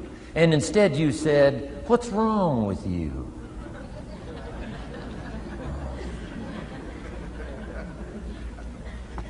communication. So read the emotional signals. If we could learn from the women on this emotion. Women have this uncanny antenna picking up this stuff. Woman says, doesn't feel right. I mean, what does that mean? It doesn't feel right. It doesn't feel right. Whoa. Women have got it, though. Seems to be built in. Especially danger. Women pick it up quicker than men. It's built in, I think. Way back, right? Man was the provider. Mama was the protector at home. So she picked up this scenario of danger, I think, these signals. But they are good. In the middle of the night, Mama wakes up. The baby cries. Mama wakes up. Papa sleeps. The faintest cry. Mama's awake. Or she nudges her husband and says, go look, something isn't right. He says, what do you mean it isn't right? She says, no, go look. He said, hey, everything's okay. She says, go look. He says, okay. And he gets out of bed, goes downstairs. The front door is open. How did she know that? We don't know. I mean, she just knows. She just knows. But I'm telling you, it's so valuable in communication to be able to pick up the emotional signals as well as what you see and as well as what you hear. It's so important. But women are good. Ancient scenario says this: there are shepherds and there are sheep and there are wolves. What a good life scenario. But it doesn't stop there. This ancient scenario says also, some wolves are so clever, they've learned to dress up like sheep. Now you got to have a woman. Got to have a woman. Man says, looks like a sheep, talks like a sheep. Woman says, ain't no sheep. Take my word for it. They know.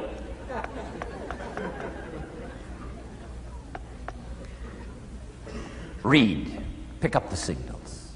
Don't ignore the signals. Develop this personal development scenario, communication, financial independence, and all the rest. Now here's the last part. Intensity. Words mixed with emotion. Words mixed with hate. Words mixed with love. Words mixed with faith. Words mixed with courage. That's what's powerful. Words have a certain effect, but words loaded with emotion have an incredible effect. If I had a little straight pin, a guy buys a shirt, it's got all these little pins in it.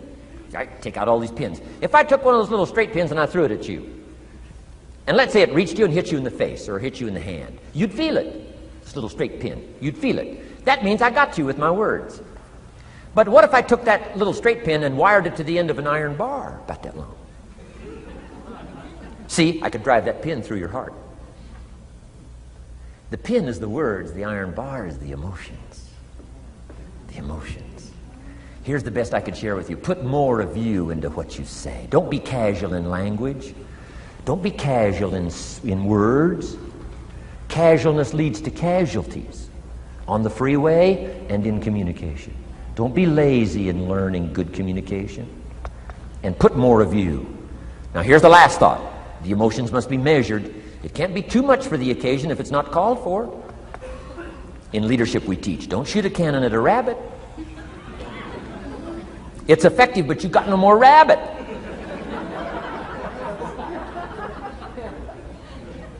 So here's some of the most powerful scenario in communication. Here it is.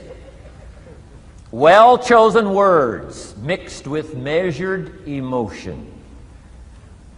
The basis of affecting people with good communication. Well-chosen words mixed with measured emotion. And one last point on communication. The more you care, the stronger you can be. The more you care as a mother, the stronger you can be with your children. The more you care as a father, the stronger you can be. The more you care as a leader, the stronger you can be in helping to solve problems, getting on somebody's case. The more you care. But you got to care. I don't mind a minister consigning my soul to hell fire for my sinful ways, I don't mind that. If he believes it, I don't mind him consigning my soul to hellfire for my sinful ways, as long as he does it with tears and not with joy. If you're going to preach a message on hellfire and consign people to hell's fire, you got to cry and sob your way through a sermon on hellfire. We would all dismiss as a performance a dry-eyed sermon on hellfire. You can't legitimately preach hellfire unless your heart breaks. Otherwise, it's a performance. Otherwise, we could all dismiss it.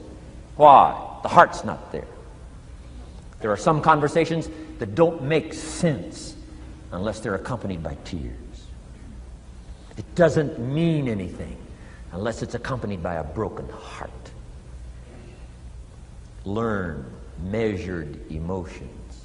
Remember, draw from well-chosen words, expanded vocabulary.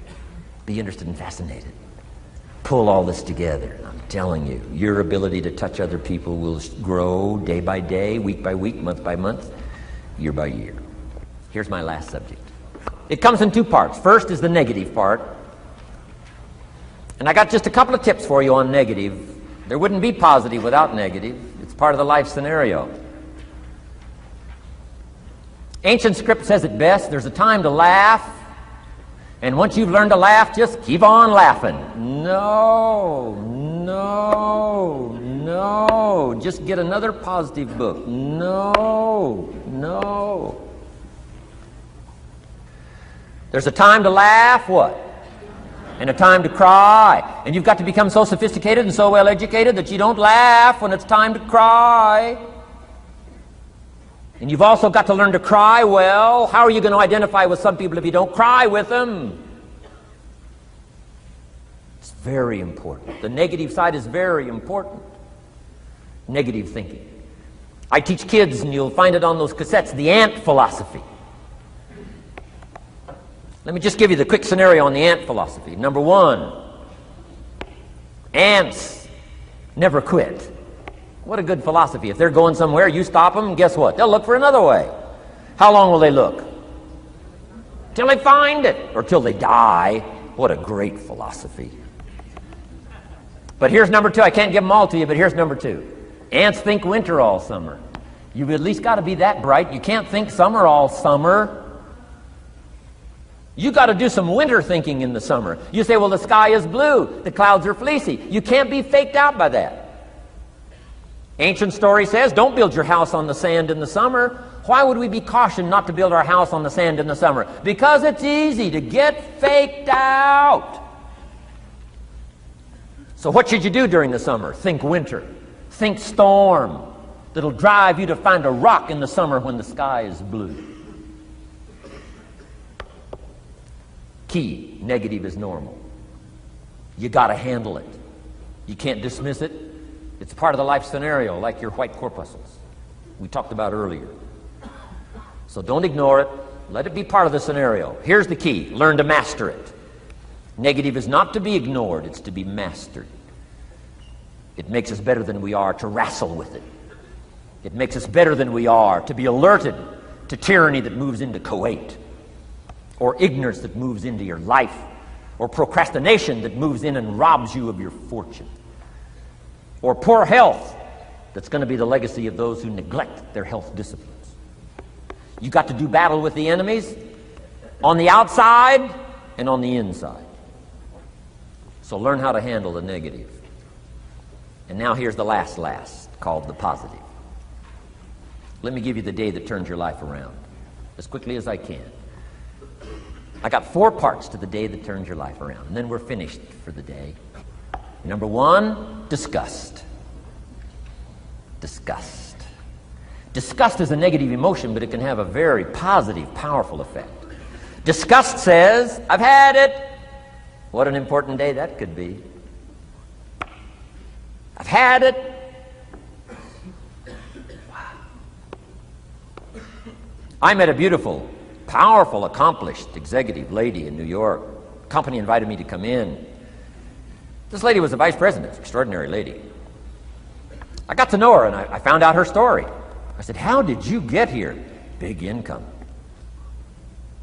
And she never went to college, never went to university. I said, how did you get here? Executive, powerful, income. She said, well, let me tell you part of the scenario. She said, when I was a young mother a few years ago, she said, one day I asked my husband for $10. And he said, what for?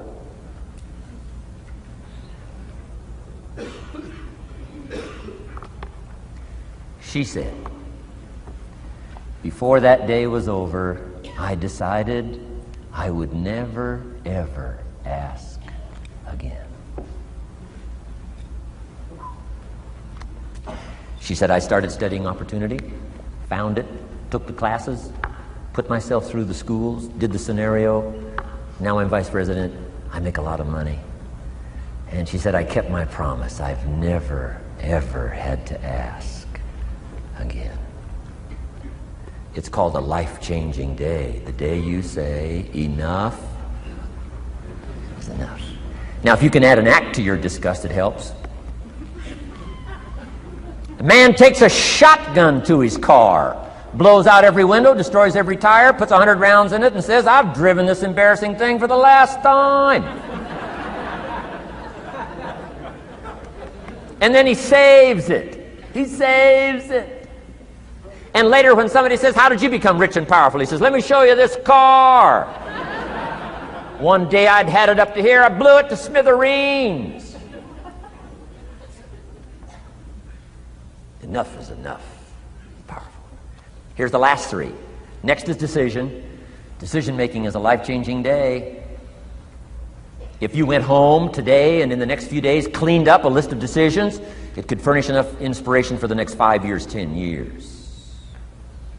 What an inspiring day, the day you can bring yourself to decide. And here's the third one, desire, wanting to bad enough. Who knows the mystery of that? We don't know. But here's something I do know. Sometimes desire waits for a trigger, waits for something to happen. Who knows what the happening may be? A song, the lyrics, a movie, the dialogue, a seminar, a sermon, a book, an experience, confrontation with an enemy, a conversation with a friend who finally levels with you. Whatever the experience it is, it's so valuable. And here's my best advice. Welcome all experiences. You never know which one is going to turn everything on. Don't put up the walls. The same wall that keeps out disappointment keeps out happiness. Take down the walls. Go for the experience. Let it teach you. And here's the last one. Resolve. Resolve says I will. Two of the most powerful words in the language. Benjamin Disraeli said, nothing can resist a human will that will stake its existence on its purpose. Shortly put, I'll do it or die. Best definition of resolve I got from a little junior high girl, Foster City, California. I'm going through some words one day. I got to this one and I asked the kids, who can tell me what resolve means? Some didn't know, some tried. Interesting. The last one was the best.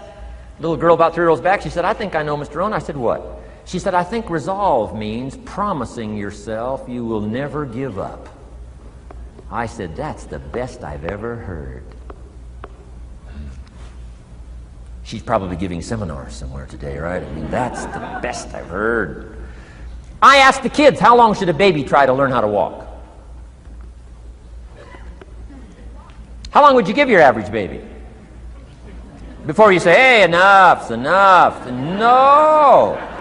Any mother in the world would say, you're crazy. My baby is going to keep trying what? Until. What a magic word. I want you to write it down. Until. Promise yourself you'll read the books until your skills change. You'll go to seminars until you get a handle on it.